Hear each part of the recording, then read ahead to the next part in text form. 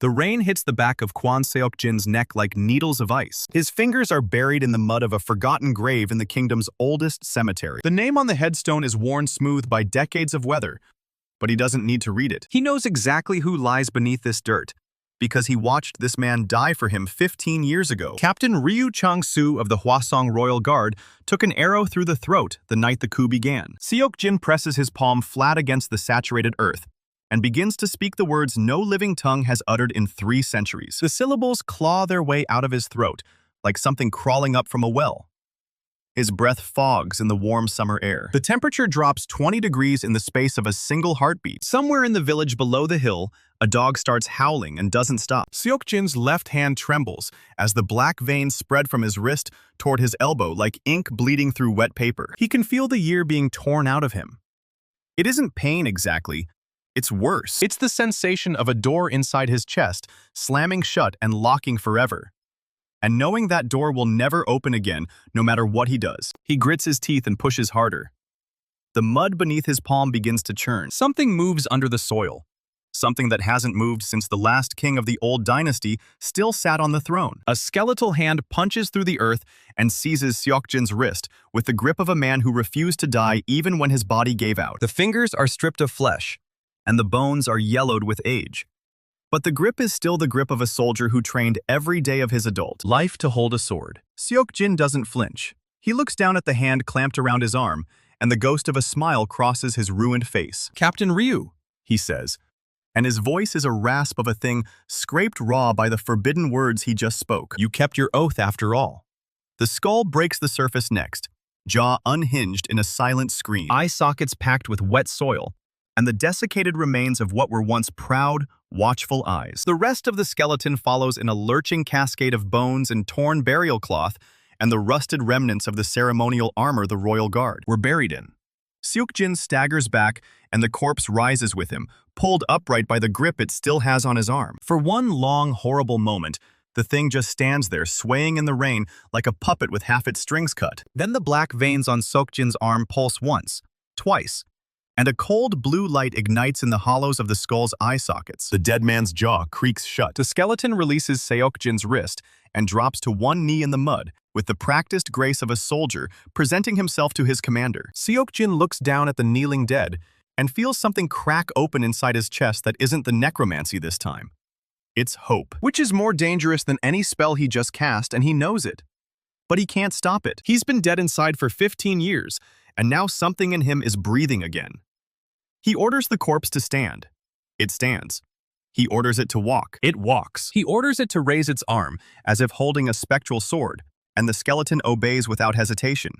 The movement so fluid and familiar that Seok-jin can almost see the ghost of the blade that used to be there. The rain slicks the bones until they gleam like wet ivory in the thin gray light of the overcast sky. Seok-jin feels the toll of the ritual settle into his bones like lead poured into a mold. 1 year. 1 year of his life carved out and thrown into the dark to buy the loyalty of a dead man who can't speak and can't think and can't do anything except obey. It's a terrible bargain, and he's going to make it again and again until his body is a wreck of black veins and rotting flesh, because the alternative is letting Gong Tae-shik die old and fat and loved in a bed he stole. That isn't going to happen. Seok-jin turns away from the grave and begins the long walk down the hill with his dead captain shambling silently behind him. The mud sucks at his boots with every step. The dog in the village finally stops howling.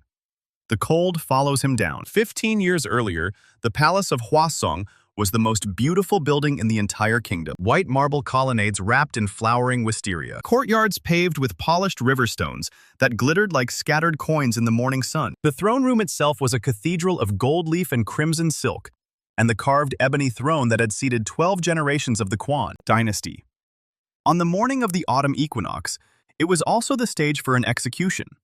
Seok-jin, 16 years old, second son of the dying king, prince of the realm, knelt on the cold stone before the throne, with his wrists bound behind his back in iron shackles etched with holy runes. His half-brother Gong Tae-shik stood 3 paces to the left of the throne. He wasn't wearing the crown yet, because their father was still technically alive in his sickbed 2 floors above them. But the royal steward had already begun addressing him as Your Majesty 2 weeks ago, and no one had corrected it. Tae-shik's face was arranged in an expression of pained regret, like a man forced to put down a beloved dog that had gone rabid. It was the best performance Seok-jin had ever seen from him. The court was packed with nobles in their ceremonial silks, and their hastily assembled expressions of shock and horror and righteous fury. Seok-jin knew every single one of them by name. He'd grown up in this palace, and these people had bowed to him in the halls, and they'd praised his swordsmanship, and they'd told his father what a fine king he would make one day. Now they stared at him like he was a viper someone had dragged in from the gardens. The charges were read aloud by the royal prosecutor. Treason.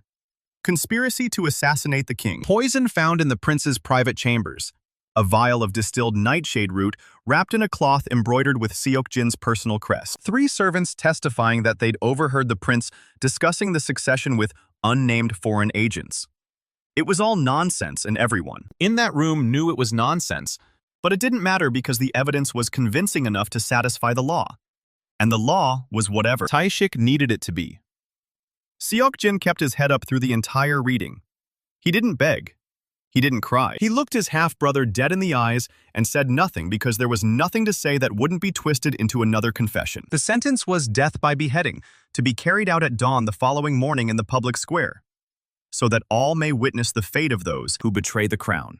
The guards dragged him to his feet. As he was being hauled out of the throne room, Taishik leaned close enough for only Seok-jin to hear. "You should have stayed in the shadows, little brother." The whisper was soft and gentle, and almost affectionate. "The light was never meant for you." Seok-jin spat in his face. It was the only thing he could do, and it was worth the broken rib the guards gave him 10 minutes later in the corridor. They threw him into the dungeon cell reserved for enemies of the crown. A stone box 6 paces wide and 4 paces deep, with a floor of packed dirt, and a single barred window too small to fit a hand through. The chains stayed on. The holy runes burned against his skin every time he moved. He sat in the dark and listened to the guards outside, playing dice and laughing and talking about the execution like it was a festival they were looking forward to attending. Somewhere in the palace above him, his father was dying, alone in a bed surrounded by servants who had already sworn their loyalty to Taishik. His mother had been executed when he was 16. And he remembered every second of it. He had no allies and no hope, and less than 12 hours to live. That was when the cell door opened, and Oh Jung-ho walked in, carrying a ring of stolen keys and the body of a guard he'd just killed with a kitchen knife. Jung-ho was the palace quartermaster, a thin, nervous man in his 40s who managed the royal household supplies with obsessive precision, and who Seok-jin had only spoken to maybe 3 times in his entire life. His hands were shaking so badly, he nearly dropped the keys twice while unlocking the shackles. He kept glancing at the door like he expected a battalion of soldiers to burst through at any second. "I served your mother," Jung-ho said as the irons fell away. "Before she married your father, I was just a clerk in her family's estate. She was kind to me when she didn't have to be." His voice cracked on the word kind. Seok-jin rubbed his raw wrists and stared at the man who had just thrown away his entire life for a debt 30 years old. "I know a way into the crypts," Jung-ho said. "The old tunnels beneath the royal tombs. Taishik's men won't follow you there. They're too superstitious. You can get out through the catacombs on the eastern slope." He pressed a small wrapped bundle into Seok-jin's hands. Dried meat, a water skin, a flint striker, and a thin-bladed dagger no longer than Seok-jin's forearm. Then he turned to leave. "Come with me," Seok-jin said. Jung-ho shook his head. "Someone has to stay and close the passage behind you. Someone has to make them think you escaped through the city." He was going to die. He knew it, and Seok-jin knew it, and neither of them said it. Seok-jin gripped the man's shoulder and tried to burn the face into his memory, because he owed him that much at least. Then he ran. The crypts were cold and dark, and smelled of old stone and older death. Seok-jin navigated by touch alone, with one hand trailing along the damp walls, while the other clutched the dagger Jung-ho had given him. His footsteps echoed in the dark like someone following him, and for the first hour, he kept whipping around expecting to see a sword coming for his neck.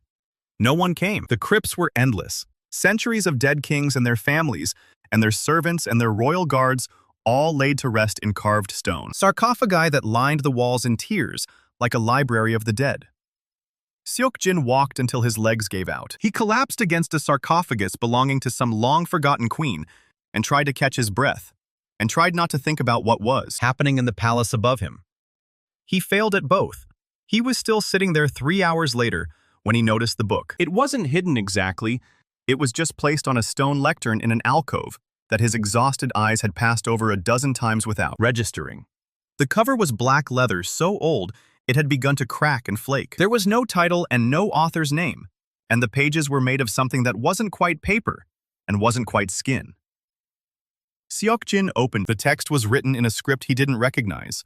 Jagged, angular characters that seemed to shift on the page when he looked at them directly. But he understood every word anyway. The knowledge just appeared in his head, fully formed, like a memory he'd always had and somehow forgotten until this exact moment. The book was a grimoire, a manual of necromantic rites compiled by a sorcerer who had been executed by Seok-jin's own ancestor 400 years before the founding of the kingdom.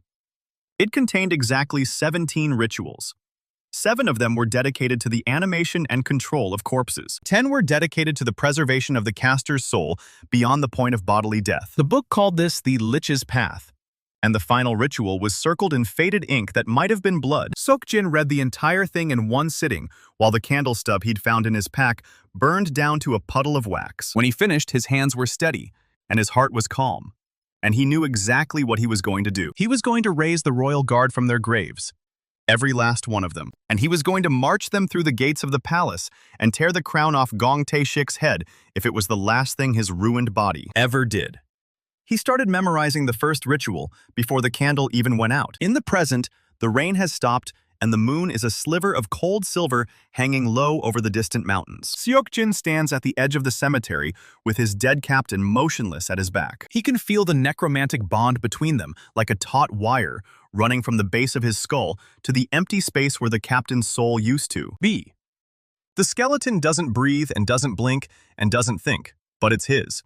The first soldier of his army. The first payment on a debt of blood that has been accruing interest for 15 years. He looks down at his hands. The black veins have receded slightly, but the discoloration around his fingernails has deepened to a bruised purple that he knows will never fade. The cost is permanent. Every guard he raises will steal another year, and every year will leave another mark, until eventually there won't be enough of his body left to recognize.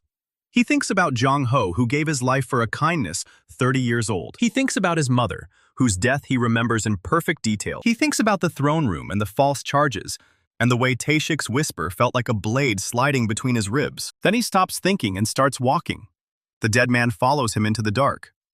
The candle burned down to nothing hours ago, but Seok-jin didn't need it anymore. His eyes had adjusted to the darkness of the crypts, and the words of the grimoire still burned behind his eyelids every time he blinked. He had read it 3 times now. He could recite the first ritual from memory without looking at the page, and he knew that was dangerous, because knowledge like this had a way of digging its hooks into a man and never letting go.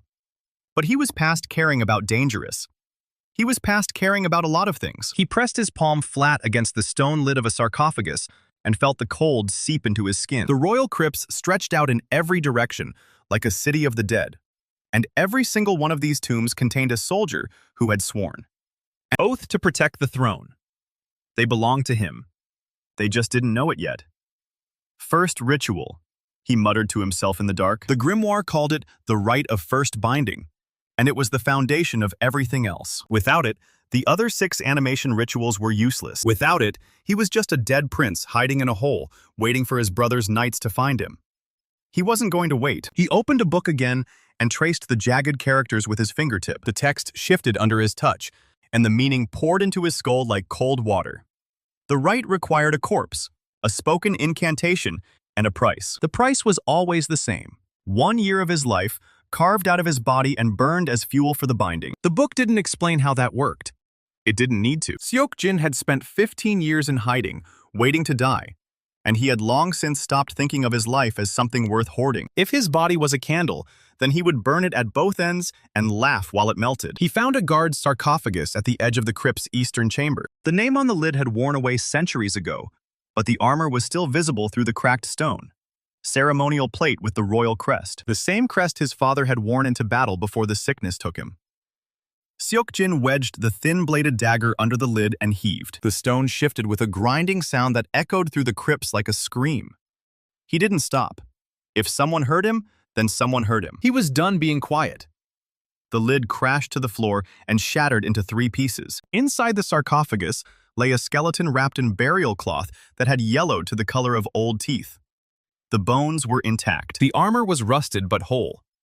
The skull stared up at the ceiling with empty eye sockets that had seen nothing for 100 years. "Wake up," Seok-jin said. And then he began the incantation. The words weren't in any language spoken in Hwasong. They weren't in any language spoken by living tongues at all. They came out of his mouth like shards of glass, and each syllable cut something inside him on the way out. His left hand moved to press against his chest, and he felt his heartbeat stutter. The grimoire had warned him about this part. The binding didn't just take a year from the end of his life. It took it from the middle. He felt the year drain out of him, like water running through a crack in a dam. And the sensation was so vivid and so wrong that his knees buckled. He caught himself on the edge of the sarcophagus and kept speaking. The bones began to glow. Faint green light kindled in the ribcage like a firefly trapped in a jar. It spread outward, threading through the spine and the limbs and the jaw. The skeleton's fingers twitched. Its head turned towards Seok-jin with a grinding of vertebrae that hadn't moved in a century. The green light flared in its eye sockets, and then it stopped. The skeleton went still. The light didn't fade, but the bones didn't move. And Seok-jin stood there panting with his hand still pressed to his chest and waited for something to happen. Nothing happened. He checked the grimoire. The rite of first binding required a corpse that had been dead for less than a century. This guard had been dead for at least twice that. The binding had failed. The year of his life was gone, and he had nothing to show for it but a glowing pile of bones that couldn't even sit up. "Idiot," he said to himself. He sat down against the broken sarcophagus and tried to catch his breath. The black veins on his left arm had spread another inch toward his elbow. His fingernails were the color of a bruise, and they ached when he flexed his fingers. 1 year gone. He'd thrown it away on a corpse that was too old to bind, and now he had to live with the cost anyway. That was the problem with forbidden magic. It didn't care if you made a mistake. It took its payment regardless. He stared at the failed skeleton and thought about what he knew. The grimoire had 7 animation rituals. The first was the binding. The second was the rite of recollection. It restored a fragment of the corpse's memories and skills. The third through 7th built on the first 2. But none of them would work if the corpse was too old. He needed guards who had died within the last 100 years. Guards who had served in the palace during his father's reign. Guards who had been executed in the coup. His heartbeat steadied. The crypts were huge. Miles of tunnels and chambers and forgotten tombs. But somewhere in this labyrinth, there had to be newer graves. Soldiers who had died during the coup 15 years ago. Soldiers who had been buried in secret when Taeshik's men tried to erase every trace of the old guard. He couldn't raise an ancient king, but he could raise men who had died defending his father. Men like Ryu Chang-soo. Name surfaced in his mind like a splinter working its way out of an old wound.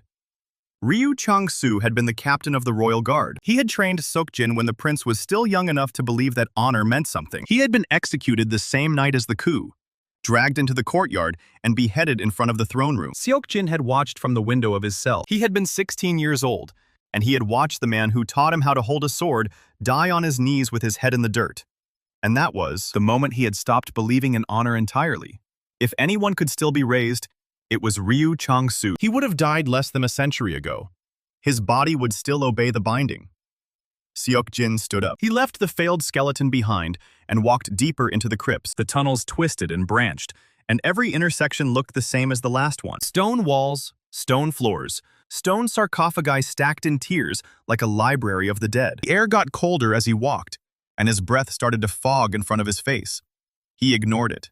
He had one candle stub left, but he didn't light it. The green glow from the failed skeleton was still visible behind him, and he navigated by memory and touch and the faint silver of moonlight that leaked through cracks in the ceiling.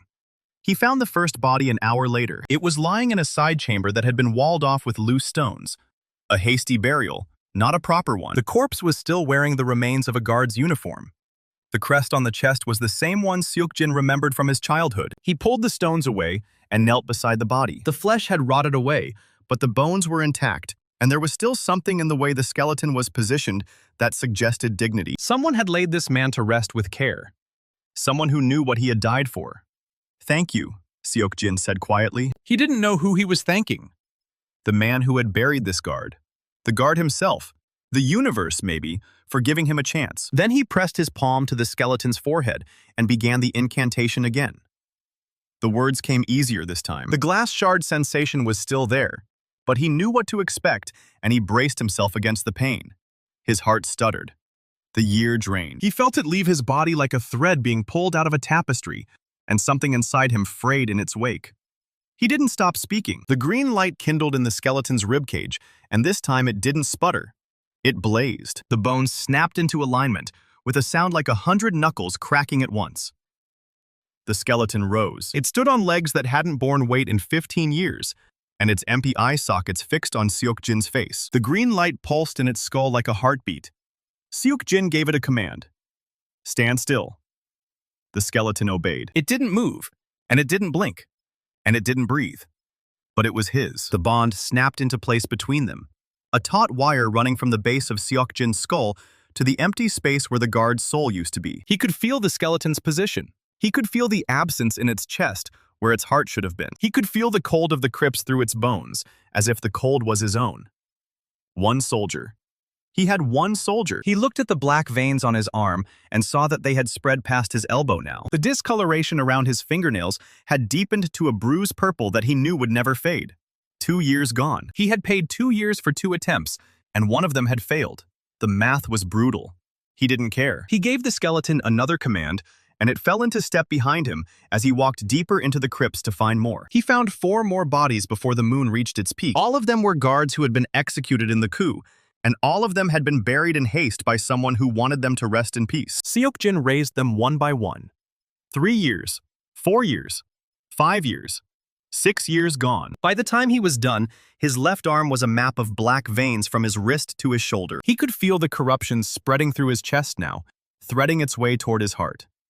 His breathing was shallower than it had been before. The cold of the crypts had stopped bothering him entirely because his own body was colder.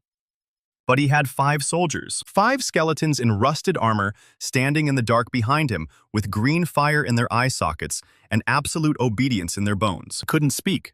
They couldn't think. They couldn't do anything except follow orders and kill whoever he pointed them at. It was a start. He found the tomb he was looking for an hour before dawn. It was set apart from the other chambers, sealed with a proper stone door instead of loose rocks. The name carved into the lintel was faint but still legible. Ryu Chang-soo, captain of the Royal Guard, executed for treason. The word treason was carved deeper than the rest of the inscription, like someone had leaned into the chisel with real hatred. Taishik's men, probably. They had wanted to make sure everyone who passed this tomb knew that the captain had died a traitor. Seok-jin put his hand on the door and pushed. It didn't budge. He tried the dagger, but the blade was too thin to wedge into the seam. He considered ordering one of his skeletons to break it down, but the stone was thick and the bones were old, and he didn't want to lose another soldier before he even had enough to call it a squad. He stepped back and examined the tomb. The door was sealed with mortar, but the mortar was old and cracked, and there was a gap near the bottom where the stone had settled over the years. Not big enough to crawl through, but big enough to see inside. He knelt and pressed his face against the gap. The tomb was dark. He couldn't see anything except the faint outline of a sarcophagus in the center of the chamber. But he could feel something. The wire in his skull hummed with a frequency he hadn't sensed before. There was a corpse in there. He knew it the same way he knew the positions of the 5 skeletons standing behind him. He could feel it waiting. He pressed his palm against the cold stone and began the incantation. The distance made it harder. The grimoire said the rite of first binding required touch, direct contact between the caster's flesh and the corpse's bones. But he wasn't touching the corpse. He was touching the door. He kept speaking anyway. The words scraped his throat raw, and the year drained out of him with a force that made him gasp. 7 years gone now. And then the green light blazed on the other side of the door. It was so bright that it spilled through the gap and painted the corridor in shades of emerald. The skeleton inside the tomb stirred. Seok-jin felt the bond snap into place through the stone, and it was stronger than the others. It was sharper and clearer, and it hummed with something that the other bonds didn't have. Residual will. Ryu Chang-soo had died with unfinished business. He had died with his honor stolen, and his name dragged through the mud, and his body thrown into a traitor's grave. And now he was awake. The stone door cracked. Not from the grinding of tectonic weight, but from the inside. The cracks spread outward like a spider web, and green light blazed through every fracture. Seok-jin stepped back. The door exploded. Stone shards clattered against the walls and the floor, and one of them sliced a cut across Seok-jin's cheek, but he didn't flinch. He just stood there and watched as the skeleton of Ryu Chang-soo walked out of its tomb. It was taller than the other guards. Its bones were thicker, and its armor was better. Ceremonial plate with gold inlay that had survived the years better than the iron of the common soldiers. Its eye sockets burned with green fire that was brighter than the others, more focused. And it spoke. Not with a voice, the dead couldn't speak, but the bond transmitted something that wasn't quite a word and wasn't quite a thought. It was recognition. Ryu Chang-soo recognized him. The captain's skeleton stood in the corridor, 15 years dead and burning with green light, and it lowered itself to one knee. The other 5 skeletons followed. They knelt in silence, with their skulls bowed and their rusted swords pointed at the ground. Seok-jin looked at them for a long time.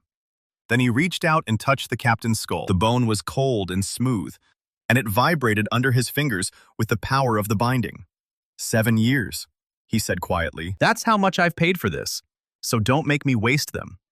The captain's skull inclined forward in a gesture that might have been a nod. Seok-jin straightened his back. He had 6 soldiers now. 6 undead guards who had died defending his father and now belonged to him. It wasn't enough to storm the palace, and it wasn't enough to challenge Taeshik's knights, and it definitely wasn't enough to win a war, but it was a start. He gave the captain a command, and the skeleton rose to its feet. The other 5 followed. Form ranks, Seok-jin thought at them. The bond carried the intent, and the skeletons moved. The captain took point.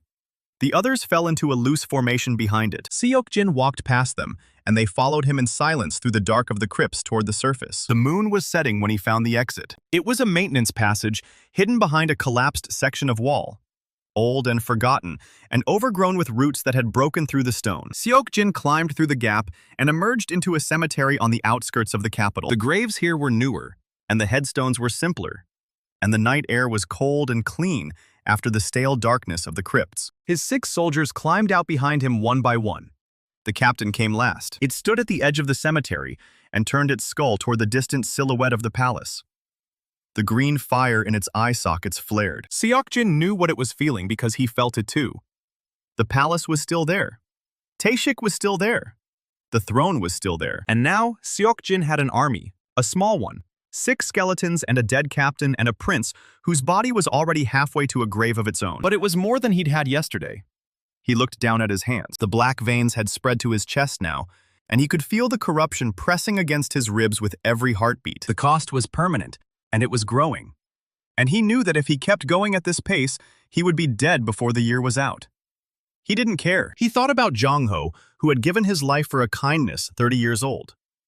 He thought about his mother, who he could barely remember. He thought about Taeshik's whisper in the throne room, and the false charges, and the way the shackles had burned his wrists with holy fire. Then he stopped thinking and started walking.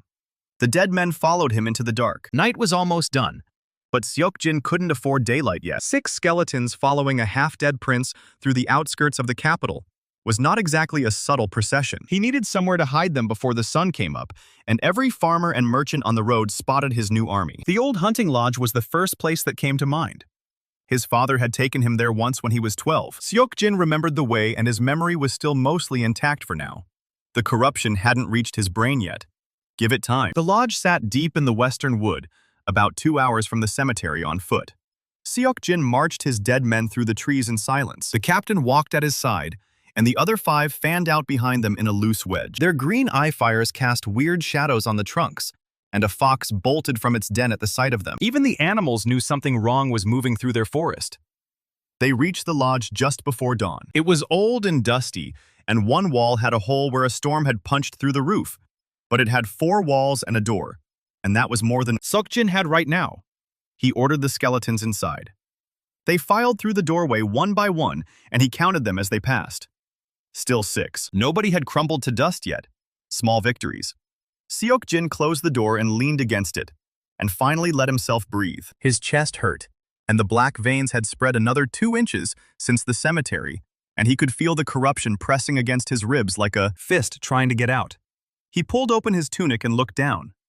The black lines were at his sternum now. Another inch, and they would start climbing toward his heart. He thought about that for a moment, and then he stopped thinking about it because there was nothing he could do about it, and he had work to finish. The captain stood in the center of the lodge with its skull turned toward him, waiting. Seok-jin could feel it through the bond. Not impatience exactly, but something like readiness. Ryu Chang-soo had been a soldier for 30 years before he died, and his bones still remembered what discipline felt like. Sit, Seok-jin thought at it. The skeleton didn't sit. It just kept standing there, and the bond pushed back with something that felt almost like a question. The captain didn't understand. Seok-jin frowned and tried again, and this time he pictured the skeleton lowering itself to the floor. Nothing happened. The other 5 skeletons stood frozen in their rough formation, and none of them moved and none of them blinked, because none of them had eyelids. The bond was clear enough for combat commands, but the finer things kept getting lost in translation. Seok-jin swore under his breath and grabbed the captain's arm and physically pushed it downward. Skeleton resisted for a half second, and then its bones folded and it sat. The other 5 didn't move. They hadn't been told to do anything yet. That was good, and it was also a problem. If he had to micromanage every skeleton individually in the middle of a fight, he was going to get himself killed fast. The grimoire said the bond would strengthen with practice, and the rituals further in the book covered group control techniques. But those rituals would cost him more years, and he was running low on those already. 7 years gone, and he was 31 years old, and his body was deteriorating faster than he had planned. He didn't know exactly how many years he had left, and he wasn't sure he wanted to know. A dying prince with 6 dead soldiers and a grimoire full of forbidden magic. That was what he had to work with. He sat down against the wall opposite the skeletons and watched them in the dim light of the fading green fire. They didn't move, and they didn't talk, and they didn't sleep. He closed his eyes anyway. When he woke up, the sun was high, and the skeletons hadn't moved an inch. The captain was still sitting exactly where he'd left it, with its skull facing forward and its hands resting on its knees. Seok-jin stood and stretched and checked his chest again. The black veins hadn't spread while he slept. Small mercies. He ate a strip of dried meat from Jung-ho's bundle and washed it down with water from the skin. And then, he started planning. The capital was 2 hours east, and Taeshik's palace sat at its center like a golden tumor. Seok-jin couldn't go anywhere near it yet. Taeshik had knights and priests, and that sword of his. And Seok-jin had 6 skeletons and a dagger, and a body that was falling apart. He needed more bodies, and he needed better bodies, and he needed them fast. The good news was that the coup had killed a lot of royal guards. The bad news was that Taeshik had buried most of them in unmarked graves scattered across the kingdom to prevent anyone from building a shrine to them. Seok-jin knew this because he'd spent his first few months in the crypts reading old records. The executions had been systematic, and the burials had been rushed, and the records had been poorly kept. That was an advantage. Taeshik's paranoia had made the graves hard to find, and that same paranoia made them hard to guard. Seok-jin pulled out a scrap of parchment he'd stolen from the crypts months ago and smoothed it on the floor. It was a partial list of execution sites copied from a ledger in the quartermaster's office. He'd memorized most of it already. The nearest site was a mass grave about 5 miles northeast in a ravine behind an old mill. The guards who died there had been executed in the first week of the coup. Seok-jin had been in the throne room when they were dragged out. He remembered their faces. He remembered Taeshik smiling. He folded the parchment and tucked it back into his tunic and stood up. The captain rose with him without being told. That was new, and Seok-jin felt a flicker of something that might have been hope, and might have been the corruption, and he decided not to analyze it. He left the other 5 guards in the lodge with a command to stay hidden and not move until he returned. They didn't acknowledge the order, but he could feel the bond settle into place like a lock clicking shut. He took the captain with him. If anyone was going to spot him sneaking through the woods with a skeleton, he wanted it to be the one that could still think. They reached the ravine by mid-afternoon. The old mill was abandoned and the water wheel was broken, and the whole place smelled like rot and damp earth. The mass grave was behind it, under a stand of dead oaks, covered in moss so thick it looked like green fur. Seok-jin stopped at the edge of the grave and knelt and pressed his palm to the soil. The ground was cold and wet, and he could feel something underneath it. Not movement exactly, but a kind of potential. The grimoire called it the residue of unresolved death. He pulled out the grimoire and turned to the first ritual and read the incantation one more time, even though he already knew it by heart. The words still hurt to look at directly. He closed the book and pressed both palms to the dirt and started speaking. The ritual was the same as before, but the scale was different, and the cost reflected that. 1 guard raised from a single grave cost 1 year of life. A mass grave with multiple bodies was different. The grimoire said the ritual would take the same base cost and add a surcharge for each additional body bound simultaneously. Seok-jin could feel the math pressing on his chest as the green light started to spread through the soil. He kept speaking. He didn't stop when his heart stuttered.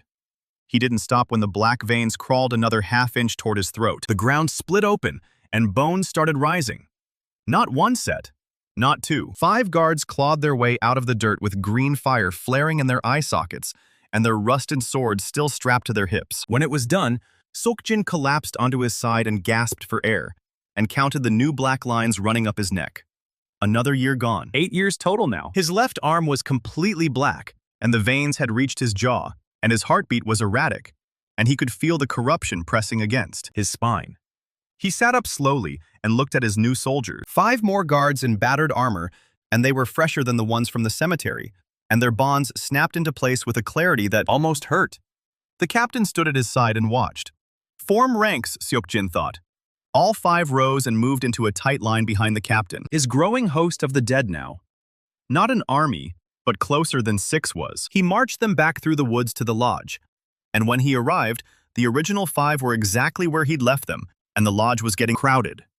More than a dozen dead men and 1 dying prince standing in a ruined hunting lodge in the middle of the woods. That was the state of his rebellion. Seok-jin sat down against the wall again and stared at his hands. The fingernails were purple-black now, and the skin around them was gray and flaking. He looked like a corpse, and he felt like one. And maybe that was appropriate, given the company he was keeping. He slept again, and when he woke up, something was different. The captain was standing at the door with one hand on the frame, and its skull tilted east, toward the capital. Seok-jin felt the bond hum with something that was almost an emotion. It was anger, and it was grief, and it was the same thing he felt every time he thought about Tae-shik sitting on his father's throne. The captain wanted to march. Seok-jin understood that, and he agreed with it, and he was not stupid enough to act on it yet. Not yet, he thought at the skeleton. The captain didn't move. Its green eye fires flared brighter for a moment, and then it lowered its hand from the door frame and stepped back. Seok-jin felt the bond settle again. The captain was a soldier, and it understood orders, and it also understood that Seok-jin was its commander, and it would wait. But it wouldn't wait forever, and Seok-jin knew that. He had maybe a month before the corruption reached his heart, and maybe less than that before the Inquisitors picked up his trail. 2 weeks at the outside. He could raise maybe 20 more guards in that time if he pushed himself, and that would leave him with an army of 36 skeletons, and a body that was 90% dead. 36 wouldn't be enough to take the palace, but 36 could be enough to start hurting Tae-shik in ways that mattered. Supply lines and outposts, and patrols and messengers. Death by 1,000 cuts before the final blow. That was the plan, and it wasn't a good plan, and it was the only plan he had. He ate another strip of dried meat and checked his chest again. The black veins were at his collarbone now. 9 years' worth of corruption pressed into a body that was supposed to last another 40. He ran his finger along one of the lines, and the skin was cold and hard like old leather. The captain watched him from across the lodge. Seok-jin met its gaze, and for a moment, the bond opened wider than he intended. He felt what the captain felt, the cold of the grave and the weight of 15 years of silence, and the burning need to finish what was left undone. It was a lot. Seok-jin pulled back and the bond narrowed again, and he was alone inside his own head. He stood up.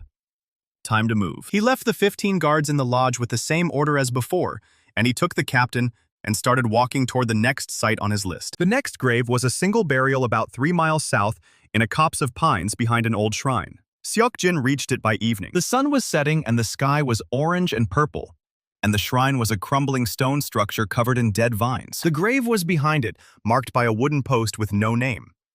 Seok-jin knelt in the dirt and started the ritual. The green light flared, and the ground cracked open, and a skeleton pulled itself out of the earth. It was smaller than the others, and its armor was lighter, and Seok-jin recognized the build of a scout or a messenger. The bond snapped into place, and the skeleton stood and waited. 9 years gone, and 17 soldiers raised. He turned to leave, and the captain was rigid. Its skull was up and scanning the tree line, and the green fire in its eye sockets was blazing. Then Seok-jin heard it. Horses and voices, and the clank of armor. Someone was coming. He crouched behind the shrine and pulled the new skeleton down with him, and the captain followed without being told. And the 3 of them went still. The voices got closer. 2 men on horseback, and both of them wearing the colors of the royal guard. Seok-jin's heart slammed against his ribs, and the black veins on his neck pulsed with every beat. One of the riders stopped his horse about 30 yards from the shrine. He was a scout, and he was young. And he was looking at the disturbed earth of the grave with a frown on his face. Seok-jin didn't move, and he didn't breathe. The scout dismounted and walked toward the grave and knelt to examine the dirt. And then he looked up and his eyes went wide. He couldn't see Seok-jin in the shadows, but he could see the green glow of the captain's eyes. The scout opened his mouth to shout, and Seok-jin moved. He crossed the 30 yards in a sprint and tackled the scout before the man could make a sound. and they hit the ground hard. The scout was young and strong, and he fought. But Seok-jin had a dagger, and he had years of rage to work through. It was over fast. The second rider was slower to react, and by the time he turned his horse, the captain was already on him. The skeleton pulled the man out of the saddle and slammed him into the ground, and the man screamed once. And then there was no more screaming. The horses bolted into the trees, and Seok-jin let them go. He stood over the dead scout and looked at the colors on his tunic. Royal Guard. Taeshik's men were already searching for the necromantic disturbance the grimoire had warned about. Seok-jin had been careful, but not careful enough. And now the kingdom knew something was digging up graves. He dragged the bodies into the trees and covered them with branches and dirt, and hoped the animals would do the rest. Then he wiped his dagger clean and looked at the captain. "We need to move faster," he said. The captain's eye fires flared in agreement. Seok-jin pressed his palm to the scout's chest and felt the warmth still fading from the body. The man had been alive 2 minutes ago, and he was not a royal guard, and the ritual required royal guards specifically. But Seok-jin wondered if that rule was absolute. He opened the grimoire and flipped to the first ritual and read the text again. The rite of first binding specified royal guards because their loyalty to the crown created a resonance that made the binding possible. A common soldier had no such resonance. Seok-jin closed the book. He couldn't raise the scout, and he couldn't raise the other rider, and he couldn't raise anyone who hadn't served the royal house. That was a hard limit, and it meant his pool of potential soldiers was fixed and finite, and getting smaller every year as the older guards aged past. The century limit. He stood up and took one last look at the dead men on the ground. They were someone's sons, and now they were carrion, because they had been in the wrong place at the wrong time. Seok-jin felt a flicker of something that might have been guilt, and he crushed it before it could take root. Taeshik had started this 15 years ago, and Seok-jin was just finishing it. No clean hands on either side. He turned his back on the bodies and started walking. The captain and the new scout skeleton fell into formation behind him, and the moon rose, and the woods went quiet except for the sound of dead bones. Moving through the dark. The captain's skull snaps toward the lodge, and the green fire in its sockets flares white-hot. Seok-jin doesn't need the bond to know what that means. Something is at the lodge, and it's not friendly, and it's not quiet. He breaks into a run, and the scout skeleton falls in behind him, and the captain is already ahead, and the trees blur past, and the black veins on his collarbone throb with every step. The lodge comes into view through the pines, and Seok-jin stops dead. There are torches in the clearing and horses tied to the old oak, and 6 men in royal guard colors are dragging skeletons out of the lodge. Our boy's skeletons, and they're not fighting back because he's been gone, and the bond is stretched thin, and the skeletons are just standing there, while the guards pull them into a pile in the dirt. One of the guards has a torch, and he's touching it to the pile, and Seok-jin feels a cold spike of panic hit his chest. He sends the command before he even thinks about it, and 3 skeletons inside the lodge snap to attention. The one closest to the door lunges, and its bony fingers close around a guard's ankle, and the guard screams and goes down. The second skeleton comes through the wall, and the old wood splinters, and it tackles the torchbearer, and the torch hits the dirt and goes out. The third skeleton grabs a guard by the throat and lifts him off the ground, and the guard's legs kick, and his face goes purple, and Seok-jin feels every second of it through the bond. He's still 50 yards out, and the captain is already charging, and the scout skeleton is right behind him, and the remaining guards are drawing swords and shouting, and the clearing is chaos. 2 guards break off and rush the captain, and the captain doesn't slow down. And it hits the first one shoulder first, and the man flies backward into a tree, and he does not get up. The second guard swings his sword, and the blade bites into the captain's ribs and chips a chunk of bone off, and the captain doesn't even notice. Grabs the guard's sword arm and twists, and there's a wet crack, and the guard screams, and the captain throws him into the pile of skeletons like he weighs nothing. Seok-jin reaches the edge of the clearing, and his left hand is completely black now, and the discoloration is spreading to his right hand and his fingernails are purple and cracked, and there's a pressure behind his eyes that won't go away. He pushes more will into the bond, and the skeletons inside the lodge surge forward, and the fight is over in seconds. 6 guards on the ground, and 5 of them are dead, and 1 is still breathing. And Seok-jin walks up to him and kneels down. The guard is young, and his armor is too big for him, and there's blood coming out of his mouth, and his eyes are wide and terrified. Seok-jin asks him how many more are coming. The guard coughs and blood sprays Seok-jin's tunic, and the kid says he doesn't know.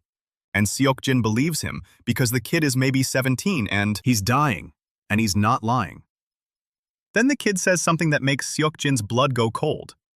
The Inquisitor is here. Ma Jae-won is in the province, and he's been tracking the necromantic disturbance for 3 days, and he's got a full company of church soldiers with him, and he's maybe half a day behind this patrol. Seok-jin stands up and looks at the lodge, and looks at his skeletons, and looks at the bodies on the ground. He has 17 soldiers and maybe an hour before dawn, and an Inquisitor is coming with holy magic and a company of men who do this for a living. Guess what he does about it?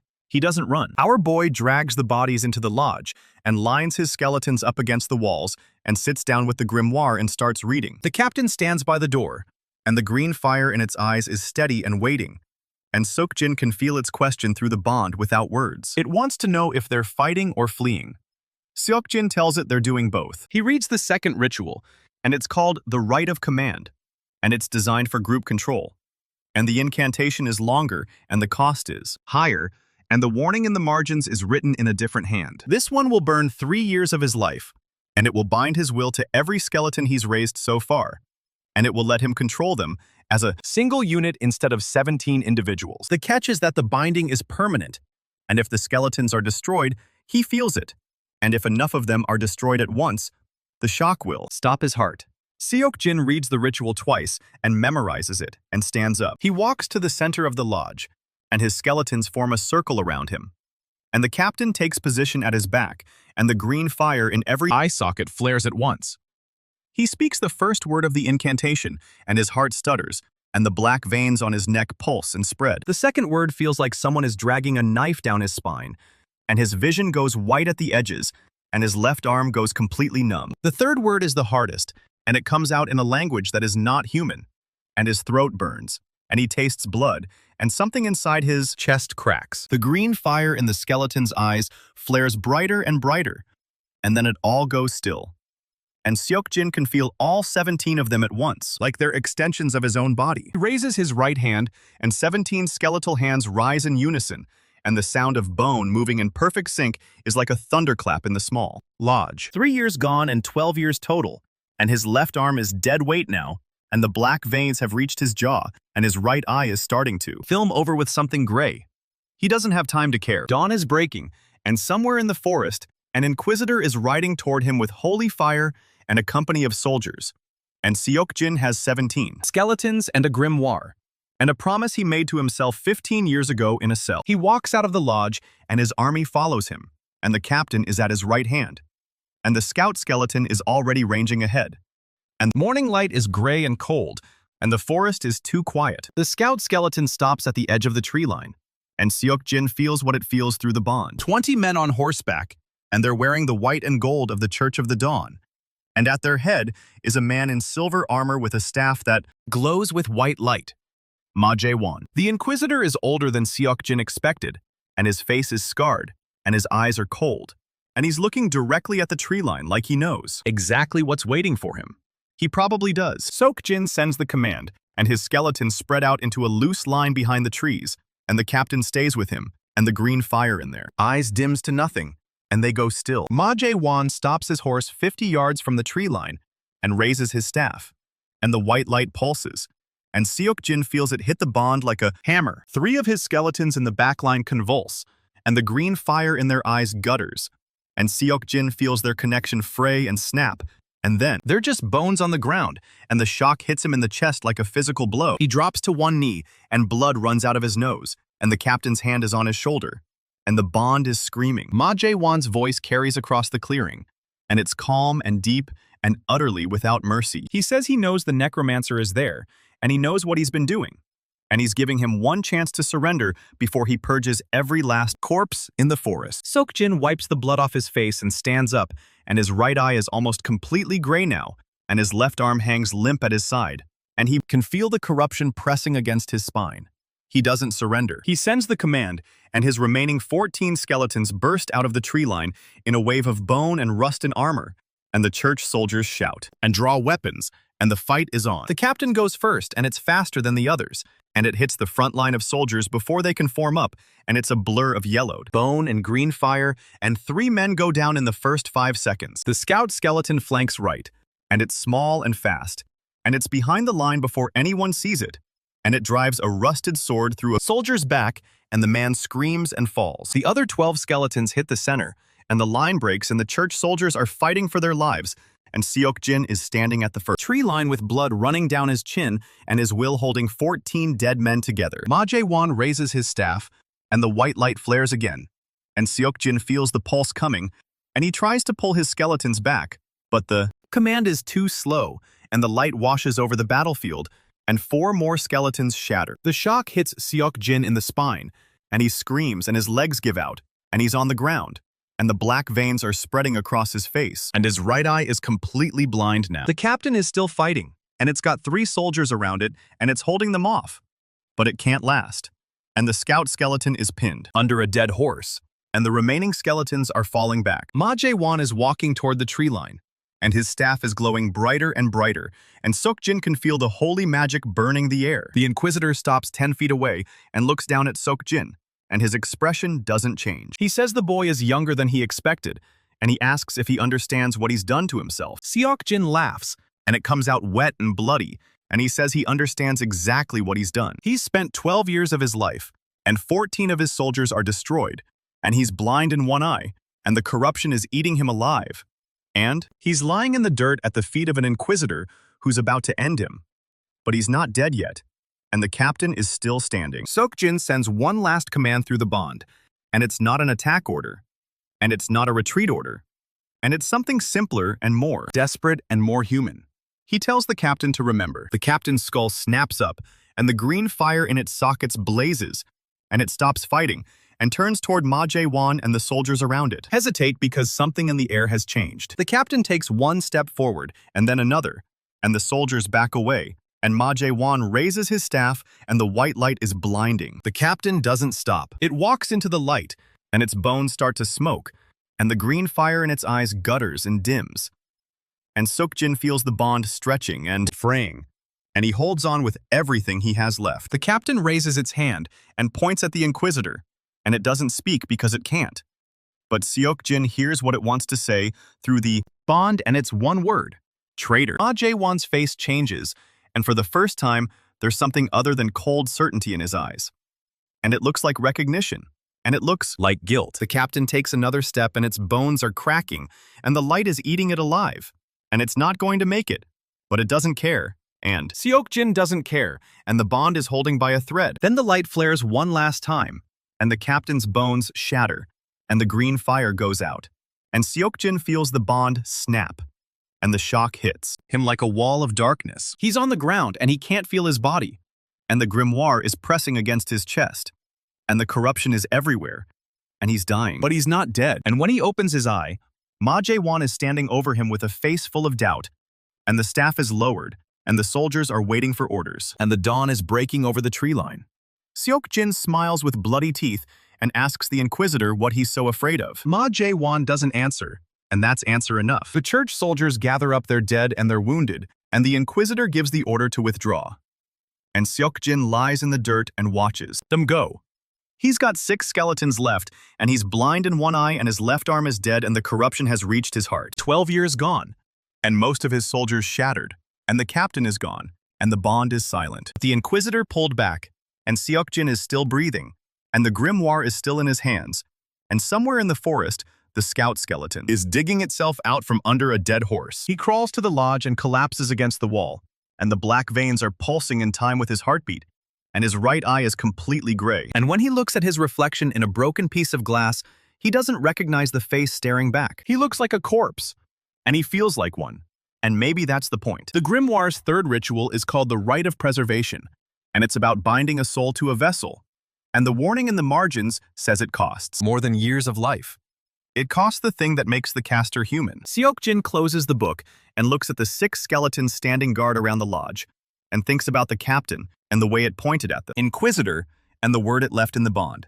Traitor. Ma Jae-won knew Ryu Chang-soo, and that means the Inquisitor was at the palace 15 years ago.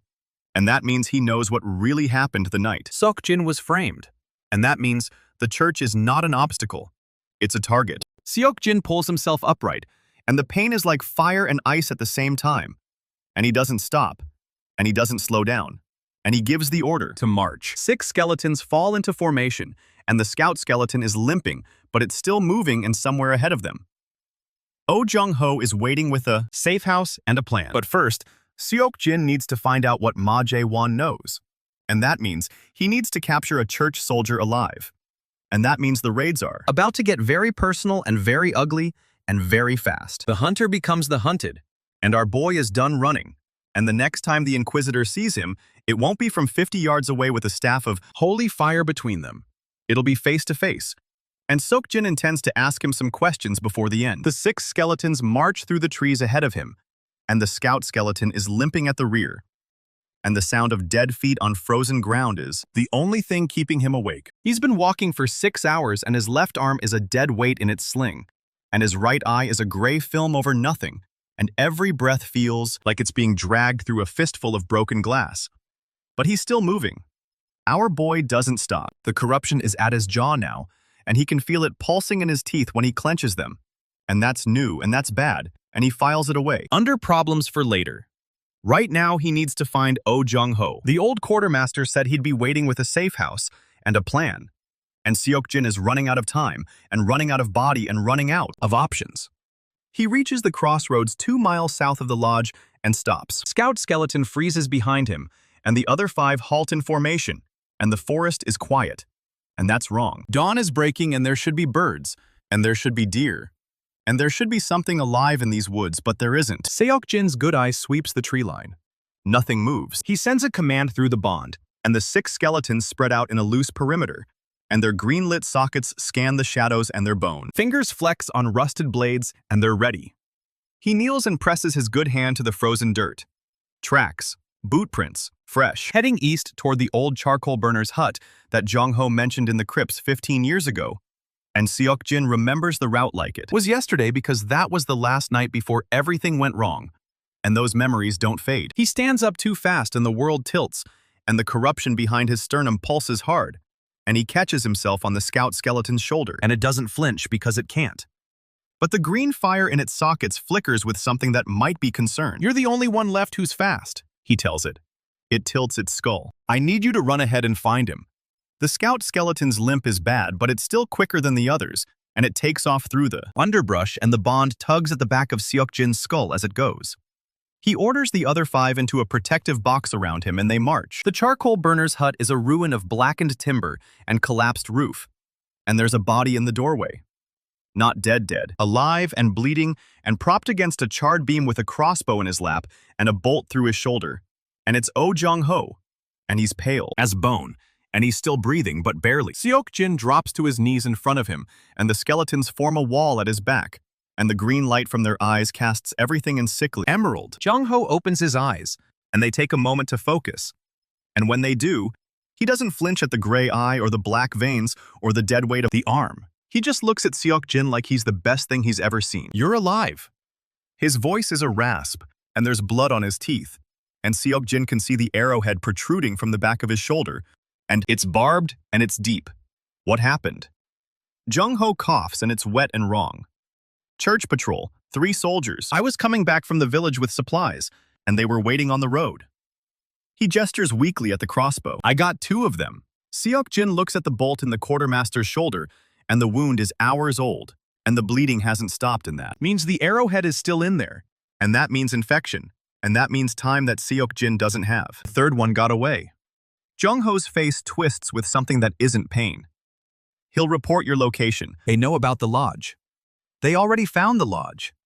Seok-jin says it flat, and Jung-ho's eyes go wide and then narrow, and he's putting the pieces together, and the old man is still sharp, even with a bolt through his shoulder. Ma Jae-won, with 20 soldiers and a staff full of holy fire. Jung-ho looks at the 6 skeletons. I count 17 when I last saw you. He doesn't say it like an accusation, but Seok-jin feels it anyway. 11 destroyed. The captain is gone. The quartermaster closes his eyes. The captain was a good man, the best of them. He pointed at the Inquisitor, called him a traitor through the bond. Jung-ho opens his eyes, and there's something cold in them now. I always suspected Ma Jae-won knew more than he said. He was at the palace the night of the coup. He was supposed to be protecting the king. Seok-jin files that away with everything else and reaches for the bolt. This is going to hurt. Do it. Jung-ho bites down on a strip of leather from his belt, and Seok-jin grips the shaft of the arrow and pulls.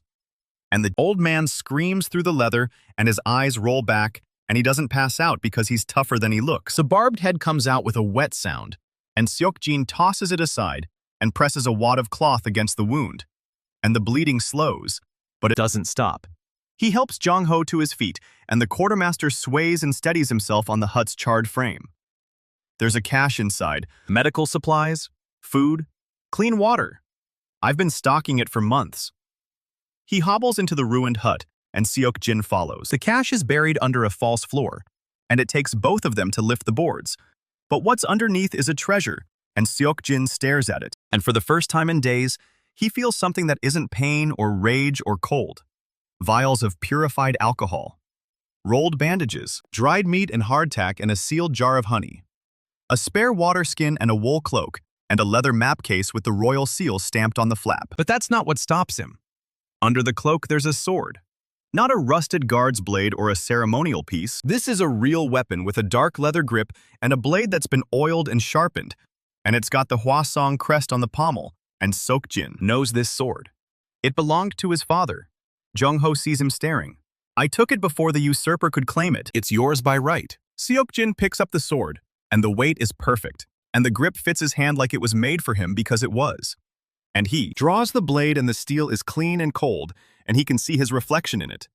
The reflection is a monster, and he doesn't care. He sheathes the sword and straps it to his back. And then he turns to Jong-ho, who's already pulling out bandages and alcohol and going to work on his shoulder like he's done this 100 times. Maybe he has. You said you had a plan. Jong-ho doesn't look up from his wound. There's a mass grave, bigger than the one behind the mill. 30 guards from the inner palace garrison. Taishik had them executed the morning after the coup and buried them in a pit 3 miles west of here near the old watchtower. Seok-jin's good eye sharpens. 30 guards! All of them died within the last 15 years. All of them were royal guard. All of them are yours if you want them. He says it like it's just information, but they both know what it means. And the math is brutal and simple. 30 corpses, 1 year of life per ritual. The mass grave surcharge. The corruption is already at his jaw and his heart and his spine. 30 more years would kill him before he finished the last one. Jong-ho reads his face. There's another way. He pulls a folded piece of parchment from the map case and spreads it on the floor. And it's a diagram. And an incantation. And Seok-jin recognizes the handwriting from the grimoire. I found this in the palace archives. It's a supplementary ritual. It doesn't replace the rite of first binding, but it modifies it. Seok-jin scans the text, and the script is dense, and the language is old, and his right eye can't focus on it, so he turns his head and reads with his left. The ritual splits the cost. You share the burden with the dead. You pay half in life. They pay half in something else. He looks up. What do they pay? Jong-ho meets his eyes. Their souls. They won't be skeletons with a spark of residual will. They'll be hollow, obedient, faster and stronger than the others, but nothing left inside. No captain. No unfinished business. Just soldiers. Seok-jin thinks about the captain and the way it pointed at the Inquisitor and the word it left in the bond and the green fire in its eyes that was brighter than the others because it still had something human in it. Can I choose which ones get the full ritual and which ones get this? The modification can be applied on a body-by-body basis. Raise the ones you want as hollow soldiers first. Save your remaining years for the ones you think might have something left worth keeping. Seok-jin folds the parchment and tucks it into his coat. Show me the grave. The old watchtower is a stone spike against the gray sky, and it's been abandoned for decades, and the ground around it is cracked and barren. And that's where Taishik buried 30 men who swore an oath to protect the royal family. Seok-jin stands at the edge of the pit, and the 6 skeletons stand behind him, and Jong-ho leans on a crutch he fashioned from a broken spear. And the wind cuts through his cloak like a blade. The pit is shallow because the usurper didn't want to waste good digging on traitors, and Seok-jin can see bones poking through the frost. And the earth is dark with old blood. He kneels and pulls off his glove and lays his hand flat on the frozen ground. The grimoire is open beside him, and the modified incantation is written on the parchment, and he reads both. And his heart stutters, and the corruption pulses, and the black veins on his jaw throb in time with every syllable. He starts with the hollow ones. 20 guards. The ritual splits the cost, and Seok-jin feels the years rip out of him. But it's not as severe as before. and he counts them as they go. And it's 10 years for 20 soldiers, and the price is terrible. But it's not death. Not yet. The bones stir under the frost, and the ground heaves, and one by one, the hollow soldiers pull themselves out of the pit, and their empty sockets fill with green fire that's pale and cold, and there's nothing in their faces except obedience. The 20 hollow soldiers stand in formation, and they don't look at anything, and they don't move. And they're waiting for orders, and Seok-jin feels them in the bond, and they're quiet in a way the others never were. Jung-ho watches from the tree line, and his face is unreadable. Seok-jin turns to the remaining 10 bodies still in the pit. These he raises the old way. Full ritual, full bond. 1 year each. 10 years, and the corruption surges through him like a tide of black ice, and the veins on his arm pulse and split, and new ones crawl up his neck and cross his cheek, and his heartbeat is a broken drum. And his vision goes dark, and then gray, and then dark again. He doesn't stop. The 10th guard pulls itself out of the grave, and its fire is bright and green. And Seok-jin can feel something in it. And it's not a word. And it's not a memory. But it's there, and it's watching him, and it's waiting. 30 new soldiers. 22 years spent in one morning. Total years lost, and Seok-jin does the math. And he's 31 years old, and his body has paid the price of a man in his 50s. And the corruption is a web across his face, and his left arm is a black dead thing, and his right eye is gone forever, and he's still breathing. He stands up and the world tilts, and he doesn't fall. 36 soldiers total now, and 6 of them are the old ones who survived the lodge.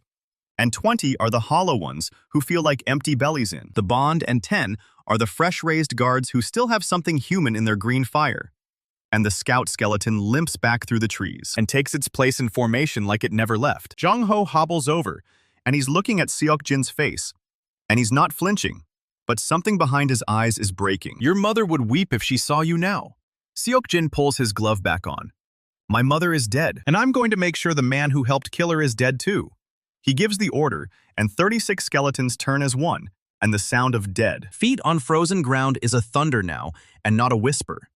And somewhere in the capital, Gong Tae-shik is sitting on a stolen throne, and he has no idea what's coming for him. But his half-brother intends to show him. The army marches west through the forest, and Jung-ho leads them toward the safe house.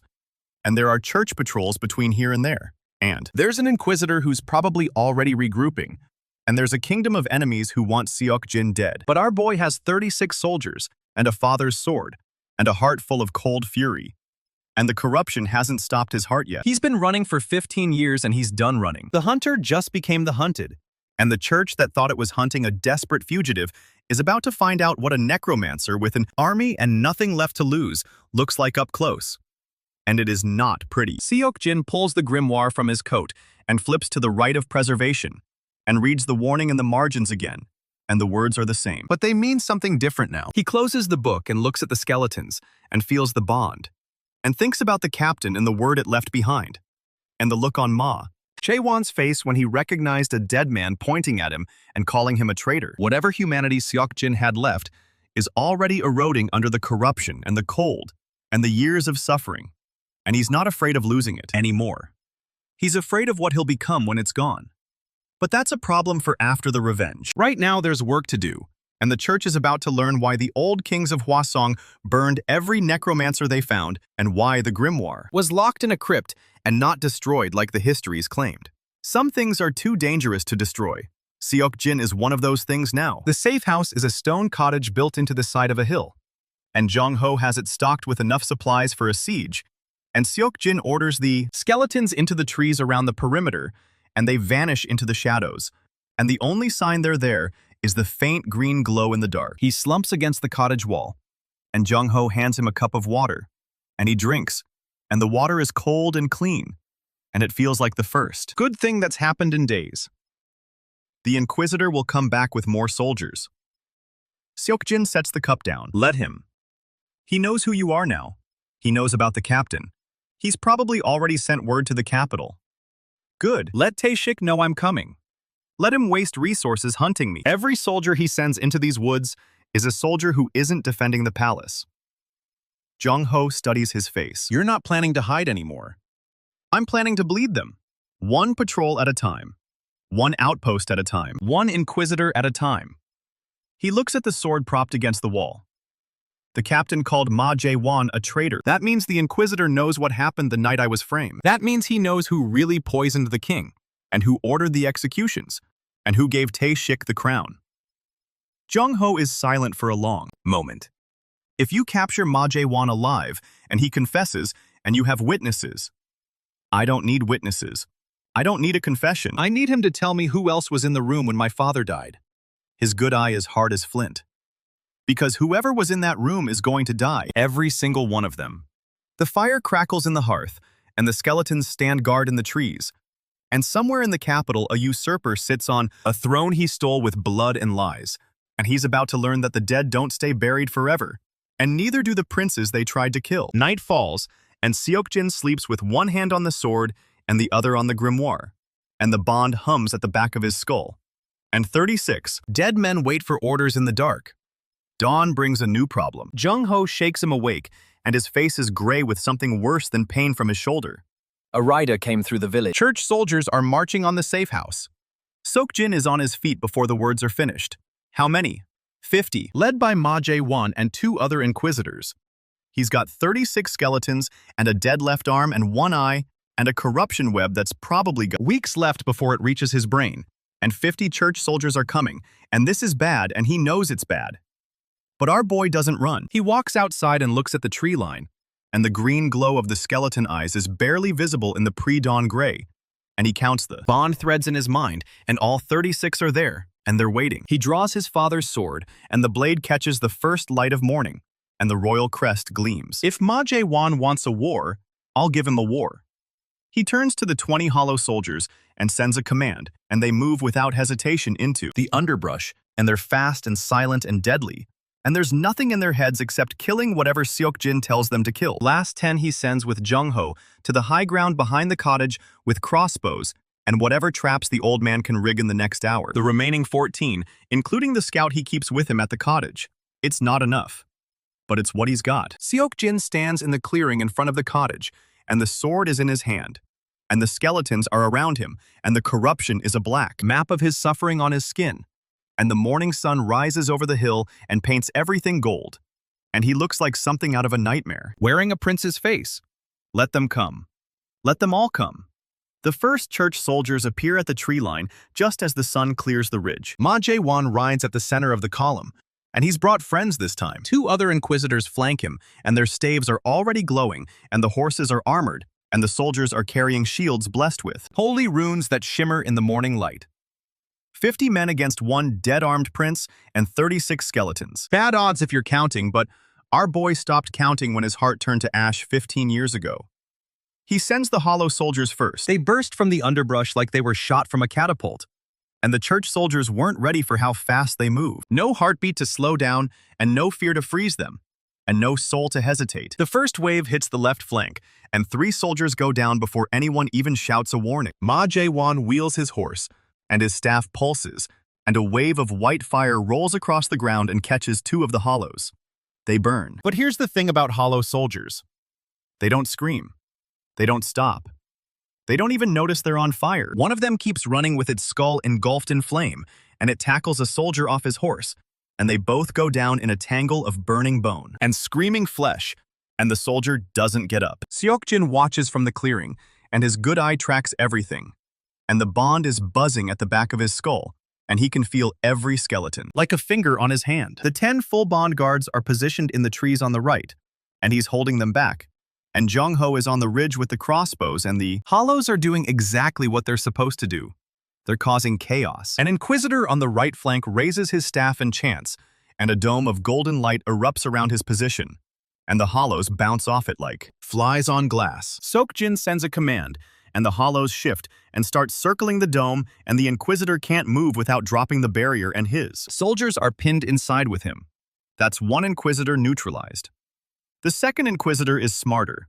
She doesn't try to protect anyone. She rides straight for the cottage with her staff held high, and a blade of condensed light forms in her other hand, and she cuts through 2 hollows before they even get close. Seok-jin draws his father's sword and steps forward, and the corruption on his jaw pulses, and his dead arm hangs useless in its sling. And he looks like a corpse that forgot to lie down. But his voice is steady.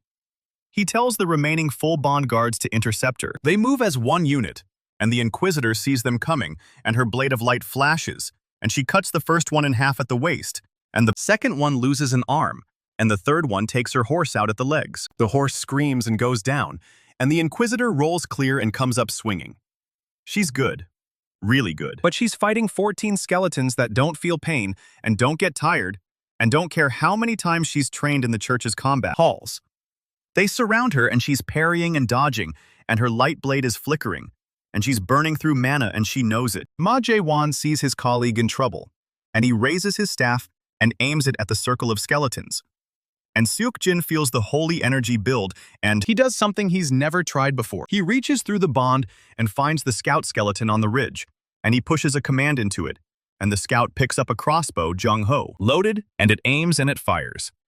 The bolt takes Ma Jae-won in the shoulder. Not fatal, but it ruins his aim. And the blast of holy light goes wide and scorches the ground 20 feet from the skeletons, and the second Inquisitor is still trapped, and the hollows are still burning, and the chaos is still spreading. And the church soldiers are starting to realize this isn't going the way they planned. Seok-jin walks toward Ma Jae-won. The Inquisitor is bleeding, and his staff is flickering, and his horse is spooked, and he's looking at Seok-jin with something that isn't quite fear, and isn't quite anger, and isn't quite recognition. It's all three at once. Your captain pointed at me before he died. His voice is strained, and the bolt is still in his shoulder, and the blood is soaking through his robes. Seok-jin stops 10 paces away, and the sword in his hand is steady, and the corruption on his neck is pulsing, and the bond is humming with 36 threads of obedience, and he doesn't say a word. He lets the silence do the work. He shouldn't have been able to do that. A skeleton doesn't remember. A skeleton doesn't accuse. A skeleton doesn't point at a man and call him traitor. The word hangs in the air. Traitor. Ma Jae-won's face twists, and he yanks the bolt out of his shoulder, and the blood sprays, and he doesn't flinch because this is a man who's been hurt before, and he knows how to keep moving. But Seok-jin sees it now. The crack in the armor. The lieutenant who was supposed to protect the king and didn't. The churchman who was in the throne room when the poison was poured and did nothing. The Inquisitor who knows every detail of the night Seok-jin was framed and has spent 15 years hunting necromancers to bury what he knows. Seok-jin speaks, and his voice is quiet and cold, and it carries across the clearing like frost spreading across a window pane. He asks Ma Jae-won who else was in the room. The Inquisitor laughs, but there's no humor in it. He says Seok-jin is already dead, and the corruption is eating him from the inside. And in a few weeks, he'll be nothing but a corpse that forgot to fall over. And why would he tell a dead man anything? Seok-jin sends a command, and the remaining hollows stop fighting, and the full bond guards step back, and the second Inquisitor is still surrounded, but she's not being attacked anymore, and everything goes still. The church soldiers are panting and bleeding, and looking at each other, and the horses are skittish. And the morning sun is fully up now, and the clearing is lit like a stage. Seok-jin says he's not asking for himself. He's asking for Captain Ryu Chang-soo, who was beheaded in front of the throne room and buried in a sealed tomb with the word treason carved into his stone, and whose skeleton stood in this clearing yesterday and pointed at Ma Jae-won and called him traitor. He's asking for the man who served the king for 20 years and was executed for a crime he didn't commit, and whose last thought before the blade. Fel was probably wondering why the Inquisitor, who was supposed to protect the crown, was standing beside the usurper and doing nothing. Ma Jae-won's face goes gray. Not from the blood loss, from the words, because he knows them, and he knows they're true.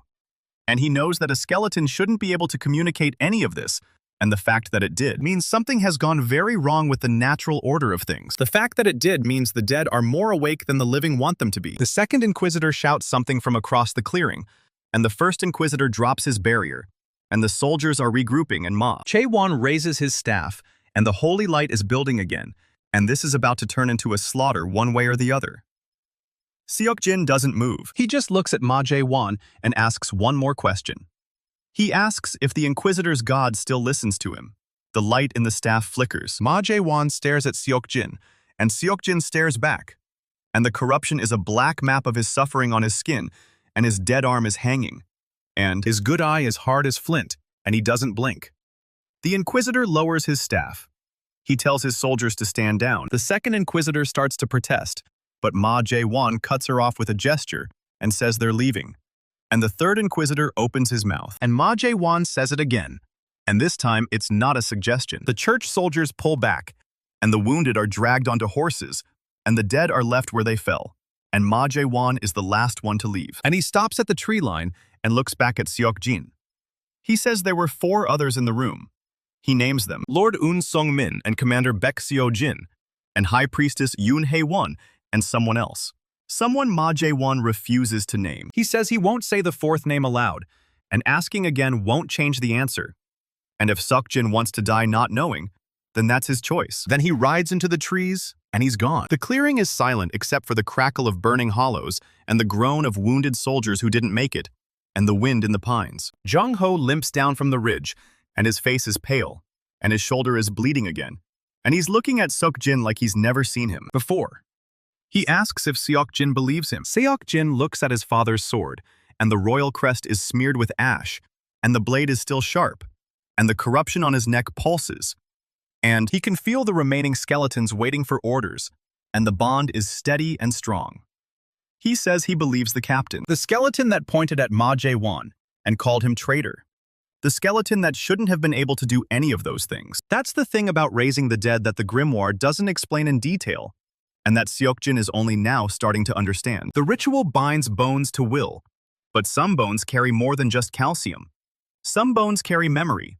Some bones carry duty. Some bones carry a loyalty so deep that even 15 years in a sealed tomb, and a beheading, and a false charge of treason can't scrub it out. Ryu Chang-soo's skeleton was destroyed in the fight yesterday, and the bond where he used to be is a cold, empty space in Seok-jin's mind, and he feels its absence like a missing tooth.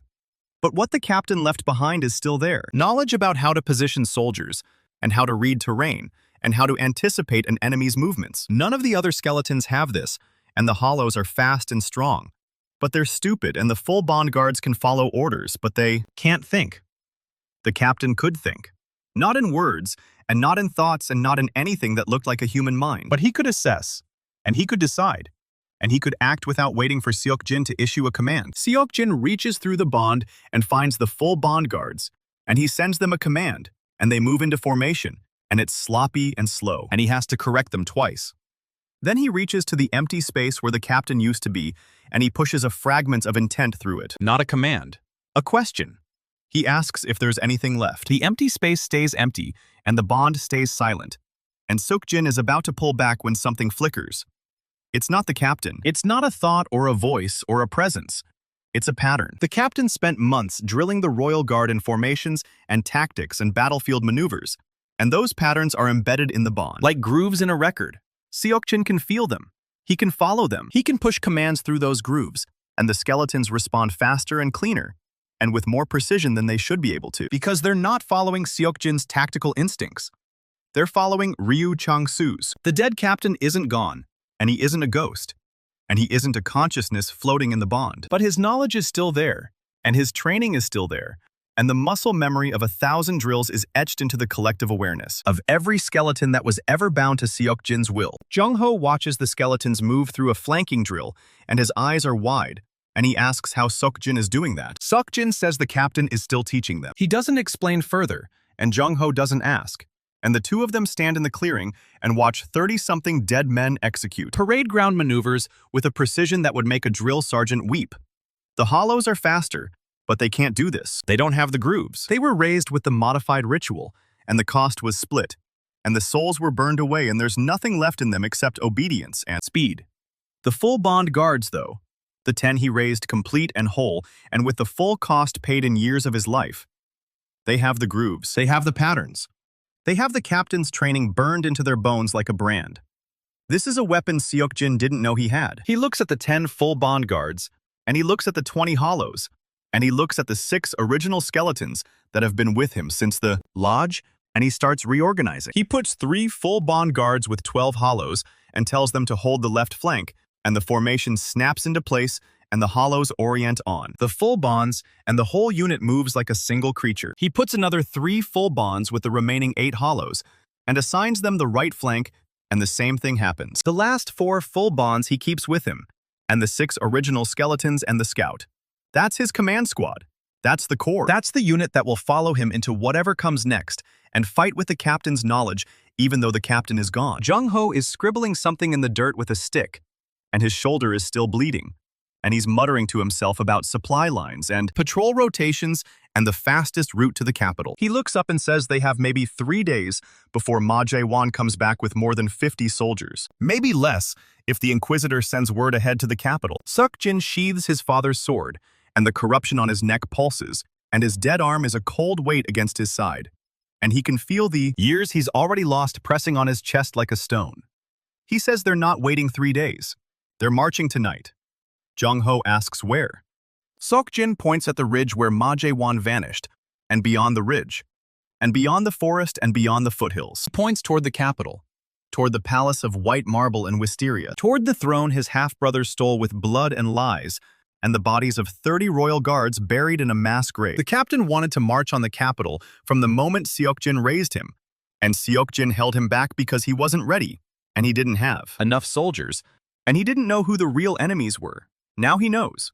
Ma Jae-won gave him 4 names: Lord Eun Seong-min and Commander Baek Seo-jin, and High Priestess Yoon Hae-won, and a 4th person, Ma Jae-won wouldn't name. 4 names, 4 targets, 4 people who were in the throne room the night his father died, and who did nothing while the poison was poured and the guards were executed. And the prince was framed. 4 people who are going to die. The captain's knowledge hums in the bond, and the skeletons form up, and the hollows are silent and fast. And the full bonds are carrying the captains, training in their bones.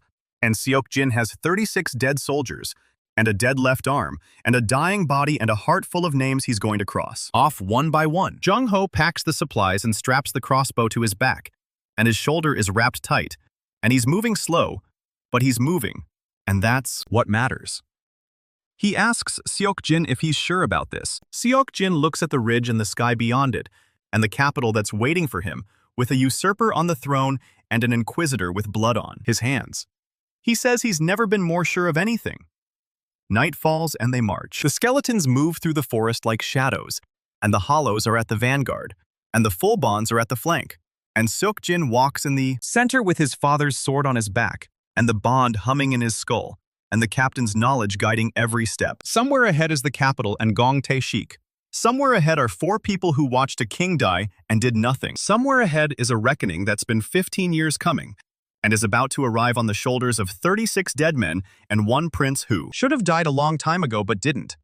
Because some things are too angry to stay buried. In the capital, the usurper sits on his stolen throne, and he's about to learn that lesson the hard way. The march takes them through 3 miles of forest before the trees start thinning out. Jung-ho is limping hard, and his shoulder dressing is soaked through with fresh red. The hardtack and dried meat are gone, and the water skin is half empty, and the hollows don't need anything.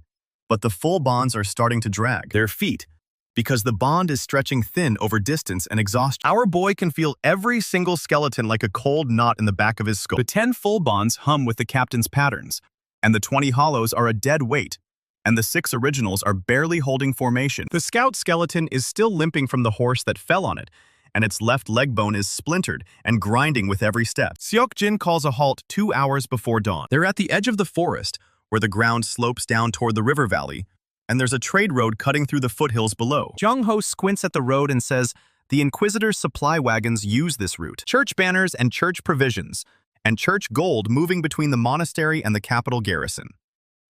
Seok-jin asks how many guards. Jung-ho says maybe a dozen on a good day, and twice that if they're carrying relics. The corruption on Seok-jin's neck pulses, and his dead arm is a lump of cold meat in its sling, and he can feel the captain's patterns humming in the bond like a half-remembered song.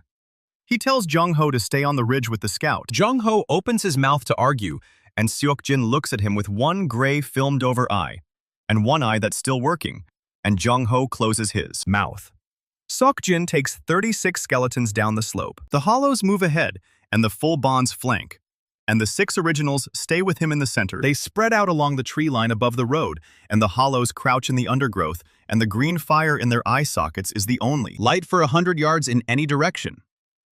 Seok-jin kneels behind a fallen oak and watches the road. An hour passes.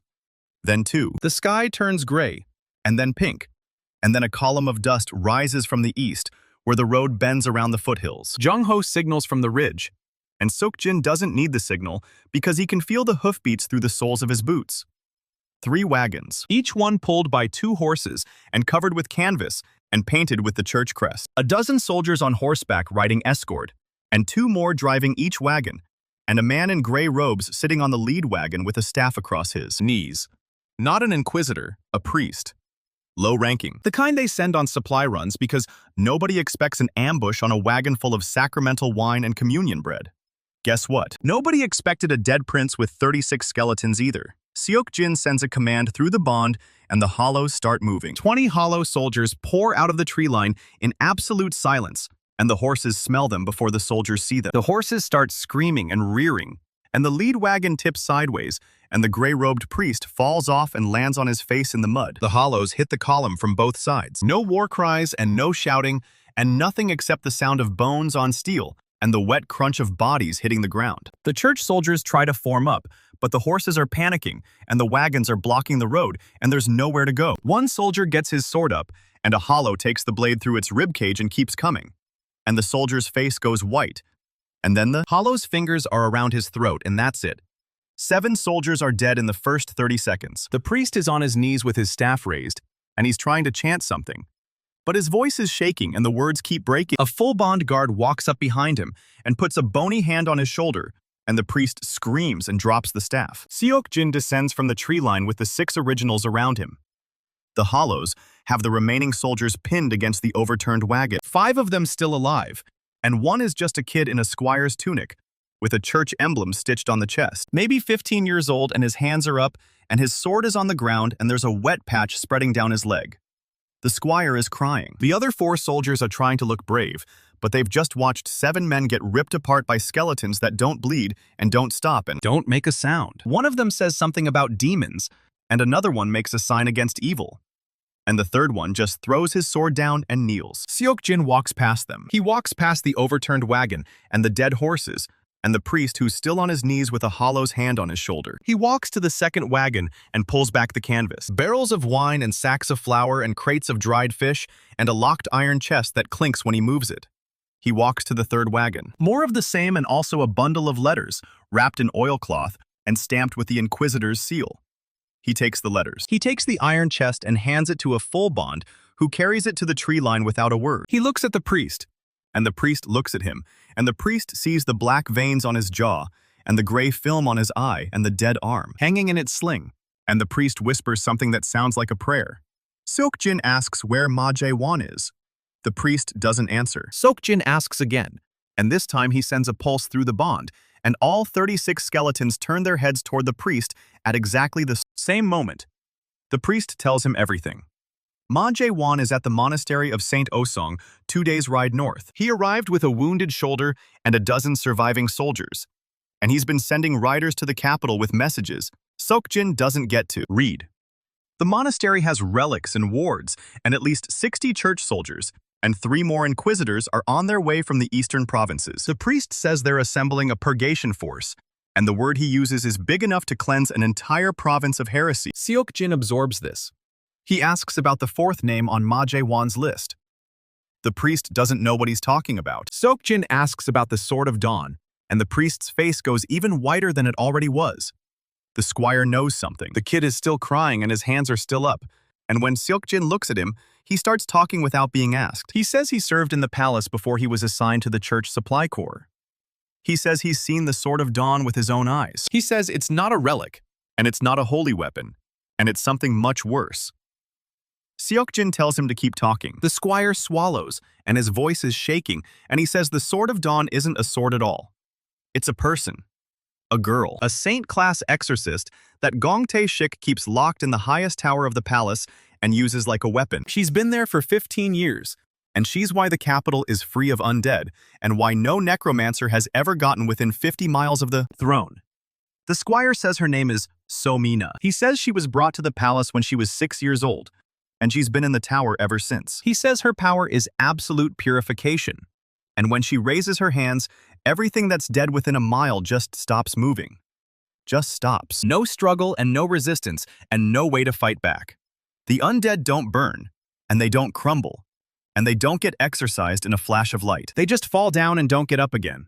Seok-jin's dead arm twitches. The corruption on his neck pulses hard, and his teeth ache, and the gray film over his right eye seems to thicken for a second. Jong-ho has come down from the ridge, and he's standing at the edge of the tree line, and he's heard everything. The squire keeps talking because he's 15 and terrified, and he thinks if he keeps giving information, they won't kill him. He says Tae-shik brings the girl out for executions, and for purges, and for any time there's a threat to the throne. He says the king has a collar around her neck that suppresses her will, and a set of relics that amplify her power, and a personal guard of 12 knights who never leave the tower door. He says the girl is the reason Tae-shik won the civil war after the coup, and the reason nobody's challenged him in 15 years. Seok-jin looks at the squire, and the squire looks at him, and the squire says one more thing.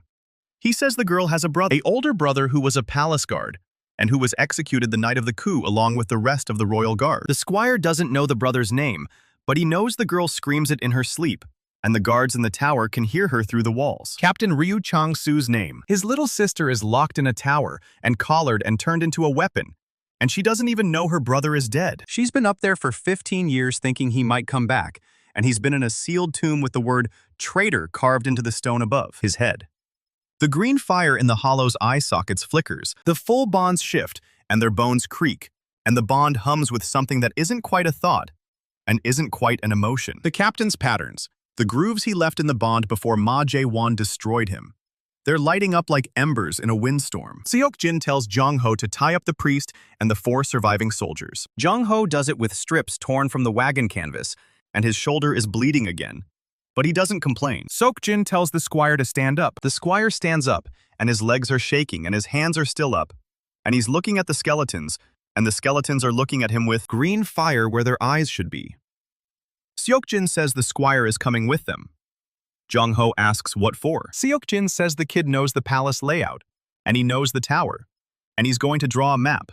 And then he's going to tell them everything he knows about the guards and the relics and the girl's schedule and her weaknesses.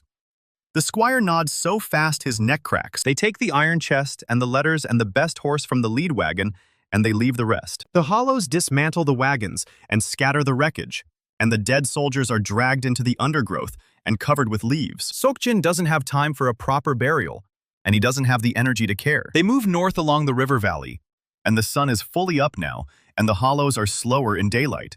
But they keep moving. Jong-ho rides the horse, and the squire walks with his hands tied in front of him, and Seok-jin walks at the head of the column with his father's sword on his back and the bond humming in his skull. 36 skeletons march in formation behind him. The captain's patterns are glowing in the bond, and every full bond guard is moving with a precision that wasn't there before. The squire's name is Dae-jum, and he's from a farming village in the eastern province, and he joined the church supply course because his family needed the money. He tells Seok-jin all of this without being asked, because he's 15, and he just watched skeletons kill 7 men in 30 seconds, and he's decided that cooperation is the only survival strategy. He tells Seok-jin about the palace, the layout and the guard rotations, and the secret passages the servants use to move between floors. He tells him about the tower where the girl is kept, and the 12 knights who guard it, and the relics that amplify her power. He tells him that Tae-shik visits the tower once a month to renew the collar's suppression, and that the girl is getting weaker because the collar is eating her life force, and she won't last another year. Seok-jin listens. He files every detail away in the part of his brain that isn't consumed by corruption and pain and rage. The captain's patterns are humming, and the bond is singing, and for the first time since the lodge, Seok-jin has a clear picture of what he's facing. The capital is guarded by a saint-class exorcist who can stop every undead soldier in his army with a wave of her hand. She's the captain's little sister, and she doesn't know he's dead. She's collared and controlled and dying, and she's the only thing standing between Seok-jin and the throne. If he kills her, his army can march on the palace unopposed. If he frees her, she might turn on Tae-shik and tear the collar off herself. If he does nothing, she dies in a year, and Tae-shik finds another weapon, and Seok-jin's window closes forever. Those are the options. None of them are good, and all of them require getting past 60 church soldiers, and 12 tower knights, and 3 inquisitors, and whatever else Ma Jae-won has waiting at the monastery. Seok-jin looks at the ridge ahead, and the sky beyond it, and the capital that's waiting for him with a usurper on the throne, and a girl in a tower, and a reckoning that's been 15 years in the making. He spent 12 years of his life to get here. His left arm is dead, and his right eye is blind, and the corruption is eating its way toward his heart. He has 36 skeletons, and a wounded quartermaster, and a terrified squire, and a name he just learned. So Mina, Captain Ryu Chang-soo's little sister. the Sword of Dawn. He says the name out loud, and the bond shudders. The full bonds snap to attention, and the hollows stop walking, and the green fire in every eye socket flares bright for 1 second, and then settles. Captain's patterns are burning in the bond like a brand. He didn't know his sister was alive, and he didn't know she was being used as a weapon. And he didn't know Tae-shik had her locked in a tower with a collar around her neck. But the grooves he left in the bond know, the bones know, the loyalty and the duty, and the unfinished business that kept his skeleton fighting even after Ma Jae-won's holy fire burned him to ash. It's all still there, and it's all pointing in one direction. Seok-jin turns to Jung-ho and says they're not going to the monastery. Jung-ho asks where they're going. Seok-jin says they need more soldiers, and they need more time. And they need a way to counter the girl's power without killing her. Jung-ho says that's 3 impossible things in 1 sentence. Seok-jin says he's been doing impossible things for 5 days, and he's not planning to stop now.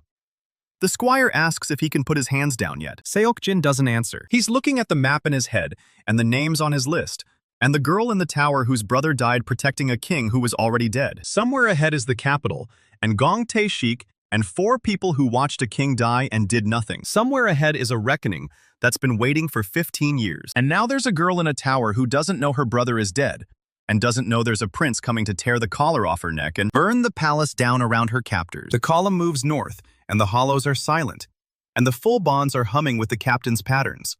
And Seok-jin walks at the head with his father's sword on his back and a new name on his list. Somina. Not a target. Not anymore. A rescue mission. The squire is still walking with his hands up. Nobody tells him to put them down. He keeps them up for another 3 miles anyway. The column stops 3 miles south of Hwasong Fortress at a stretch of lowland the locals call the Sink. It is not a swamp, and it is not a lake, and it is not solid ground. It is a bog of black mud and rotting reeds that swallows cattle whole when the rains come. Seok-jin stands at the edge with the map case open, and the scout skeleton motionless at his side. He has been staring at the mud for 10 minutes, and Jung-ho is starting to worry. The quartermaster leans on his crutch and asks what exactly he is looking at. Seok-jin says he is looking at a graveyard that does not need digging. Jung-ho says that is the most unsettling thing he has ever heard, and he has spent the last 3 days marching with 36 dead men. The squire Dae-jung is still walking with his hands up. Nobody has told him to put them down, and he has decided that lowering them without permission is a good way to get his throat torn out by a hollow. He has been holding them up for 6 miles, and his shoulders are screaming. But fear is a powerful motivator. Seok-jin turns to the hollows and sends a command through the bond. 20 hollow soldiers walk into the bog without hesitation. The mud swallows them to the knees, and then the waist, and then the chest, and then they stop. Only their heads are visible above the surface, and the green fire in their eye sockets casts 20 faint reflections on the black water. Jung-ho says it looks like a field of drowned candles. Seok-jin says good. He turns to Dae-jung and tells him to put his hands down and start talking. Dae-jung lowers his arms, and the relief on his face lasts about half a second before he remembers he is surrounded by skeletons. Seok-jin asks him about the garrison patrol that runs this road. Dae-jung says there are 40 soldiers stationed at the Hwasong garrison 3 miles north, and they run a mounted patrol along this stretch every 3 hours. He says the commander is a man named Captain Yoon Ji-ho, and he is ambitious and cruel, and he has been trying to impress the church for months. He says Captain Yoon knows the necromancer is moving north, because Ma Jae-won sent riders to every garrison in the province. Seok-jin asks how many riders. Dae-jung says 4, and they all left the monastery 6 hours ago. Seok-jin asks if any of them went south. Dae-jung says 1 went south toward the capital, and the others went east and west and north. The capital knows he is coming. That is not a surprise. What matters is how fast the garrison mobilizes, and whether Captain Yoon is stupid enough to chase him into the bog. Seok-jin is betting on stupid. Ambitious and cruel usually means impulsive and overconfident, and desperate for glory. He positions the full bonds on the far side of the bog, behind a line of dead trees, and orders them to stay low. He positions the 6 originals in the tree line on this side, with the scout skeleton in a pine 20 feet up with the crossbow. He positions Jung-ho and Dae-jung behind a fallen log, and tells them not to move no matter what they see. Jung-ho asks what he is going to do. Seok-jin says he is going to be bait. He walks to the center of the road and sits down with his father's sword across his knees, and his dead arm in its sling, and his gray eye filmed over, and staring at nothing. He looks like a dying man who has given up. He looks like a corpse that forgot to fall over. And Jung-ho realizes with a lurch that the description is getting more accurate every day. 20 minutes pass. The hollows are motionless in the mud, and the green fire in their sockets is the only light in the bog. The full bonds are invisible behind the dead trees. The originals are silent in the tree line, and the scout skeleton has the crossbow aimed at the road. Dae-jung is shaking so hard, his teeth are chattering, and Jung-ho puts a hand on his shoulder and tells him to breathe. The squire whispers that he joined the church supply corps because his mother said it was safe work. Jung-ho tells him his mother was wrong. Hoofbeats. Captain Yoon Ji-ho comes over the rise with 40 mountain soldiers in garrison colors and 3 church knights in white and gold. They are riding hard, and they are riding fast, and they are riding straight toward the dying man sitting in the middle of the road. Captain Yoon raises a fist, and the column halts 50 feet from Seok-jin. He is a big man with a thick beard and a scar across his nose, and he looks at the figure in the road like a hunter looks at a wounded deer. He calls out that the necromancer is already dead, and someone should tell the Inquisitor he wasted a rider.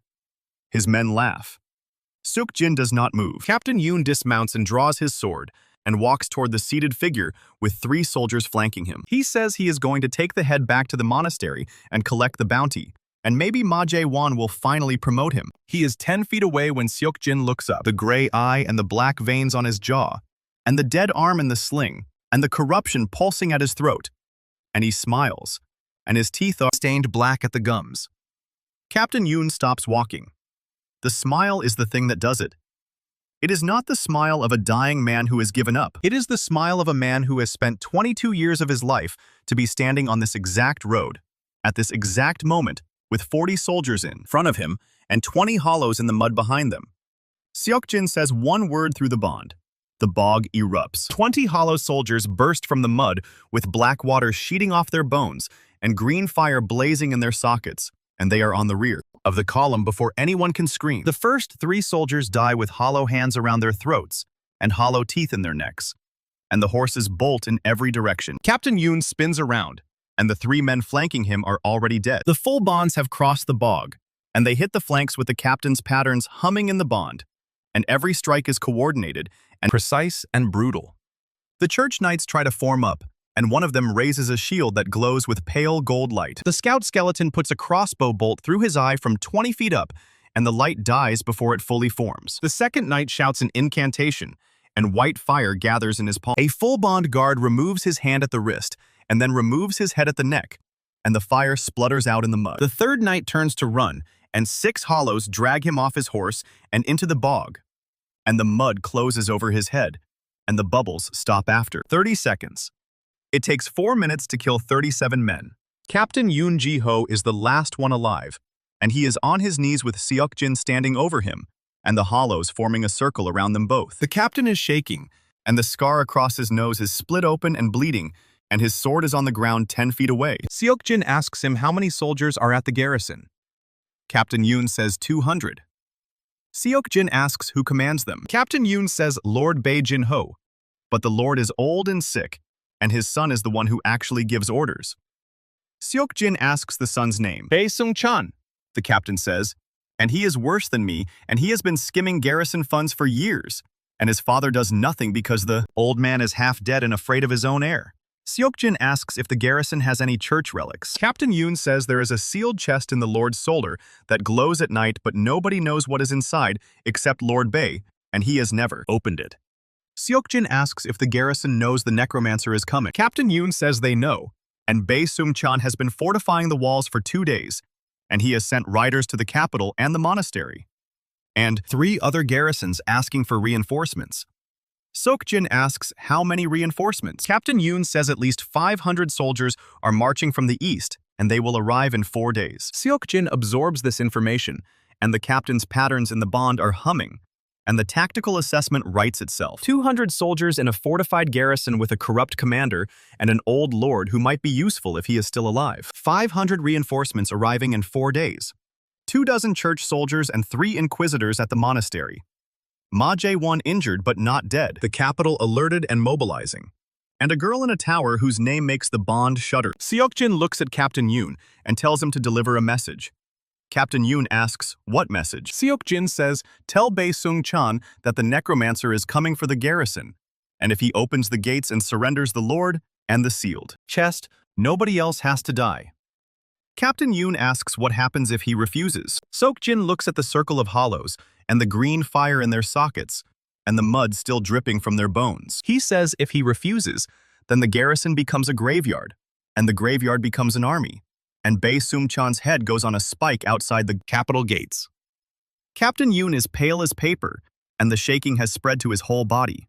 He asks if he is really being released. Seok-jin says yes, and tells him to take a horse and ride fast because he wants the message delivered before he arrives. Captain Yoon scrambles onto the nearest horse and kicks it into a gallop and disappears over the rise without looking back. Jung-ho limps out from behind the log and asks if that was wise. Seok-jin says the garrison is already fortified and alerted, and knowing he is coming does not change their defenses. What it changes is their morale. 100 soldiers have now heard a first-hand account from their own captain about a necromancer who killed 37 men in 4 minutes and rose 20 soldiers from a bog without speaking a word.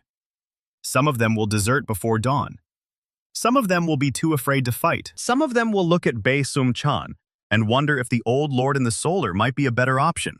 Jung-ho says that is cold logic. Seok-jin says it is the only kind he has left. They strip the dead of weapons and armor and anything useful, and the hollows carry the bodies into the bog, and the mud swallows them one by one. The green fire in the hollow sockets is the last thing visible before each corpse sinks, and then even that is gone. The column moves north again. 36 skeletons and 1 dying prince and 1 wounded quartermaster and 1 terrified squire and 1 iron chest that clinks when the horse shifts. Daejung asks if he can lower his hands now. Seok-jin says he already lowered them 6 miles ago. Daejung looks at his hands like he has just discovered they exist. He says he did not notice.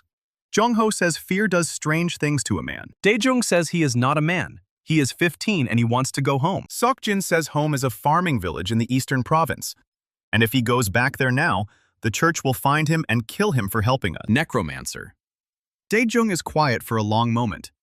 Then he says his mother told him the church was the safest place in the kingdom. Seok-jin says his mother was wrong twice.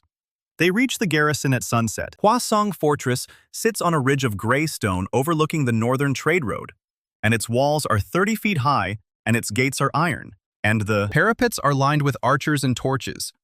It is a formidable position, and Seok-jin immediately sees why Lord Bae offered it. The old man wants protection. Bae Seung-chan wants his father's money, and his father's title, and his father's death. Lord Bae wants to survive long enough to see his son fail. Seok-jin halts the column a quarter mile from the gates, and the archers on the walls notch arrows, and the torches flicker, and the wind carries the sound of men shouting orders. A figure appears on the parapet, young and armored, and wearing a lord's circlet that is too big for his head. Bae Seung-chan. He shouts down that the necromancer is not welcome, and the garrison is under church protection, and if the skeletons come any closer, he will burn them with holy fire. Seok-jin does not move. He sends the hollows forward in a single line, and they stop 50 feet from the gate and stand motionless with the green fire in their sockets, reflecting off the iron. Bae Seung-chan shouts that he is not afraid of 20 skeletons. Seok-jin sends the full bonds forward, and they form a second line behind the hollows, and the captain's patterns are humming, and every skeleton is standing in perfect formation, like a parade drill. Bae Seung-chan stops shouting. The archers on the walls are not loosing arrows because they have never seen skeletons stand in formation before, and it is deeply wrong and deeply frightening. A single rider appears on the wall behind Bae Seung-chan. Captain Yoon Ji-ho on a horse with his scar still bleeding, and his voice hoarse from screaming. He did not stop in the courtyard to report to his commander. He rode straight onto the wall, and now he is telling everyone within earshot what happened at the bog. 37 men in 4 minutes, 3 church knights dead in the mud, 20 skeletons rising from black water, like drowned things that forgot how to stay dead. The necromancer did not speak a single word, and he killed them all. Captain Yoon's voice carries over the wall, and Seok-jin can hear it from a quarter mile away. The archers lower their bows. Bae Seung-chan is shouting at Captain Yoon to shut up, but the captain is not listening, and the damage is already done. A servant appears on the wall and says something to Bae Seung-chan, and the young lord's face goes pale. He turns and disappears into the fortress, and the archers are still not loosing arrows, and the gates are still closed. And Seok-jin waits. Jung-ho asks what he thinks is happening. Seok-jin says Lord Bae just woke up. 10 minutes pass. The iron gates creak open. A litter carried by 4 servants emerges, and on the litter is an old man wrapped in blankets with a face like crumpled parchment, and eyes that are sharp despite the sickness eating him from inside. Lord Bae Jin-ho. He is carried to within 20 feet of Seok-jin, and the servants set the litter down and back away quickly. The old lord looks at the hollows, and the full bonds, and the green fire, and the corruption on Seok-jin's face. He says he was told the necromancer was a monster. Seok-jin says he was told the lord of Hwasong Fortress was a corpse. Lord Bae laughs, and the laugh turns into a cough, and the cough goes on for a long time. When he recovers, he says his son has been skimming garrison funds for years, and he knows it, and he cannot stop it because his son controls soldiers, and the soldiers are loyal to whoever pays them. He says his son has been waiting for him to die for 3 years, and the only reason he is still alive is that the church wants him alive because he knows where the sealed chest came from. Seok-jin asks where it came from. Lord Bae says it came from the palace 15 years ago, and it was delivered by a man named Ma Jae-won. The name hits the bond like a hammer. Seok-jin asks what is inside. Lord Bae says he does not know because the chest is sealed with a church lock that only an inquisitor can open. And Ma Jae-won told him to keep it safe and never speak of it. And if anyone tried to force it open, the contents would be destroyed. Seok-jin asks why he is telling him this. Lord Bae says because his son just tried to kill him. Bae Seung-chan heard Captain Yoon's report and decided that his father's knowledge was more dangerous than useful.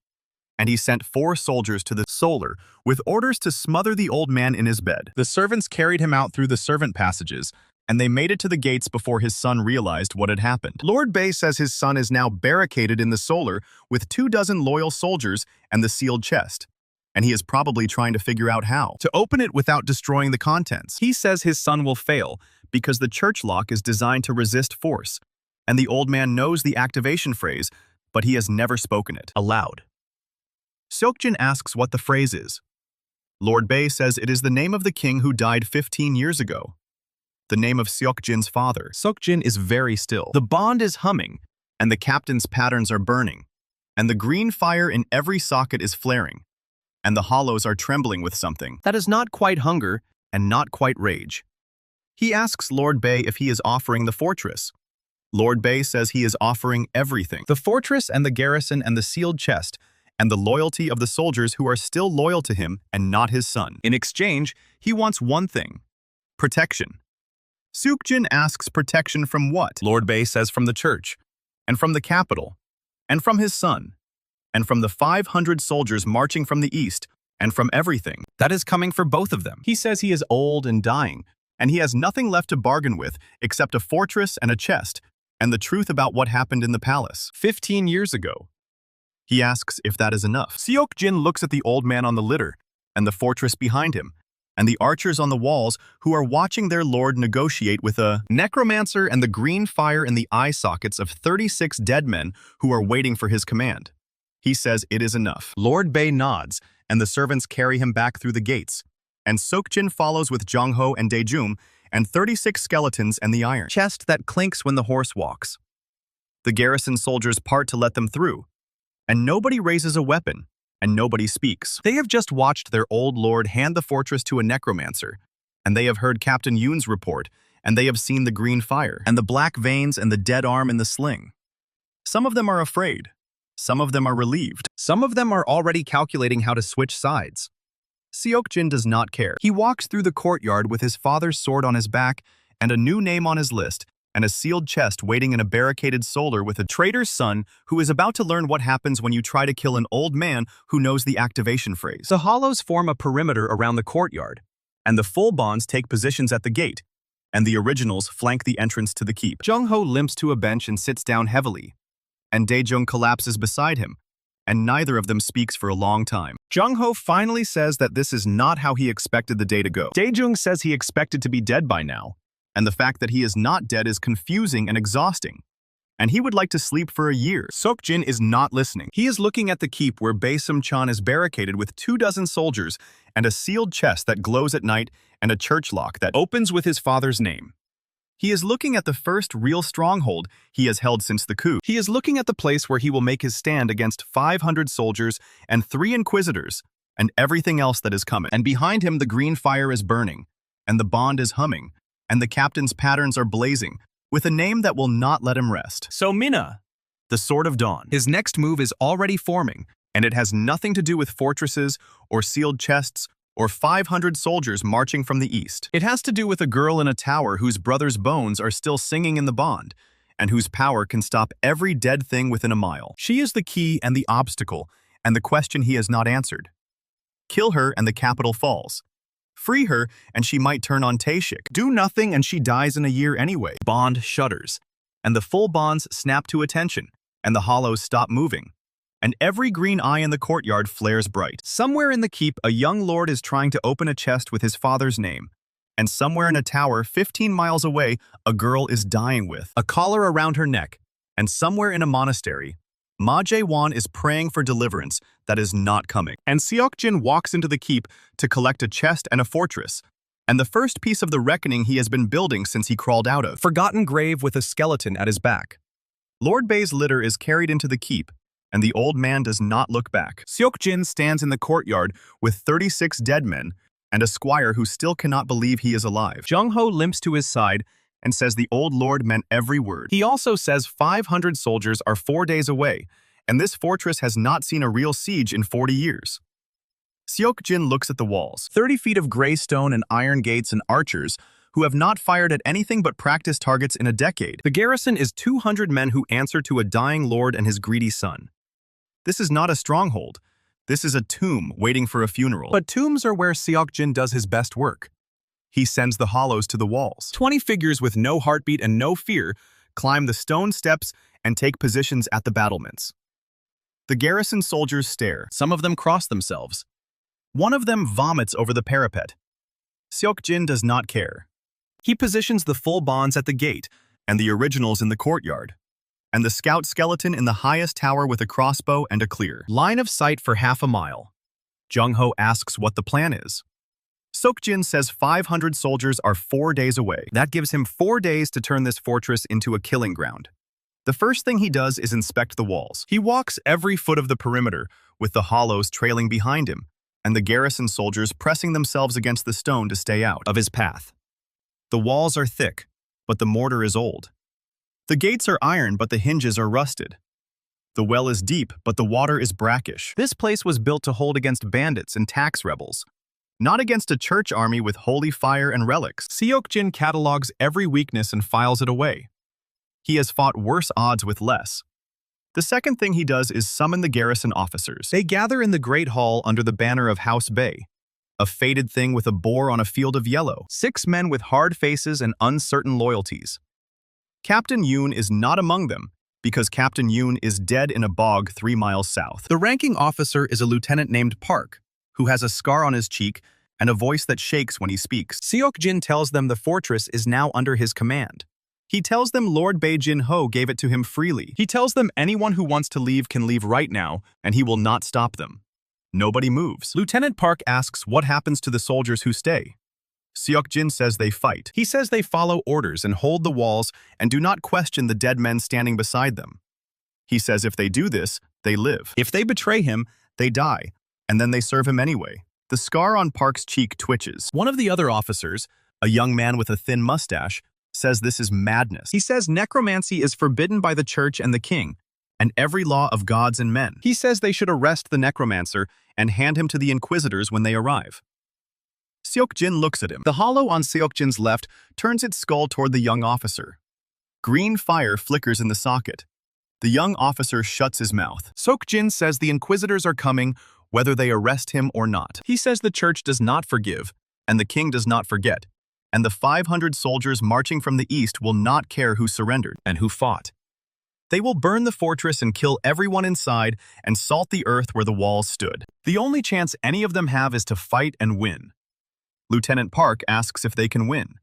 Seok-jin says he has not lost yet. The officers leave the hall with gray faces and clenched jaws. Jung-ho says that went well. Dae-jung says he thinks the young one might try to run. Seok-jin says let him. A deserter will spread fear faster than any order he could give. The third thing he does is open Lord Bei's sealed chest. They carry it into the solar, where the old lord is propped on cushions with a cup of wine and a bowl of broth he has not touched. Tae Sung-chan is not in the room. The old lord sent him away an hour ago with orders to inspect the eastern watchtower, a pointless errand designed to keep him out of the way. Lord Bei looks at the chest and then at Seok-jin. and then at the dead arm in its sling. He says the chest has not been opened in 40 years. He says his father gave it to him on his deathbed and made him swear to keep it sealed until the true king sat on the throne again. He says he does not know what is inside. Seok-jin asks if he considers him the true king. Lord Bae says he considers him the only man in the kingdom who can kill Gong Tae-shik. That is close enough. The chest is iron-banded oak with a church lock on the front. The lock is silver and engraved with a sunburst and a phrase in old script. Lord Bae tells him the activation phrase. It is the name of Seok-jin's father. Seok-jin speaks the name aloud and the lock clicks open. Inside the chest are 4 things.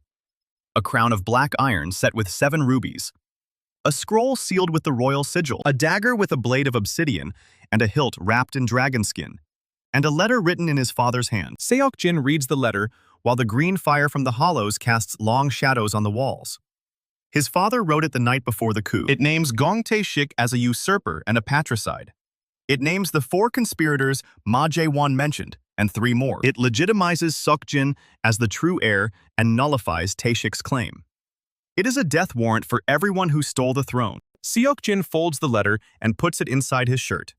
The crown goes on his head. It is cold and heavy, and the rubies catch the light like drops of frozen blood. Lord Bae watches with wet eyes. He says Seok-jin looks like his father. Seok-jin says his father was weak. His father let the conspirators gather, and the poison pour, and the knives come in the dark. Seok-jin will not be weak. The obsidian dagger goes onto his belt.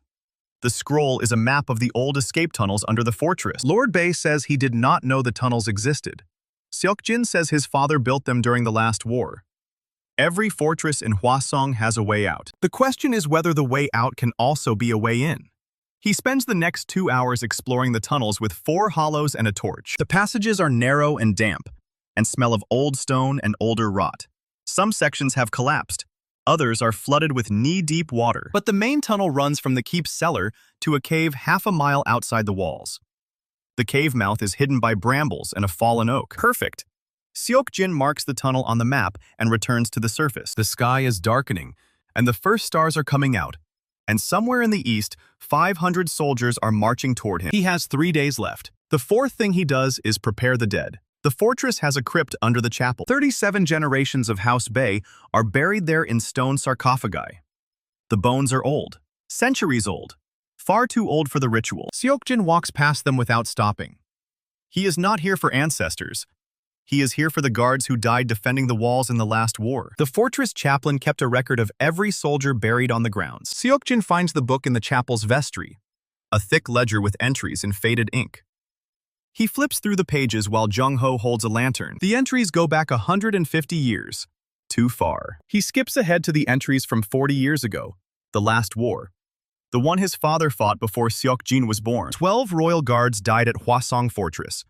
They were buried in a plot behind the eastern wall. Seok-jin takes 8 hollows and a shovel and goes to find them. The plot is overgrown with thorns, and the grave markers are worn smooth by weather. But the bones are still there. He performs the ritual 8 times. Each time the black veins pulse and the corruption tightens around his spine, and the fire in his dead arm flares white-hot for a heartbeat. 8 years of life. 8 more guards for the army. 8 new full bonds rise from the dirt with green fire in their sockets, and the bond humming with something that feels almost like gratitude. Total cost now, 30 years of life. Seok-jin is 31 years old. His body is a ruin held together by will and necromancy, and the black crown on his head. Jung-ho asks if he can still stand. Seok-jin says he can still fight. That night he does not sleep. He sits in the great hall with the crown on his head and the dagger on his belt, and 36 dead men standing silent around him. The garrison soldiers take shifts on the walls, watching the eastern road for torches. Dae-jung brings him a bowl of stew and a hunk of bread. Seok-jin eats without tasting. The squire asks if he is afraid. Seok-jin says fear is a luxury for men who have something left to lose. He lost everything 15 years ago in a palace corridor, while his half-brother watched the poison work. What he has now is purpose, and purpose does not sleep. Dawn comes gray and cold. The eastern road is still empty. 3 days left. Seok-jin spends the day drilling the garrison soldiers and positioning his dead. He learns the soldiers' names and faces, and which ones flinch when a hollow walks past. He assigns the flinchers to the rear guard and the steady ones to the gate. Lieutenant Park turns out to be competent. The young officer with the thin mustache is named Jin, and he does not run. Daejong fetches water and bandages and arrows, and does everything asked of him without complaint. Jung-ho limps from post to post, checking the walls and the stores, and the morale of men who have just learned their new commander is a necromancer. The hollows stand motionless on the battlements. The full bonds wait in the shadow of the gate. The original 6 skeletons, the ones who have been with Seok-jin since the hunting lodge and the bog and the ambush on the trade route, cluster around the keep like a personal guard. The scout skeleton sits in its tower with a crossbow and never moves. At noon, a rider comes down the eastern road. He is not one of the 500. He is a church courier with a white flag and a message from Ma Jae-won. The message is short. It says the Inquisitor knows Seok-jin is in the fortress. It says the purgation force will arrive in 3 days. It says if Seok-jin surrenders now, Ma Jae-won will grant him a clean death and bury his bones in consecrated ground. If he fights, Ma Jae-won will burn the fortress to ash and scatter his remains in the bog, and erase his name from every record in the kingdom. Seok-jin reads the message twice. Then he hands it to Jung-ho and tells the courier to wait. He walks to the well in the center of the courtyard. He draws a bucket of brackish water and drinks deep and pours the rest over his head. The cold clears the fog from his thoughts. He walks back to the courier and says his answer is no. The courier asks if he has a counteroffer. Seok-jin says he does not negotiate with traitors. He says Ma Jae-won was in the room when his father died. He says Ma Jae-won poured the poison, or held the cup, or stood by while someone else did it. He says Ma Jae-won knows the 4th name and refused to speak it. He says when the purgation force arrives, he will kill every soldier who raises a weapon against him. And when he finds Ma Jae-won, he will make the Inquisitors say the 4th name before he dies. The courier rides away with a face like curdled milk. Jung-ho says that was not diplomatic. Seok-jin says he is done being diplomatic. He is done hiding in hunting lodges and charcoal burners' huts and bogs. He is done running from inquisitors and church knights and ambitious garrison captains. He has a fortress and a crown and 36 dead men who obey his will. Let them come. That night the memories come instead. Seok-jin is sitting in the solar with the crown on the table and the dagger across his knees. The fire is low and the shadows are long. And somewhere in the keep, Lord Bae is coughing blood into a cloth. Seok-jin closes his eyes for a moment, and then he is 16 years old, and his mother is dying. She is on her knees in the throne room with her hands bound behind her back. Gong Tae-shik is standing over her with the sword of dawn in his hand. The blade is white fire and golden light, and the collar around So Mina's neck is pulsing with the same rhythm as her heartbeat. Tae-shik says their mother committed treason. He says she plotted with the old king's enemies to seize the throne. He says the evidence is incontrovertible, and the sentence is death. Seok-jin screams that it is a lie. He screams that Tae-shik is the traitor and the murderer and the usurper. He screams until his voice breaks and his throat bleeds. Tae-shik does not even look at him. He raises the sword of dawn. Seok-jin's mother does not beg. She looks at her youngest son and says, "Be brave." And then the blade comes down. Seok-jin wakes with a gasp, and the bond is screaming. Every dead man in the fortress has snapped to attention. The hollows are trembling, and the full bonds have drawn their weapons, and the green fire in every socket is blazing so bright the courtyard looks like daylight. Jung-ho bursts into the solar with Daejong behind him. He asks what happened. Seok-jin cannot speak. His teeth are clenched, and his jaw is locked, and the black veins are crawling up his neck toward his ear. The bond is flooding with something that is not a command. It is grief and rage, and 15 years of suppressed fury pouring out of him and into every skeleton in the fortress. The dead feel it. They are not supposed to feel anything. The hollows are empty vessels with no souls and no minds and no capacity for emotion. But right now, every hollow in the fortress is shaking with a rage that matches Seok-jin's own. The bond has become a conduit for something deeper than commands. It is carrying his memories. Jung-ho grabs his shoulders and shakes him. Daejong pours cold water on his face. Slowly, agonizingly, Seok-jin regains control. The bond settles. The green fire dims. The dead men lower their weapons and return to their posts. Seok-jin sits in the chair with his dead arm throbbing and his blind eye burning and the crown of black iron heavy on his head. Jung-ho asks what he saw. Seok-jin says he saw his mother die. He says he saw Tae-shik kill her with the sword of dawn. He says he saw So Mina's collar pulsing and her face blank and her hands at her sides, while his mother's blood pooled on the throne room floor. Then he says the girl is a prisoner, not an ally. Seok-jin says he knows. He says she is a weapon Tae-shik has been using for 15 years. He says she is dying in that tower with a collar around her neck and 12 knights at her door, and a power that could end every dead thing in the kingdom. He says he does not know whether to kill her or free her, but he knows he cannot leave her in that tower. Jung-ho says that is a problem for after the siege. Seok-jin says there is no after the siege if he does not solve it first, because Gong Tae-shik is not marching 500 soldiers to Hwasong Fortress. He is marching 2,000. The realization hits Jung-ho like a physical blow. He asks how Seok-jin knows. Seok-jin says he saw it in the memory, not the memory of his mother's death, the memory of Tae-shik's face. The expression on his half-brother's face as the Sword of Dawn came down. It was not triumph. It was calculation. Tae-shik has been waiting 15 years for a necromancer to rise. He has been stockpiling relics and training inquisitors and building an army designed specifically to fight the dead. The 500 soldiers are just the vanguard. The real force is behind them, and the real force will be led by Gong Tae-shik himself with the Sword of Dawn at his side. Dae-jung asks what they do now. Seok-jin looks at the crown on the table and the dagger on his knees and the 36 dead men standing silent in the dark. He says they prepare. He says they hold the fortress and break the vanguard and make Tae-shik bleed for every inch of ground. He says they find a way to reach So-min-ah before Tae-shik can use her against them.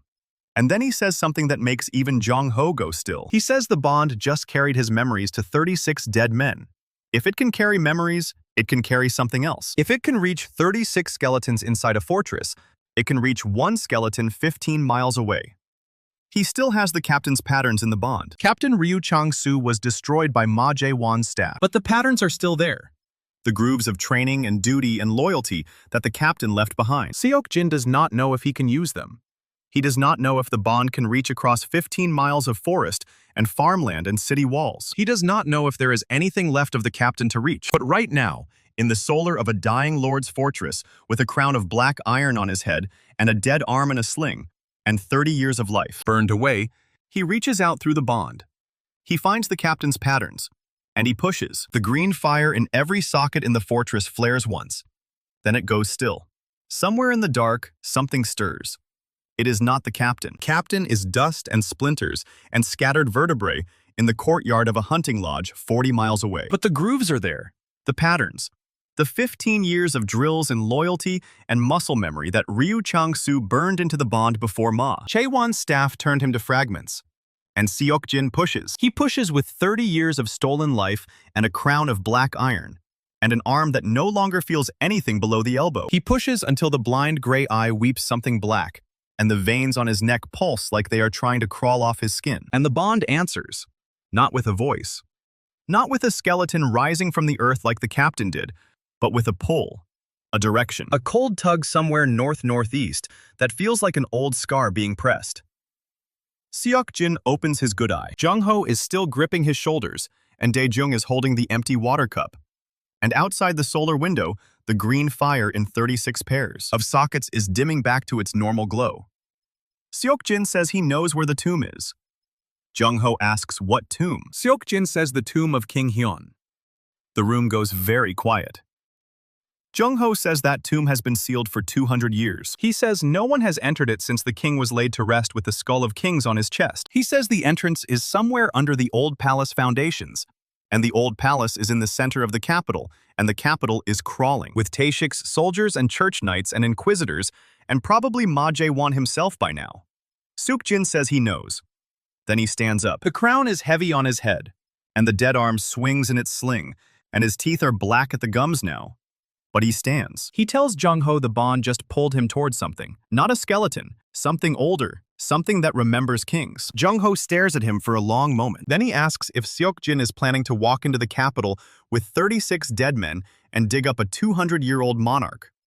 Seok-jin says no. He says he is planning to walk into the capital with 8 dead men and do it quietly. Jung-ho says that is still insane. Seok-jin says that is the job. And somewhere in the bond, the pull north-northeast pulses again, like a heartbeat that should not exist. Dawn breaks gray and cold over Hwasong Fortress. Seok-jin stands in the courtyard with 8 full-bond skeletons, and a scout with a splintered leg and a water skin, and a map of the escape tunnels in his good hand. Jung-ho is arguing with him. He says the purgation force is 3 days away, and the fortress needs its commander. And if Seok-jin dies in a hole under the capital, there is no one left to hold the walls. Seok-jin says he is not dying in a hole. He says he is going to walk into a tomb and take what a dead king left behind and walk back out. Jong-ho asks what happens if the bond is wrong. Seok-jin looks at the gray sky and the black veins on his neck, and the 8 skeletons standing motionless in the cold. He says then Jong-ho holds the fortress alone. Jong-ho swears at him. It is the first time the quartermaster has sworn in 15 years of service. Seok-jin almost smiles. Then he turns and walks toward the eastern sally port with 8 dead men marching in perfect silence behind him. The escape tunnel is narrow and wet and smells of old stone and older rot. Seok-jin leads the column with the scout limping at the rear and the full bonds moving in a line so tight their shoulder bones scrape the walls. The tunnel runs 2 miles east under the ridge and comes out in a cave behind a waterfall. They emerge into thin gray mist and the sound of rushing water. The capital is 37 miles north. Seok-jin starts walking. They move through forest and farmland, and the burned-out shells of villages that never recovered from the Civil War 15 years ago. Twice they hear horses on the road, and Seok-jin pulls the skeletons into the tree line and waits with his hand on his father's sword until the riders pass. He does not know if they are Taeshik's men or church scouts, or just farmers trying to get their goods to market before the siege everyone knows is coming. He does not care. The bond is still pulling, and the pull is getting stronger. By nightfall, they are 12 miles from the capital. Seok-jin stops at the edge of a ravine, where the old aqueduct crosses the river gorge. The aqueduct has been dry for 40 years. The stones are cracked and the mortar is crumbling, and the arches look like ribs sticking out of the dark. But it is the fastest way into the city that does not involve walking through a gate with 8 skeletons. Seok-jin sends the scout ahead to test the stones. The scout limps onto the aqueduct and moves in that awkward 3-legged shuffle it has had since the crossbow bolt splintered its femur. The stones hold. Seok-jin follows with the full bonds behind him. 40 feet below, the river is a black ribbon of sound. Above, the sky is clouding over, and the first drops of rain are starting to fall. Halfway across, Seok-jin's dead arm catches on a loose stone. He stumbles. His good hand finds the edge of a cracked block, and the obsidian dagger in his belt scrapes against the stone. And for one long second he is looking down at the river with his blind gray eye and seeing nothing but the dark. Then a full bond grabs his collar with bony fingers and hauls him upright. Seok-jin breathes. The skeleton lets go. They keep moving. Guess what is waiting on the other side? The old palace foundations are a maze of collapsed walls and overgrown courtyards, and weeds that have swallowed everything except the memory of what used to stand there. The capital grew up around the old palace like a scar forming over a wound. Now it is the poorest district in the city, the place where beggars and thieves and people who do not want to be found make their homes. Seok-jin moves through the ruins with the skeletons hugging the shadows. The rain is falling harder now, and the streets are empty, and the bond is pulling so hard it feels like a hook lodged behind his sternum. The entrance to the tomb is supposed to be under the old throne room. The throne room is a ruin with no roof and a floor that has collapsed into the cellars below. Seok-jin looks down into the dark. The pull says down. He goes down. The cellar is wet and full of broken stone, and the skeletons move behind him with green fire in their sockets that reflects off the puddles like swamp lights. At the back of the cellar, behind a collapsed wall, there is a door. It is not a normal door. It is black stone carved with the seal of King Hyun, and it has not been opened in 200 years. Seok-jin touches the seal with his good hand. The black iron crown on his head grows warm. The seal glows once, pale gold, and the door swings inward without a sound. The stairs go down. The air that comes up from the dark is dry and cold and smells of nothing at all. 200 years of dead air and no rot, no decay, no time. Seok-jin steps down. The skeletons follow. At the bottom of the stairs, the tomb opens into a chamber the size of a small cathedral. The ceiling is lost in darkness, and the walls are carved with scenes from King Hyun's reign. Battles and coronations, and the forging of something that looks like a skull wreathed in flame. And in the center of the chamber, on a dais of white stone, there is a sarcophagus. It is carved from a single block of obsidian, and it glows faintly in the dark.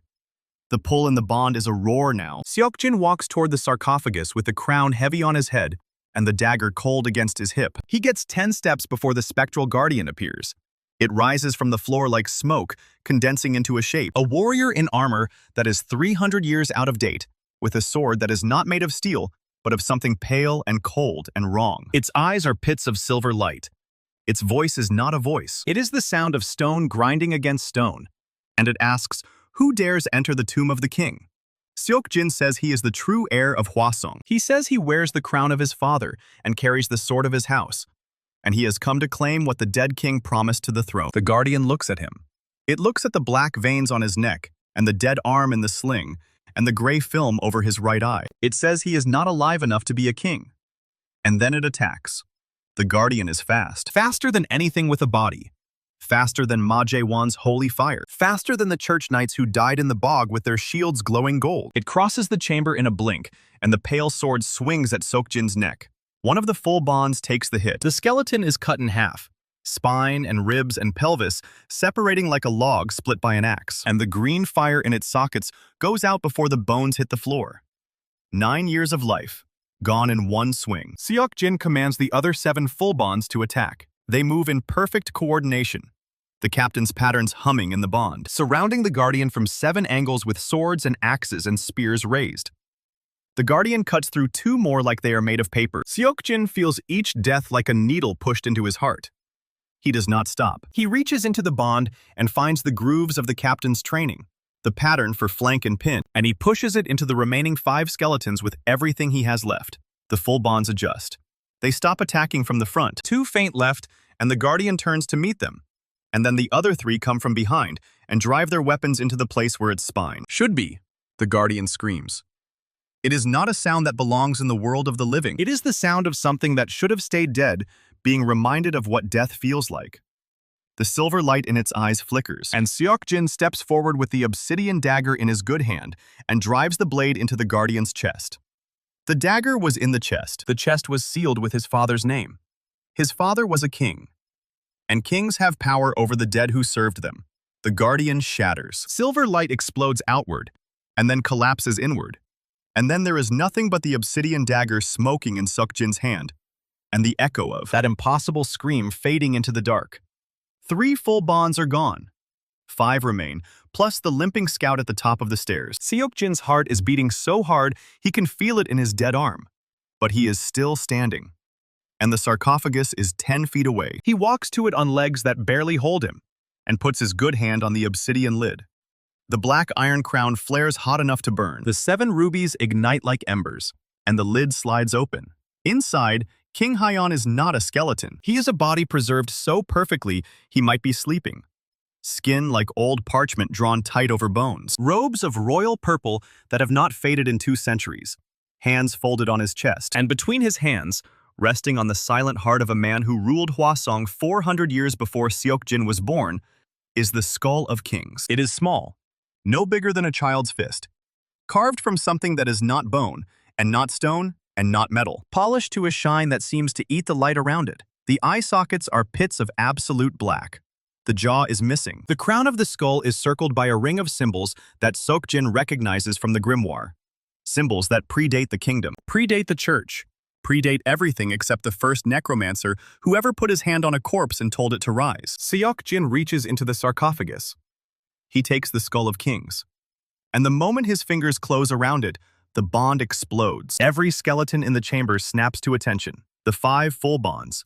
The shattered bones of the 3 who fell. Even the scout at the top of the stairs, 30 feet above, goes rigid as the skull sends something through the bond that is not a command and not a memory, and not anything Seok-jin has ever felt before. It is authority, pure and absolute and older than the kingdom. It is the voice of King Hyeon himself, speaking from 4 centuries in the grave, and it says one thing. It says, rise. The 3 full bonds the Guardian destroyed are still destroyed. Their bones are scattered across the chamber floor, and the green fire in their sockets is gone. And nothing in the skull's power can bring back what a spectral blade unmade. But something else happens. The floor of the chamber shifts. The stone cracks. 10 sarcophagi that Seok-jin did not see, arranged in a circle around the dais, slide open. And from each one, a skeleton rises. These are not the bones of guards or soldiers, or men who died in a coup and were buried in shallow graves. These are King Hyeon's elite, his personal knights, his sworn swords, men who were buried with their king 2 centuries ago, and whose bones have been waiting in the dark ever since for someone to claim them. Their armor is rusted but intact. Their weapons are still sharp, and when the skull of kings pulses in Seok-jin's hand, 10 pairs of eye sockets ignite with green fire so bright it hurts to look at. They do not move. They stand in a circle around the dais, waiting. Seok-jin looks at the skull. He looks at the 10 elite dead men who just climbed out of graves that should have been too old for his power. Too old for any power. Sealed and sanctified and consecrated by the church itself. But the skull does not care about the church. It does not care about the century limit or the rule of touch or the cost in years. It burns in Seok-jin's hand. And the pull in the bond is a song now. And the 10 knights are his. Completely his. No hollow obedience. No splintered will. These are full bonds raised without a ritual, without a cost, without a single year of his life. Seok-jin does not understand how. He does not understand what the skull is, or why King Hyun was buried with it, or what kind of power a dead king thought was too dangerous to leave in, the world of the living. But he understands one thing. With 10 elite knights of the Old Kingdom at his command, the Purgation force marching on Hwasong Fortress just became a very different fight. He puts the Skull of Kings into the pouch at his belt. The pull in the bond settles into something steady and warm, and he turns toward the stairs with the crown on his head and the dagger at his hip, and 15 dead men behind him instead of 8. The rain has stopped by the time they emerge from the old palace ruins. The sky is still dark, and the streets of the capital are still empty. And no one sees the Prince of Hwasong walk out of a 200-year-old tomb with 10 knights who died before his grandfather was born. They move east through the ravine and back across the aqueduct and into the forest beyond. The return march is slower. The elite knights move with a precision that makes the full bonds look clumsy. They do not just follow commands, they anticipate them. Seok-jin thinks left, and they shift formation. He thinks guard, and they surround him in a perfect defensive circle before the thought is even finished. The bond is humming with the captain's patterns, and the skull's authority. And something else, something that feels like the knights themselves, or what is left of them. The residue of the men they were before King Hyun died. They were loyal. They were warriors. And now, somehow, impossibly, they remember being both. The gray dawn is breaking over the ridge when Seok-jin walks through the eastern sally port of Hwasong Fortress with 10 rusted knights and 5 full bonds and 1 limping scout. Jung-ho is waiting in the courtyard. He looks at the new skeletons. He looks at the skull pulsing faintly in the pouch at Seok-jin's belt. He looks at the 3 missing full bonds and the fresh cracks in Seok-jin's lips and the way the black veins have spread another inch up his jaw. He does not ask what happened in the tomb. He just says the Purgation force will be here in 2 days. Seok-jin nods. He says they are ready. And somewhere in the bond, the Skull of Kings pulses once. And 10 knights who served a king 400 years dead tighten their grip on their weapons and wait. The first night is the worst. Seok-jin doesn't sleep. He sits in the fortress chapel with the Skull of Kings on the altar in front of him, and the 10 elite knights standing motionless along the walls, the bond screaming in his skull like a living thing. It's not pain, exactly. It's too much. The 5 full bonds he raised in the crypt are simple vessels, dead men who died in a coup, and whose bones remember only duty. But the 10 knights are something else entirely. They were buried with their king. They were consecrated. They were sworn with oaths that predate the church and the kingdom, and maybe the grimoire itself. And every single one of those oaths is now flowing through the bond into Seok-jin's head. He sees fragments. A battlefield under a red sun. A woman's face he doesn't recognize. A sword breaking in the mud. The smell of burning cedar. A boy's voice saying, "The king is dead.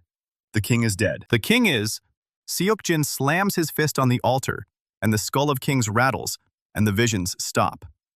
For about 10 seconds.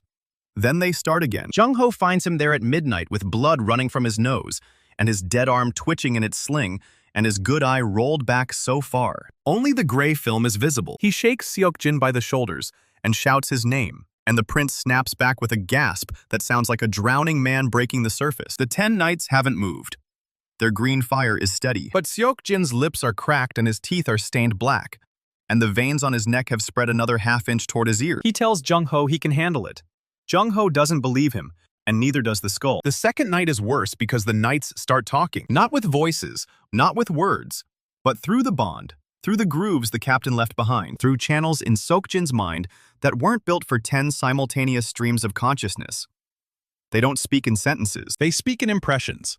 Loyalty, grief, rage. A hunger for battle that has been buried for 200 years and is now awake and demanding and will not be denied. One of them, the tallest one with a rusted greatsword and a helm shaped like a wolf's head, pushes the strongest. His impression is a single image repeated over and over.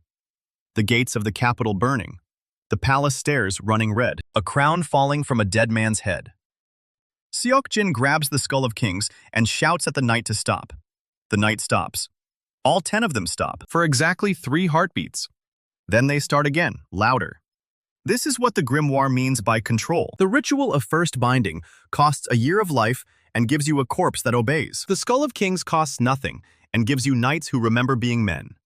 And a man, even a dead one, even a loyal one, does not simply obey. He wants. He yearns. He has unfinished business. And 10 knights who died with their king have 2 centuries of unfinished business burning in their bones. Dawn on the 3rd day breaks gray and cold, and Seok-jin walks out of the chapel with the Skull of Kings in his hand and blood crusted under his nose. And something different in the way he moves. The 10 knights follow him. They move as one. Not because he's controlling them, not because he's commanding them, but because he's finally stopped fighting them. He let the impressions flow through him all night. He let the fragments pour into his skull until he couldn't tell where his thoughts ended and theirs began. And somewhere in that flood of rage and loyalty and burning gates, the bond settled. It's not stable. It's not peaceful. It's a truce. The knights recognize the crown on his head and the dagger at his hip and the skull in his hand, and they have decided, for now, that he is worth following. But Seok-jin knows, and the bond makes sure he knows, that if he falters even once, the truce breaks. And 10 elite knights of the Old Kingdom will tear his mind apart from the inside before they let a weak king command them. Jung-ho is waiting in the courtyard with Dae-jung, and the 5 remaining full bonds, and the 20 hollows, and the original 6 skeletons, and the limping scout. He looks at Seok-jin's face. He looks at the fresh black veins crawling up the prince's jaw, and the way his good eye keeps flickering like there's a second set of images overlaid on everything he sees. He asks if Seok-jin can still march. Seok-jin says the purgation force is 2 days away, and they don't have time for him to rest. He turns to the 10 knights, and he doesn't speak a command, doesn't push through the bond, just thinks the thought, move out. They move. Perfect formation. Perfect precision. The rusted greatsword knight takes point, and the other 9 fan out around Seok-jin in a pattern that the captain's grooves recognize immediately as an escort formation from the Old Kingdom's military manuals. It's beautiful and it's terrifying, and it costs Seok-jin nothing. Not a single year, not a single heartbeat. But the Skull of Kings pulses in his hand, and he feels the knight's hunger spike, and he knows the price is coming. Just not yet. The column marches at noon. 37 dead men, 1 dying prince, 1 limping quartermaster, 1 terrified squire, and 1 iron chest clinking on the back of a captured horse. They move south along the old trade road toward the capital. The sky is iron gray, and the wind smells like rain. And somewhere ahead of them, 500 church soldiers are marching in the opposite direction. Seok-jin isn't worried about them. The purgation force will reach Hwasong Fortress to find it empty, the gates open, the garrison told to scatter into the hills, and wait for a signal that may never come. Lord Bae-jin-ho was wheeled into the escape tunnel on a cart with the last of his loyal servants and the sealed chest from his solar that still glows. At night, his son fled east 2 days ago with a saddlebag full of garrison silver and 3 officers who thought a coward's coin was better than a dead. Prince's promise. The fortress is empty. The trap is set, and Seok-jin is marching on the capital with an army that doesn't breathe. Dae-jung rides the captured horse with the iron chest strapped behind him, and his hands shaking on the reins. He keeps glancing at the 10 elite knights. He keeps opening his mouth like he wants to ask a question, and then closing it again because every time he looks at them, the green fire in their sockets seems to brighten. Jung-ho limps alongside him and tells him to stop staring. Dae-jung asks how he's supposed to not stare at 200-year-old skeletons that move like living soldiers. Jung-ho says he's been asking himself the same question for weeks, and he still doesn't have an answer. The scout skeleton limps ahead of the column with its splintered leg dragging and its crossbow loaded, and its empty sockets fixed on the road. It's the smallest of the dead men, the one Seok-jin raised from a single grave behind a shrine, the one that put a bolt through Ma Jae-won's shoulder. It's been with him longer than any of the others except the 6 originals. And it's starting to fall apart. The splinter in its leg has spread to its hip, and the left side of its ribcage is cracked from the fight at the fortress, and one of its finger bones fell off somewhere on the march, and nobody noticed until it was too late to go back. Seok-jin notices all of this through the bond. He notices the scout's fading strength and its slowing pace, and the way its green fire flickers when it puts weight on the bad leg. He also notices something else. The 10 elite knights are aware of the scout, and they are not impressed. The impression that bleeds through the bond from the rusted greatsword knight is clear. This broken thing is not worthy of the column, not worthy of the king's skull, not worthy of the formation.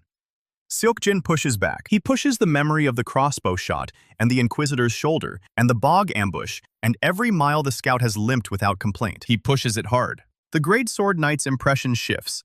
Not approval, not respect, but something close to acceptance. The broken scout stays in formation. 5 miles south of the fortress, the column reaches the crossroads where the Eastern Trade Road meets the Capital Road. There's a way station there. A wooden building with a slate roof and a well and a corral for horses. It's empty now. The innkeeper and his family fled when the first reports of a necromancer reached the capital 3 weeks ago. But the well is still full, and the corral gate is still swinging in the wind. And there's a message nailed to the door of the way station. It's written on church parchment and stamped with the Inquisitor's seal. Seok-jin pulls it down and reads it, Ma Jae-won's handwriting. The message is simple. The purgation force has been recalled. The capital gates are sealed.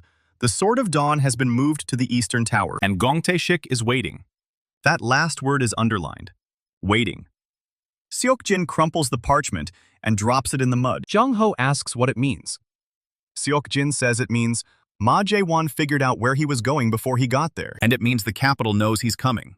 Daejung's face goes pale, and he asks if they're still marching on the capital. Seok-jin looks at the 10 elite knights, and the 5 full bonds, and the 20 hollows, and the 6 originals, and the limping scout. Then he looks at the Skull of Kings pulsing in his hand.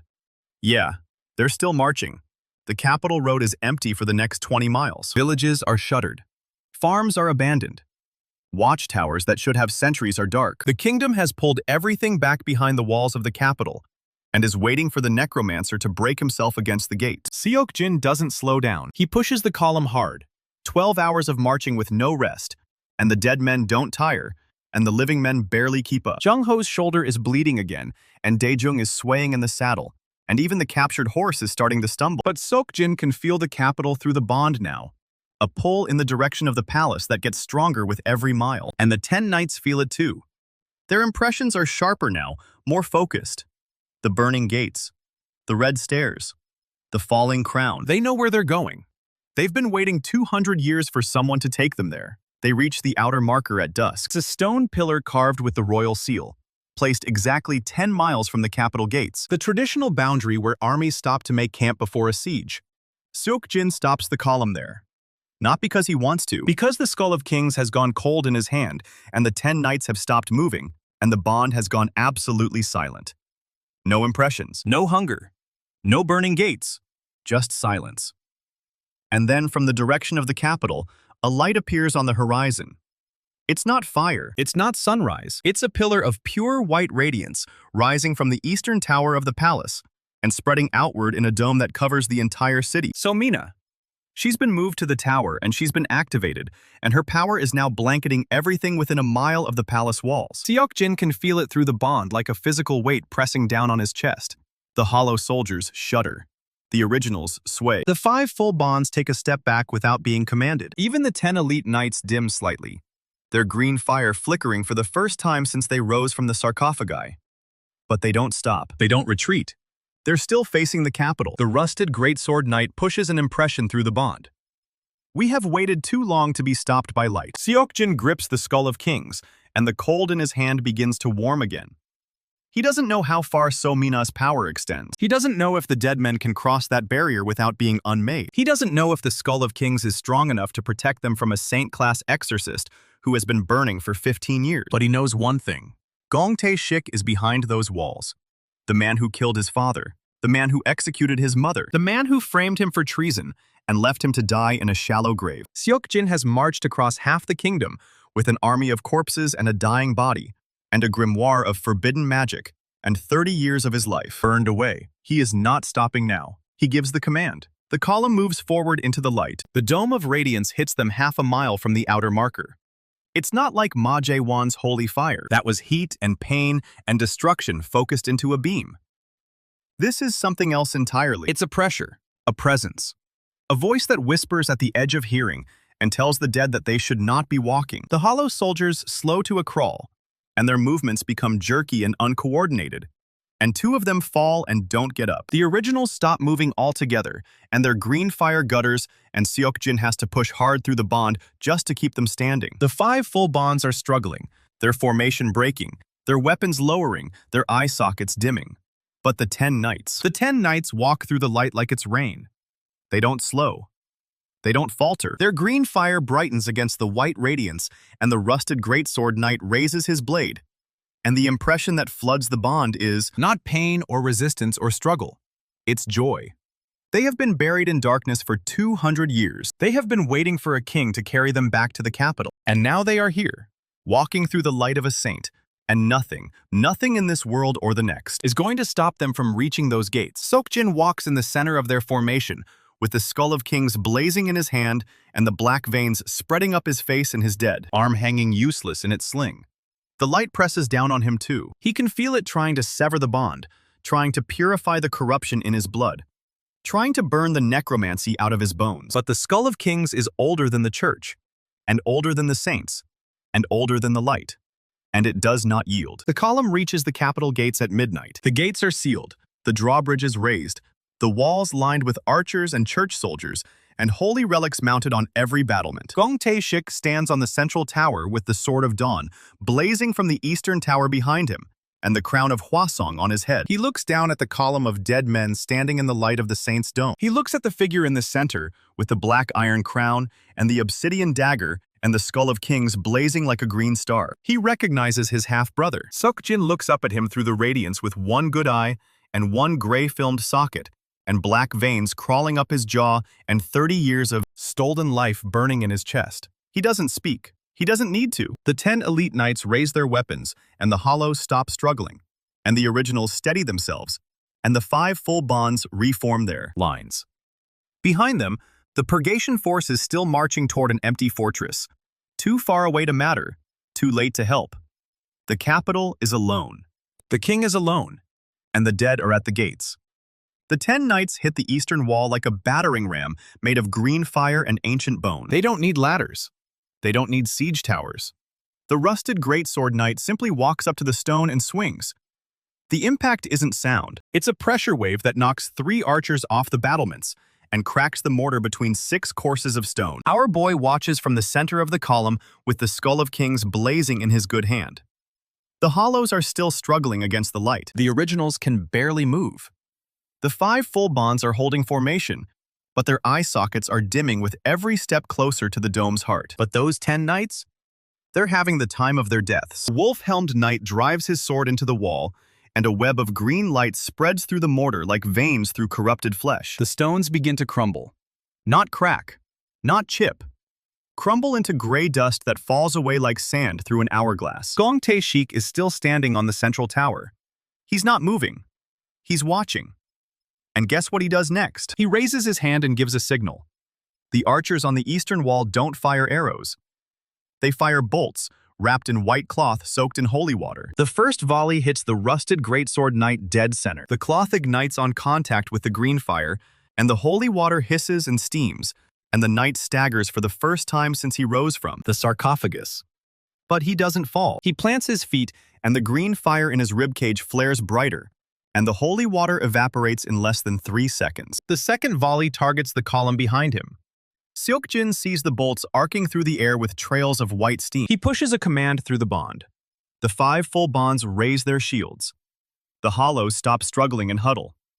The originals drop flat. The bolts hit. White fire erupts across the shield wall, and 2 full bonds lose their arms, and 3 hollows catch fire and keep moving, because hollows don't feel pain and hollows don't stop. And hollows are too stupid to know they're burning. The flames consume 2 of them before they take 10 steps. Seok-jin feels them go out through the bond like candles snuffed in a storm. 34 dead men left. The wolf-helmed knight finishes his work on the wall. A section of stone 15 feet wide collapses inward, and the rubble spills into the street beyond. And the green fire in the knight's sword pulses with something that feels almost like satisfaction. The 10 knights pour through the breach. Seok-jin follows with the skull held high, and the obsidian dagger in his dead hand, and the black iron crown pressing cold against his skull. The street beyond the wall is not empty. Kwon Seok-jin has prepared. 60 church soldiers in full plate armor with shields, painted with the sunburst of the faith, stand in 3 ranks blocking the road to the palace. Behind them, 3 priests in white robes hold relics raised high. The relics are glowing. The 10 knights don't slow down. The rusted greatsword knight hits the first rank like a scythe through wheat. His blade is 6 feet of corroded iron, and it doesn't cut so much as it unravels. The church soldier's armor dissolves where the blade touches it. Not melts, not breaks. Dissolves into flakes of rust that scatter on the wind. 3 soldiers are dead before they can scream. The wolf-helmed knight takes 2 more with a horizontal sweep that separates helmets from shoulders. The other 8 knights fan out into the escort formation, and the street becomes a killing floor. Green fire and white holy light and red blood mixing on gray cobblestones. Seok-jin walks through the center of it with the skull of kings humming in his hand. The priests raise their relics higher and begin to chant. The air thickens. The light from the eastern tower pulses, and the dome of radiance contracts slightly, intensifies, presses down harder. The hollows behind Seok-jin stop moving entirely. 3 of them simply fall apart, bones scattering across the cobblestones with no green fire left to hold them together. 31 dead men. The originals are frozen mid-step like statues in a garden of the damned. 25. The 5 full bonds are still moving, but their coordination is gone, and their shields are dragging, and their weapons are pointed at the ground. The bond screams. It's not pain exactly, it's absence, like limbs going numb one by one. Seok-jin can feel his army dying around him, and there's nothing he can do except push forward and hope the knights can finish the fight before the light finishes everything else. The priests finish their chant. A wave of pure white energy rolls out from the relics and slams into the 10 knights. The rusted greatsword knight takes the full force of it, and his green fire gutters and dims. And for one terrible moment, Seok-jin thinks he's going to lose him. But the knight doesn't fall. He takes another step, then another. The wolf-helmed knight moves to his side, and their green fire merges, and the combined blaze pushes back against the white wave and the 2 of them. Keep advancing while the other 8 hold the flanks. The priests are visibly shaking now. One of them drops his relic, and the white wave flickers. The rusted greatsword knight reaches the first rank of priests. His blade comes down. The priest doesn't even have time to raise his hands. The blade passes through him, and he comes apart in a shower of white sparks that scatter and fade and leave nothing behind but empty robes. Second priest turns to run.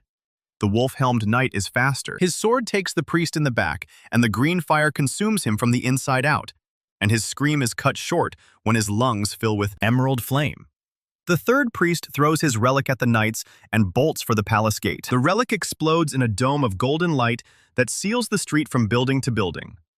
The 10 knights stop, not because they want to, because the barrier won't let them through. Seok-jin pushes a command through the bond, but the barrier blocks that too. The knights are trapped on the other side of a wall of holy light with no way forward and no way back. And now Kwon Seok-jin finally moves. He steps to the edge of the central tower and raises his hand, and the sword of dawn in the eastern tower behind him pulses with light so bright it turns night into noon. A beam of concentrated radiance lances down from the tower and strikes the street where Seok-jin is standing. The skull of kings absorbs the worst of it. The beam hits the skull and splits and scatters, and the cobblestones around Seok-jin crack and smoke and turn black. But the skull holds. It's old. Older than the church. Older than the saints. Older than the light. The beam stops. Kwon Seok-jin lowers his hand. Seok-jin looks up through the after-image burned into his one good eye and sees his half-brother staring down at him with an expression he can't quite read. Not fear, not anger. Something colder, something that looks almost like recognition. Like he's finally seeing the brother he buried 15 years ago and realizing the grave didn't hold. The eastern tower pulses again. The dome contracts further. The light is getting brighter, and the pressure is getting worse. And Seok-jin can feel the black veins on his neck spreading further up his jaw. His dead arm isn't just numb anymore. It's rotting. The flesh is peeling away from the bone, and the obsidian dagger is sliding loose from fingers that can no longer grip. He sheathes the dagger and grips the skull with both hands because his dead hand can't hold anything. But the skull seems to anchor itself to him like it doesn't want to let go. The 5 full bonds finally give out. They collapse one by one, their bones clattering across the cobblestones, their green fire extinguishing like matches dropped in water. 20 dead men left. And then the barrier holding the 10 knights shatters. Not because they broke through, because something behind them did. Ma Jae-won steps out of the smoke and rubble with his staff raised high and his shoulders still bandaged from the crossbow bolt and his scarred face twisted in concentration. Behind him, 40 church soldiers in inquisitorial black fan out into the street. The third Inquisitor, the one Seok-jin hasn't seen before. A woman in gray robes with iron chains wrapped around her forearms and a collar of silver at her throat. She raises her hands. The chains uncoil and snake through the air and wrap around the rusted greatsword knight's blade. The green fire hisses where the chains touch. The knight tries to pull free, but the chains tighten and the iron begins to glow with a sickly gray light that isn't holy and isn't necromantic and isn't anything Seok-jin has ever felt before. The third Inquisitor opens her mouth. She doesn't chant. She doesn't pray. She speaks a single word in a language that makes Seok-jin's bond shriek, and the skull of kings pulse with sudden heat. The chains tighten. The rusted greatsword knight's blade snaps. Not breaks.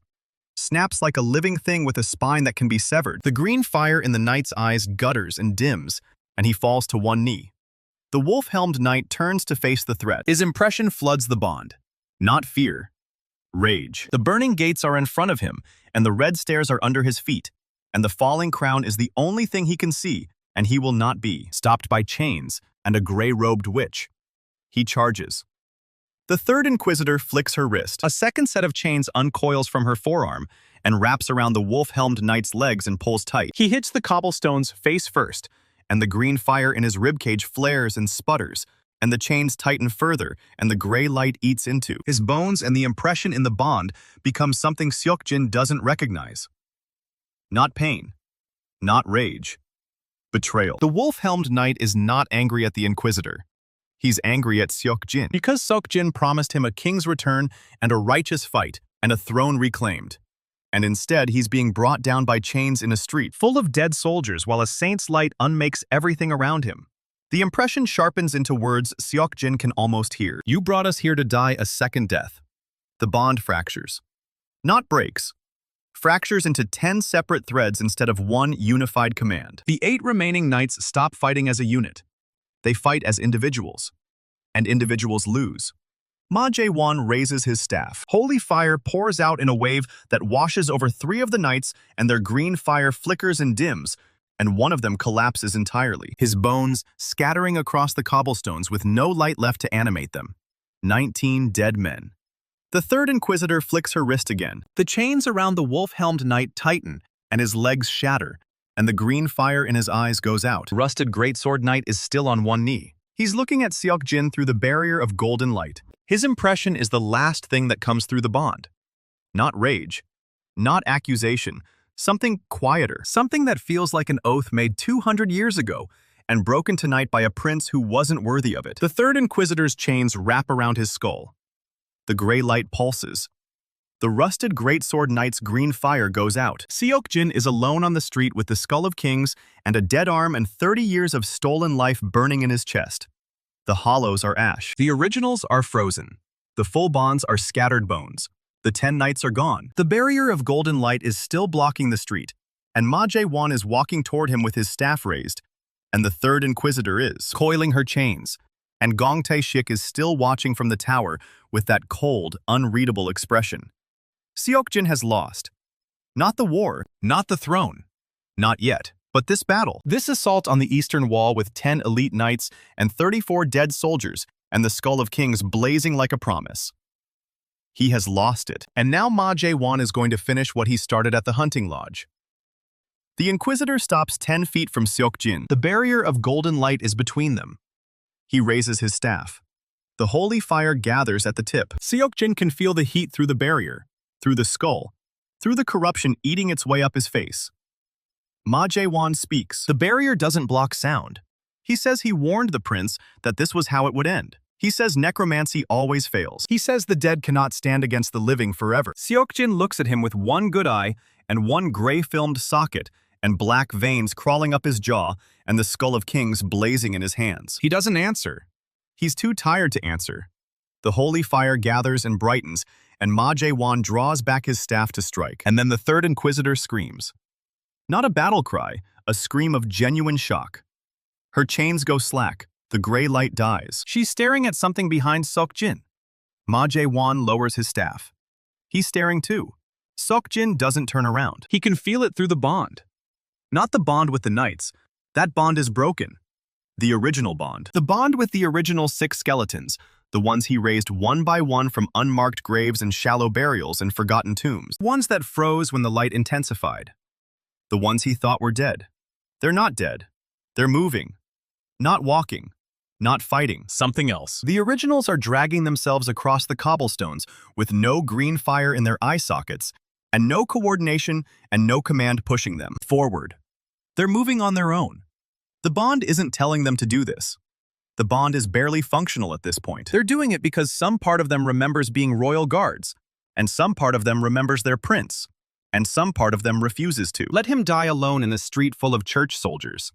The first original reaches Seok-jin and collapses at his feet. The second follows.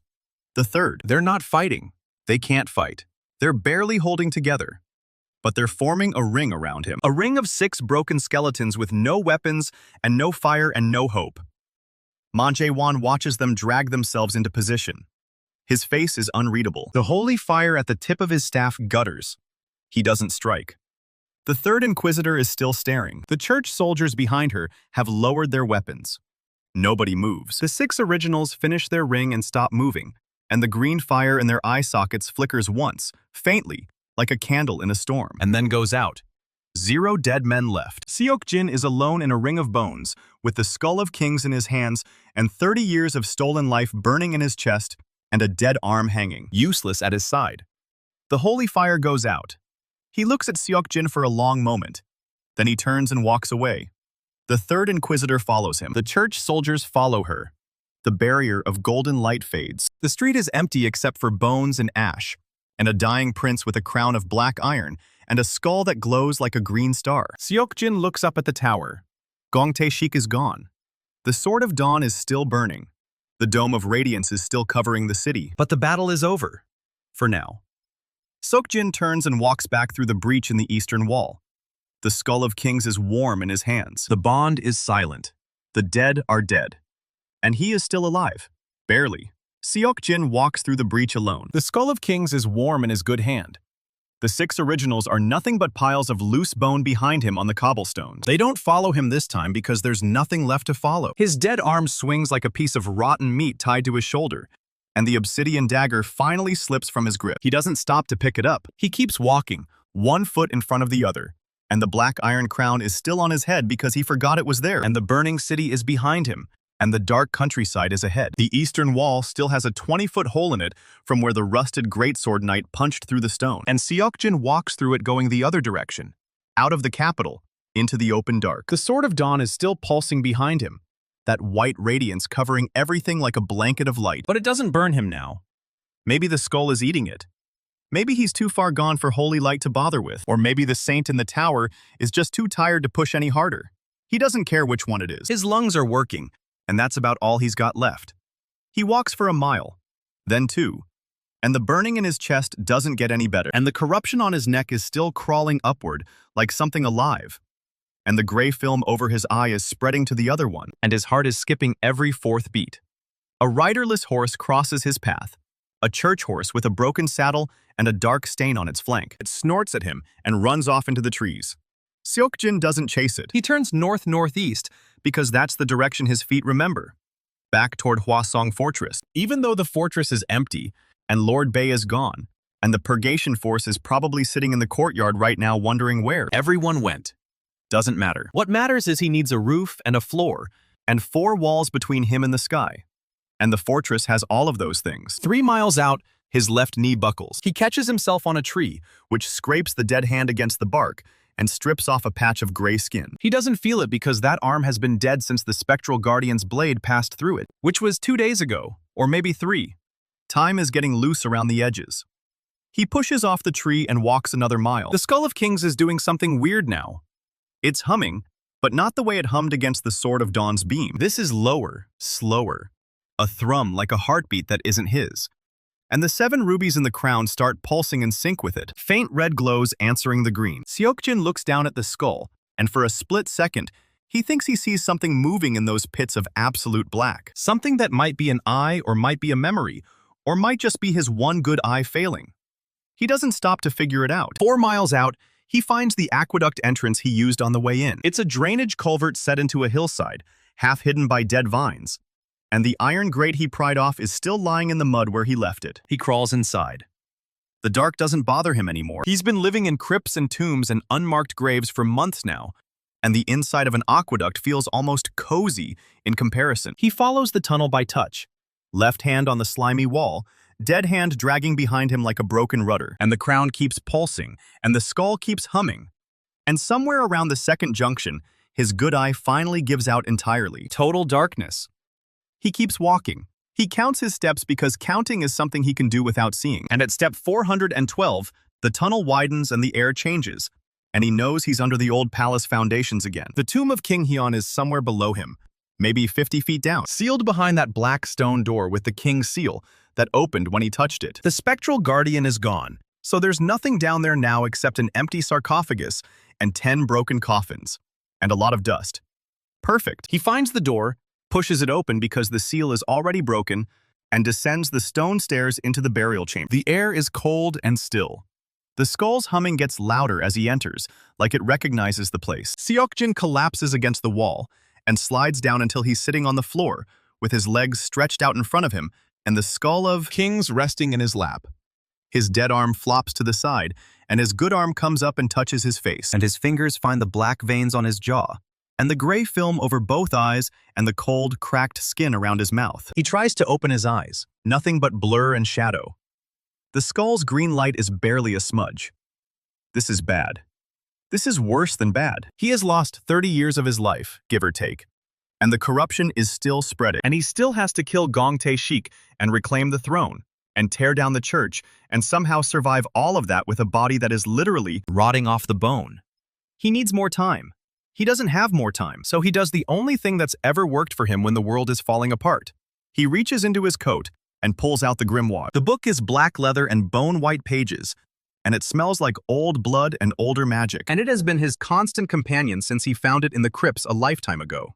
He opens it. His vision is ruined, but the book doesn't need vision because the pages glow faintly when he touches them. Sickly green phosphorescence that seeps into his fingertips and lights up the words from the inside. He flips past the rite of first binding, which he knows by heart now.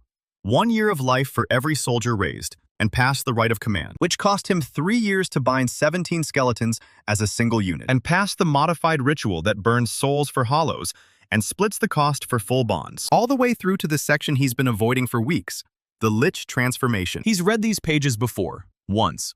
Back in the fortress chapel when he was still bleeding from the nose and trying to hold 10 knights inside his skull without losing his mind. He read them then, and he closed the book, and he didn't read them again. Because what they described was too big, too final, too much like a door that only opens one way. But now he's sitting in a dead king's tomb with a skull that hums like a heartbeat and a body that's falling apart and a 30-year debt he can't pay back. And that door is starting to look a lot less like a threat and a lot more like an exit. He reads it again, slowly, translating the old script with fingers that shake. The Lich Transformation is not a ritual of binding. It is a ritual of unbinding, the soul from the flesh, the life from the body, the mortality from the man. 3 components are required. First, a vessel for the soul.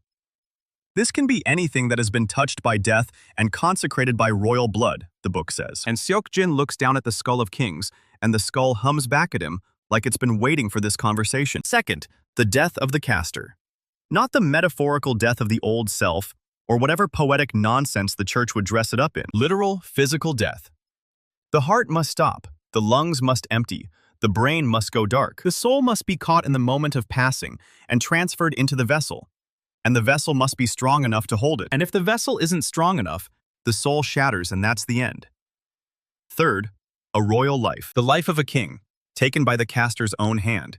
Its force claimed in the moment of death as a new anchor for the transformed soul. Not a prince's life, the book specifies, an actual king's, with all the authority and lineage and divine right that implies. 200 years of history have conspired to make this possible, Seok-jin thinks.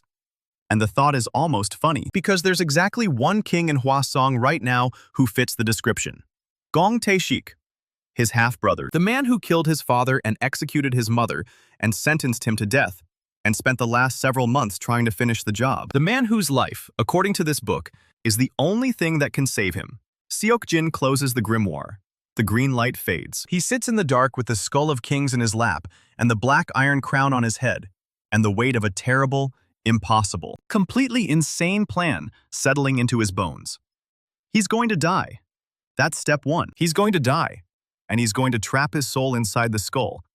And then he's going to come back as something that isn't human anymore, something that doesn't age or rot or weaken, something that can command the dead without paying years of life, because there won't be any life left to pay. A lich. The word tastes like grave dirt. He always knew this was where the path led. From the very first moment he read the grimoire in the crypts, he knew the road ended at a transformation that would cost him everything. But knowing it and sitting here, in the dark, with the choice actually in front of him, are two different things. He can feel the weight of it in his chest. Heavier than the corruption, heavier than the black veins, heavier than 30 years of stolen life. If he does this, he won't be Kwon Seok-jin anymore. He'll be something else, something the grimoire calls a king eternal, but everyone else will call a monster. Is that what he wants? He thinks about his mother. She died on her knees in the throne room, and Gong Tae-shik stood over her with the sword of dawn burning in his hand. She didn't cry, his mother. She looked at Seok-jin, her only son, and she smiled. And then the blade came down, and she was gone. That was 15 years ago, and he still sees it when he closes his eyes. He thinks about his father, poisoned by the same half-brother who now sits on the throne, dead in his bed with foam on his lips, and nobody willing to call it murder because the new king had already paid off the doctors. He thinks about the captain, Ryu Chang-soo, who served loyally for 20 years and was beheaded for it, whose skeleton is now ash in a street on the east side of the capital, whose final act was pointing at Ma Jae-won and naming him as a traitor. He thinks about the originals, 6 skeletons with no weapons and no hope and no command, dragging themselves across cobblestones to form a ring around a prince who was too weak to save them. They died for him. All of them. They died because he wasn't strong enough, fast enough, ruthless enough. If he stays human and dies of corruption in the next few weeks, what was any of it for? He opens his eyes. The blur is still there, but something has changed. The Skull of Kings is glowing brighter now. A deep green light that fills the burial chamber and throws shadows on the walls. And the 7 rubias in the crown are blazing red, and he can feel the bond. The original bond. The one he thought was completely dead. And it's not. It's faint. A thread thinner than spider silk, but it's there. Somewhere in the capital, one of the originals still has a spark left. One of them refused to go out completely. Seok-jin wraps his good hand around the skull and lets the green light wash over him. And he doesn't feel better, exactly, but he feels less alone. The dead are still with him, in some small way, and that matters. He pushes himself to his feet. His knee holds. His dead arm swings useless at his side, but the rest of him is working, more or less. And that's enough. He tucks the grimoire back into his coat, takes the Skull of Kings in his good hand, and climbs the stone stairs out of the burial chamber. Night air hits him cold and clean when he emerges from the aqueduct. The Sword of Dawn is still burning on the eastern horizon, a pillar of white light visible for miles, and the capital is a dark silhouette against it. Somewhere in that city, Gong Tae-shik is sitting on a stolen throne with a stolen crown and a stolen life. And Seok-jin is going to need that life. He turns and walks toward Hwasong Fortress, and the Skull of Kings hums in his grip like it's counting the step. It takes him 4 hours to reach the fortress gate. The gate is open. Not broken open, not forced open. Just standing wide with the iron hinges groaning in the wind. The courtyard inside is empty. No purgation force, no church soldiers, no garrison guards. Just empty stables and cold fire pits, and a keep with every window dark. Seok-jin walks through the gate, past the well with its brackish water, past the armory with its door hanging off one hinge, past the chapel where he spent 3 days fighting 10 knights for control of his own mind. The chapel door is still open. He steps inside. Jong-ho is there. The old quartermaster is sitting on a pew with his injured leg stretched out in front of him, and a crossbow across his lap. And when he sees Seok-jin walk through the door, his face does something complicated that Seok-jin can't quite read with his ruined eyes. He looks relieved and horrified and furious and sad all at once. He says he thought the prince was dead. He says the purgation force came and found the fortress empty and Lord Bay gone. And they searched for 3 hours and then left, marching south toward the coast on some new order from the capital. He says he came back through the escape tunnel as soon as they were gone. Because where else was he supposed to go? Seok-jin tells him about the assault on the eastern wall. He tells him about the 10 knights breaching the stone, the priests with their relics, the golden barrier, the Sword of Dawn's beam. He tells him about the third Inquisitor with her gray chains that weren't holy and weren't necromantic. He tells him about Ma Jae-won walking away. And he tells him about the originals, 6 skeletons with no green fire and no commands, dragging themselves across the cobblestones to form a ring around their dying prince. Jung-ho is quiet for a long moment after that. Then he asks what happens now. Seok-jin opens the grimoire and shows him the page for the Lich Transformation, and Jung-ho reads it in silence. And when he looks up, his face is pale. He says this will kill him. Seok-jin says that's the point. He says he needs a royal life, a king's life. And there's only one king in Hwasong who qualifies, and that king is sitting in a palace behind 20-foot walls with a saint-class exorcist in the tower and a church army in the streets. Jung-ho says that sounds like suicide. Seok-jin says it sounds like a plan. He outlines the whole thing, sitting there in the dark chapel with the skull of kings glowing on the altar and the black iron crown still on his head, and the grimoire open between them. Step 1. Find Gong Tae-shik. Step 2. Kill him. Step 3. Claim his life force. Step 4. Perform the Lich Transformation before the Sword of Dawn can burn him to ash. Simple. Jung-ho stares at him and says there's nothing simple about any of this. And Seok-jin says he knows. And then he asks if Jung-ho is still with him. Jung-ho doesn't answer right away.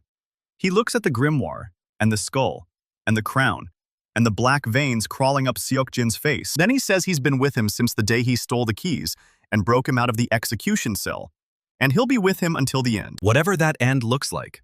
Seok-jin closes the grimoire. The green light fades. Outside, somewhere beyond the walls, the Sword of Dawn pulses once, a faint white flicker on the eastern horizon. Gong Tae-shik is still in the tower. He's still holding the saint. He's still breathing, still wearing the crown, still sitting on the throne that doesn't belong to him. But not for long. Seok-jin puts his hand on the skull of kings and feels it hum. And he knows exactly what he has to do next. He has to find Ma Jae-won. Jung-ho asks the obvious question. Where exactly is he planning to find the Inquisitor? Seok-jin doesn't answer right away.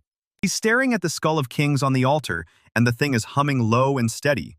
And it sounds almost eager, like it's been waiting for this. He tells Jung-ho the skull pulled him toward the capital before. It pulled him toward the tomb, and toward the sword, and toward every dead thing with a grudge.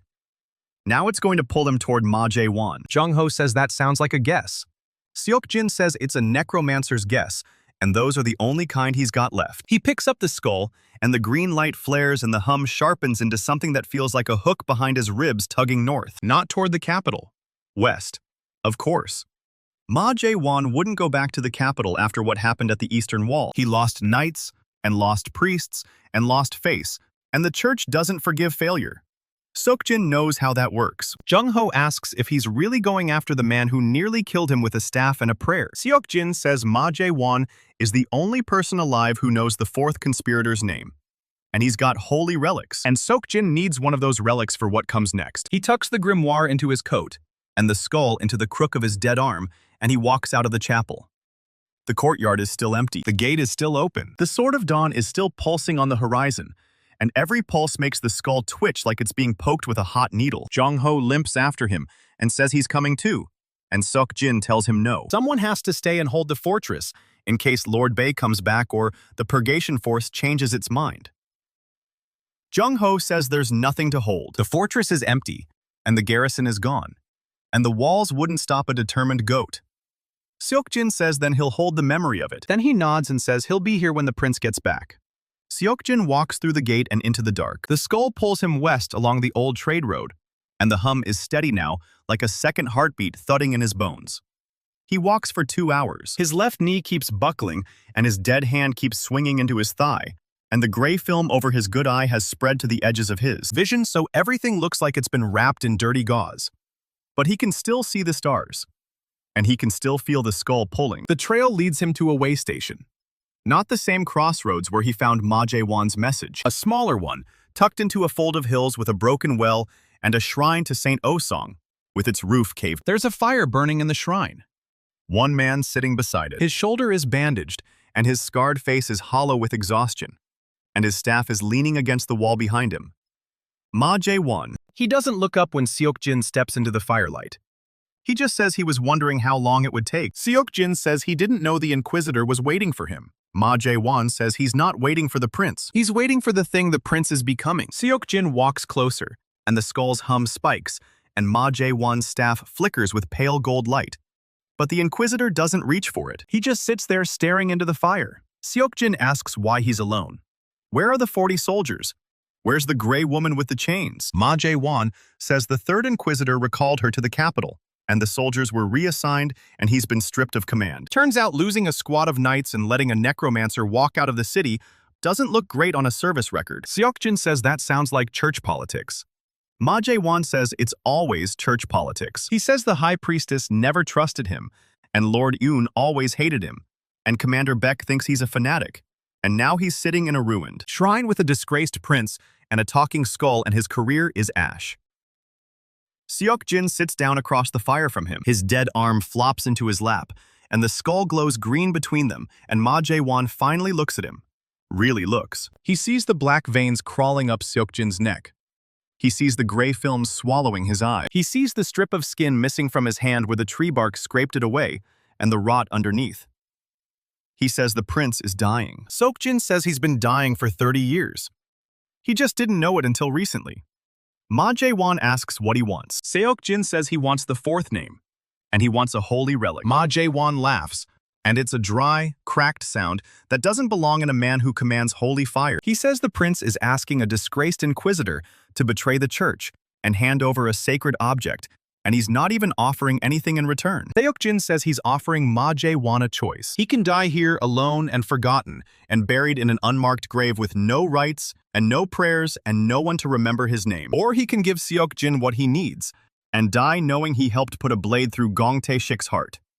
Ma Jae-won is quiet for a long time. The fire crackles. The Sword of Dawn pulses on the eastern horizon.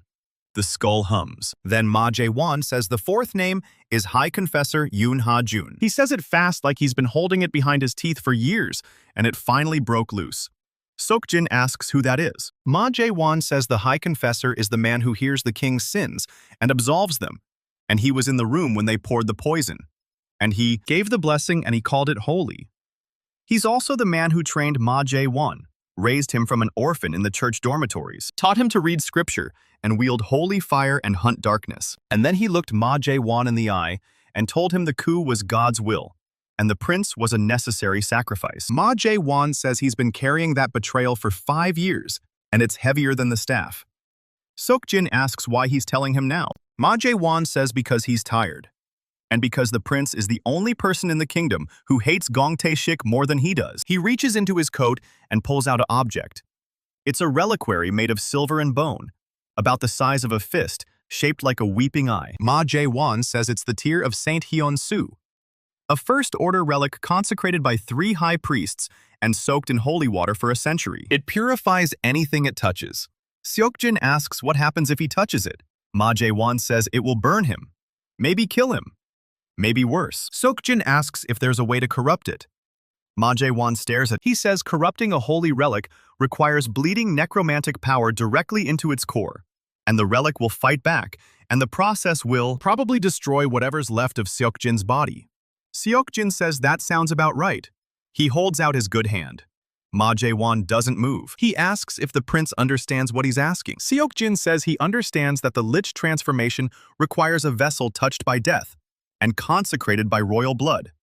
And right now he's got the Skull of Kings and a crown and a grimoire and no vessel. He says if he can corrupt the tear, he'll have a vessel that's been bathed in holy power for 100 years.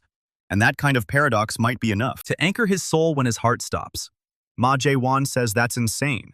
Seok-jin says insanity is the only strategy he's got left. The Inquisitor looks at him for a long moment.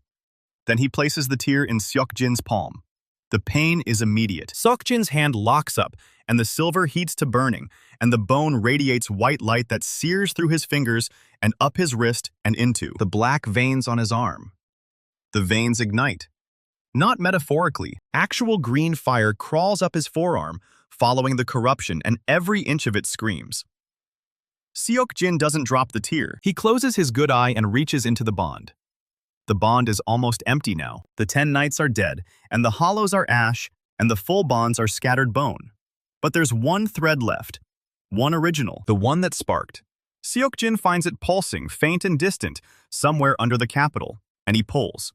Not a command, a request. He asks the dead soldier to lend him whatever scrap of will it has left. The thread brightens. Seok-jin opens his eye and channels everything he's got into the tear. The skull of kings flares.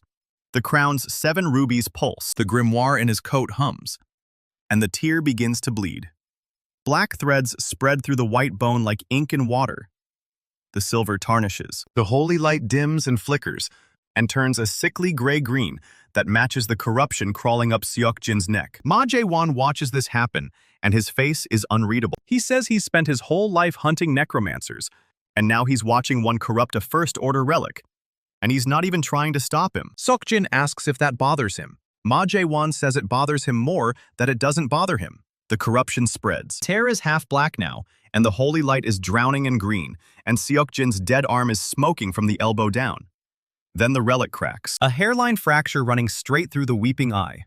And the light dies. The tear goes dark and cold, and the green fire in Seok-jin's veins gutters out, and the pain stops. Seok-jin is holding a corrupted relic. He can feel it humming in his palm, the same way the skull hums, and the crown hums, and the grimoire hums. 4 dead things singing the same song. He tucks the tear into his coat beside the grimoire. Then he looks at Ma Jae-won and asks if the Inquisitor is ready to die. Ma Jae-won says he's been ready since the day he learned the truth about the coup. He just didn't know what he was waiting for. Seok-jin says now he knows.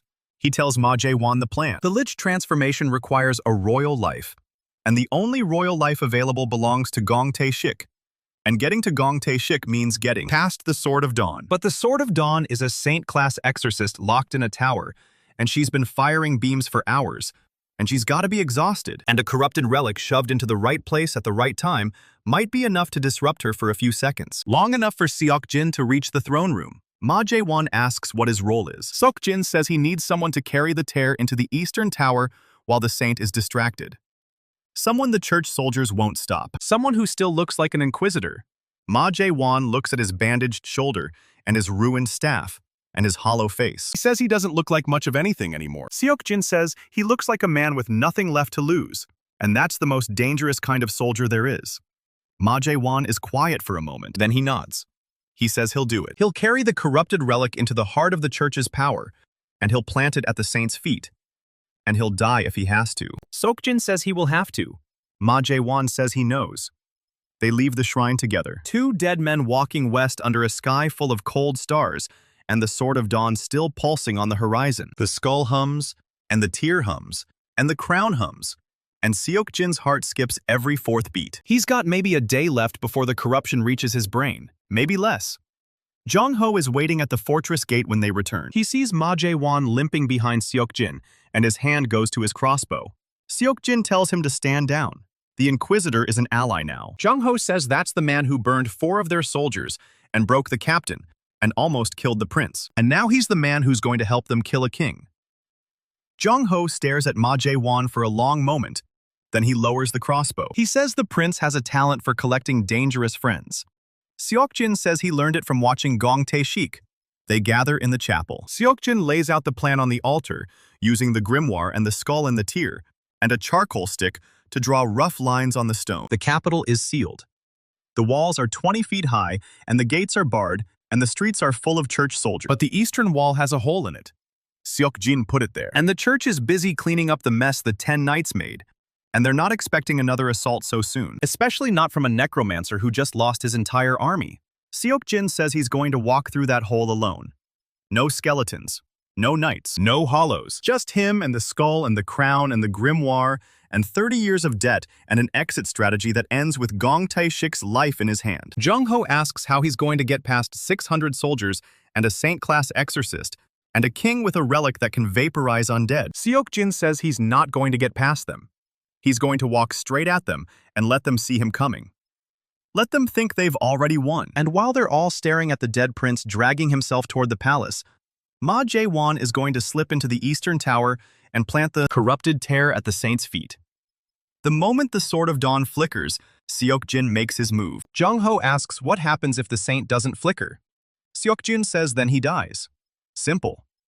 Ma Jae-won says the saint will flicker. He says So Mina has been pouring power into that dome for hours, And even a saint-class exorcist has limits and a corrupted relic detonating in her. Chamber will break her concentration for at least a few seconds. Jong-ho asks if she'll survive. Ma Jae-won doesn't answer. The silence says enough. Jong-ho turns to Seok-jin and says this is the stupidest plan he's ever heard. And he followed the prince into a tomb full of ancient knights and a capital full of church soldiers, and he's never once called a plan stupid before. And he's still going to do it. Jong-ho is quiet for a long moment. Then he asks what he's supposed to do while the prince is getting himself killed. Seok-jin says he's supposed to survive. Take the escape tunnel and the map and get as far from Hwasong as he can. If Seok-jin fails, the kingdom is going to burn.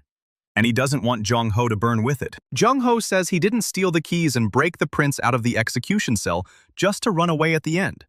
He's asking anyway. Jong-ho looks at him with something that might be grief and might be fury, and might be the kind of loyalty that doesn't make sense in a world like this. He says he'll wait at the tunnel exit. If the prince doesn't come back by dawn, he'll assume the worst and leave. Seok-jin says that's fair. They don't embrace. They don't say goodbye. They just nod at each other across the altar, and that's enough. Ma Jae-won and Seok-jin leave the fortress an hour before dawn. The Sword of Dawn is still burning on the horizon, and the dome of white radiance is still covering the capital, and the skull is humming so loud. Seok-jin can feel it in his teeth. They walk the 10 miles in silence. The hole in the eastern wall is still there. The rubble is still scattered across the cobblestones, and there are scorch marks from holy water bolts and drag marks where someone pulled bodies out of the street. The capital is quiet, not peaceful, hushed, like the whole city is holding its breath. Ma Jae-won splits off at the wall and heads toward the eastern tower. The Skull of Kings blazes green in his good hand, and the crown's rubies pulse, and the tear hums against his chest, and his dead arm swings lifeless at his side. He walks into the street where the golden barrier trapped his knights. The barrier is gone now, but the cobblestones are still cracked from the Sword of Dawn's beam, and there are bone fragments scattered in the gutters. He keeps walking. A church soldier spots him from a rooftop and shouts an alarm. More soldiers pour out of side streets. Archers knock holy water bolts. A priest starts chanting and his hands glow gold. Seok-jin doesn't stop walking. He doesn't summon anything. He doesn't attack. He just walks. And the soldiers hesitate because this isn't a necromancer with an army of dead men. This is just one dying prince with a skull in his hand and a crown on his head, and black veins crawling up his face like a map of everything he's sacrificed. The soldiers don't know what to do with him. That's the trick. That's always been the trick. They've been trained to fight the dead, and the dead aren't here. Seok-jin walks past the first barricade and the second, and nobody fires. Then the Sword of Dawn flickers. The white radiance stutters and dims, and the pressure that's been crushing the air out of the city lifts for one heartbeat. 2 heartbeats. Seok-jin runs. Not toward the palace, toward the eastern tower. Because Ma Jae-won just did his part, and now the saint is vulnerable. And if Seok-jin can reach her before she recovers, he can end this whole thing right now. He doesn't need Gong Tae-shik's life if he can kill the Sword of Dawn. The skull screams in his grip, and the rubies flare red, and the bond with the one remaining original threads tightens. Something is wrong. He bursts through the tower door and climbs the stairs 2 at a time, and his dead arm keeps smacking the wall, and his knee keeps threatening to give out, but he doesn't stop. He reaches the top chamber. Ma Jae-won is crumpled on the floor, unconscious but breathing. The corrupted tear is embedded in the stone beside him, and it's cracked open and leaking gray-green smoke. So Mina is standing in the center of the room with her hands raised and the Sword of Dawn blazing white above her head. She's young, younger than Seok-jin expected, maybe 21. She's wearing a white robe and a silver collar, and her eyes are glowing, and she's looking at Seok-jin like she's been waiting for him. She says she saw him coming. She says the light showed her everything. The coup and the poison and the 30 years stolen from his life. She says she's sorry. She says she's been sorry for 5 years, and she couldn't do anything because the collar locks her will to the king's command. But the corrupt relic disrupted the link. Just for a moment, just long enough. She lowers her hands. The Sword of Dawn dims. She says she can't kill Gong Tae-shik. The collar won't let her. But she can stop holding back the saint who can. She says there's another exorcist in the tower, below this one.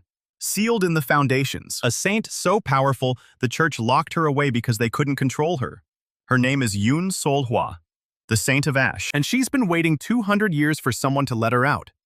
So Minna says the prince has 30 seconds before the caller reasserts control. She tells him to run. Seok-jin asks where the other saint is, so Minna points at the floor. She says the seal is at the bottom of the tower, and the key is the skull of kings. Then her eyes flare white, and the sword of dawn reignites, and she screams as the collar tightens. Seok-jin doesn't wait. He grabs the skull and runs down the stairs and past Ma Jae-won's crumpled form and into the tower's lower levels. The sword of dawn re-engulfs the city. White radiance floods the streets outside, and the pressure slams back down. And somewhere in the palace, Gong Tae-shik is laughing, but Seok-jin is already at the bottom of the tower. The seal is a black stone circle, carved with symbols that match the ones on the skull and the grimoire and the crown. Seok-jin places the skull in the center. The symbols ignite.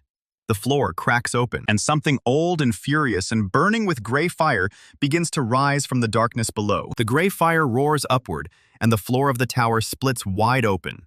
A shape climbs out of the darkness. Not a skeleton, not a corpse. A woman wreathed in ash and smoke, and chains that no longer hold her. Her eyes are twin pits of silver fire, and her hair is a storm of embers. She stands in the rubble and looks at our boy like he's a bug she might squash. Then she sees the skull of kings in his rotten hand. She stops looking at him like a bug. She looks at him like a question she hasn't asked in 200 years.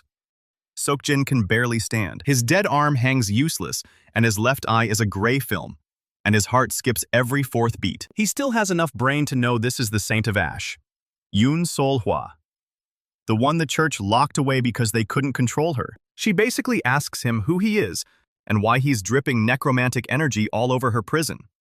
He tells her he's the prince who was supposed to die. He tells her the church killed his king and stole his throne and put a collar on the girl upstairs. He tells her he freed her because he needs someone who can tear the sword of dawn apart. She laughs. It's not a nice laugh. It sounds like a building burning down.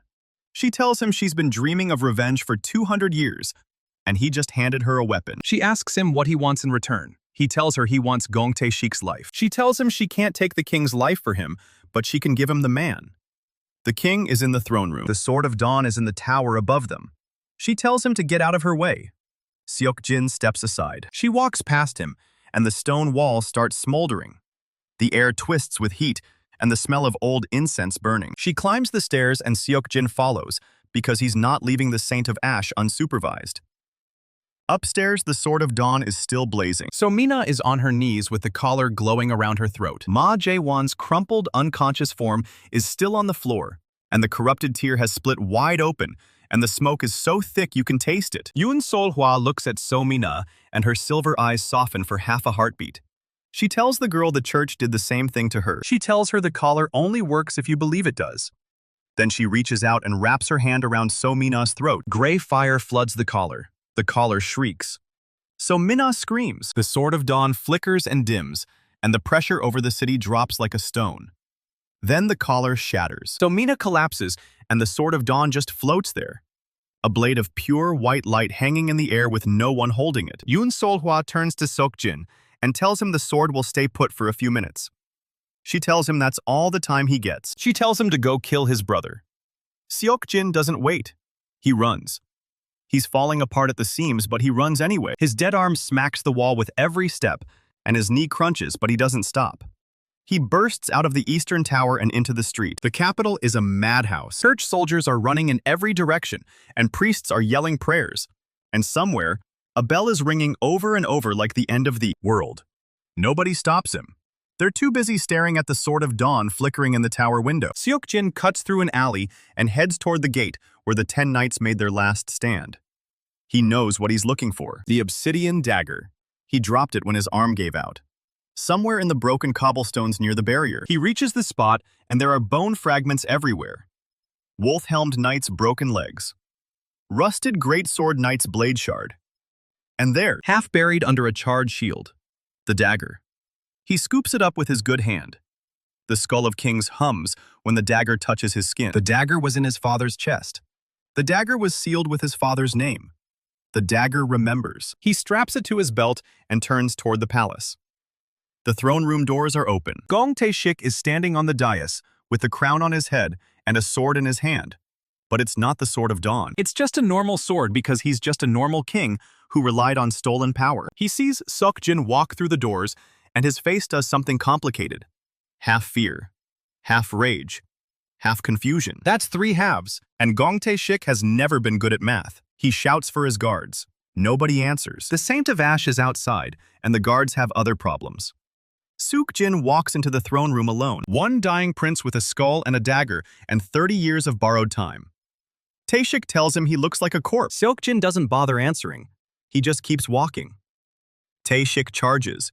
He's always been faster than Seok-jin, better trained, stronger. But Seok-jin has been stabbed and poisoned and burned, and he's still standing. And that's the difference between a king and a survivor. The king swings and Seok-jin ducks. The king slashes and Seok-jin sidesteps. The king roars and Seok-jin is already inside his guard. He drives the obsidian dagger into Kwon Seok-jin's chest. The blade sinks in, and the dragon skin hilt pulses black, and Taeshik's eyes go wide. He says something. Seok-jin doesn't hear it. He twists the dagger and pulls it out, and Taeshik drops the sword and stumbles back against the throne. Blood pools on the marble. The crown falls off his head and clatters down the steps. Seok-jin stands over him and doesn't say a word.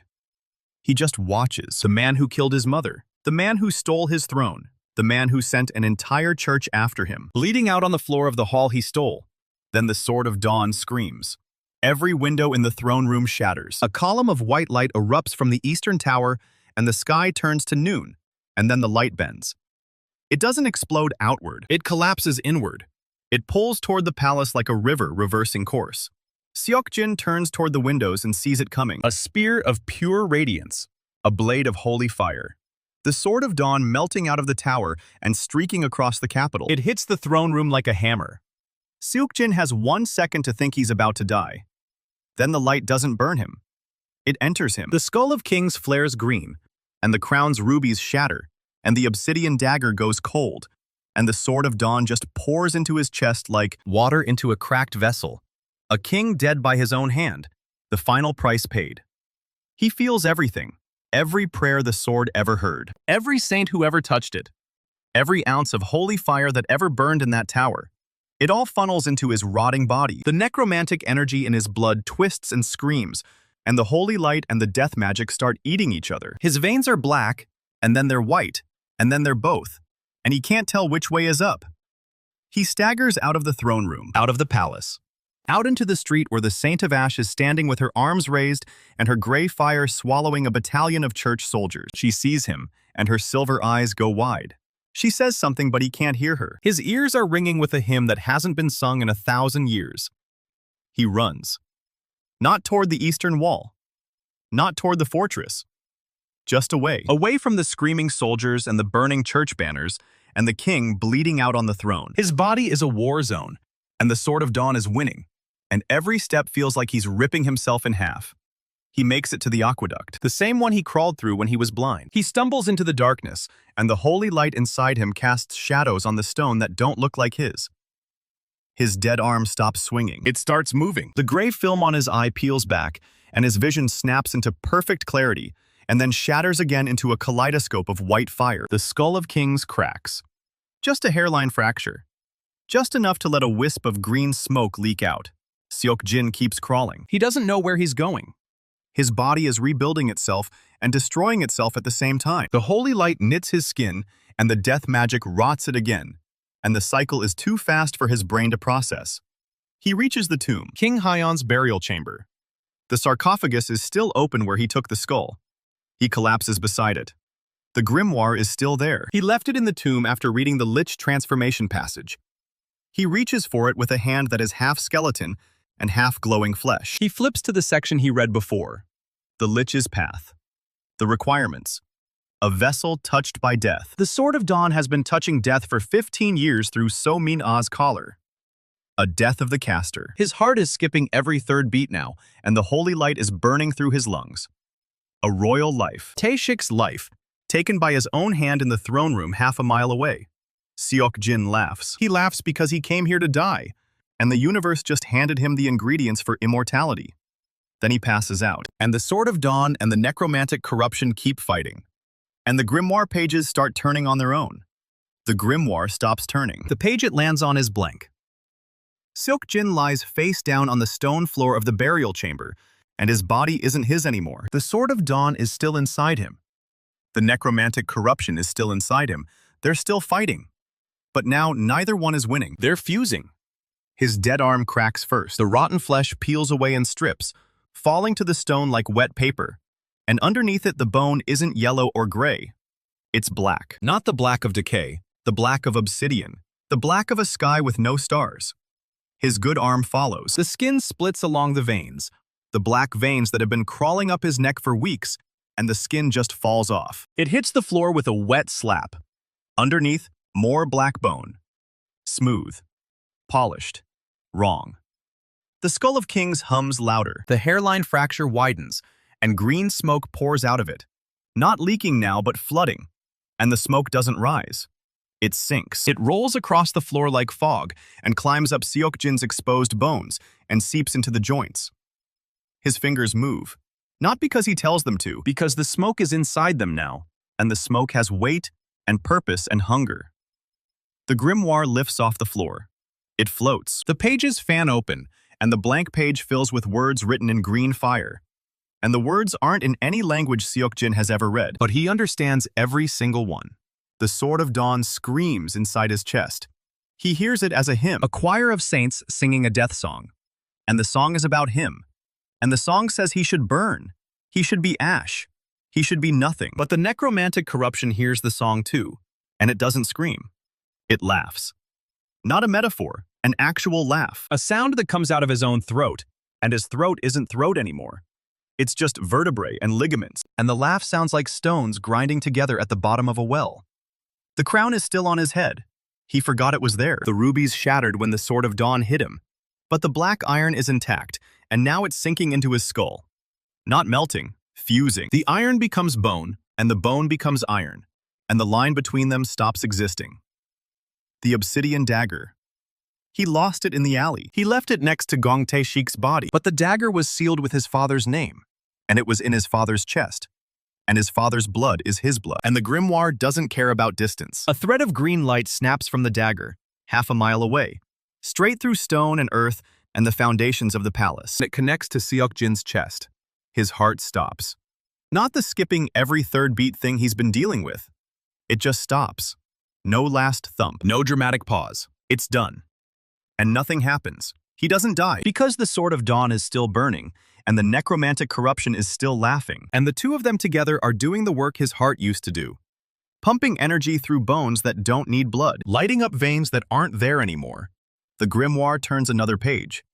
This one has a diagram, a human body drawn in green ink with lines showing where the soul sits.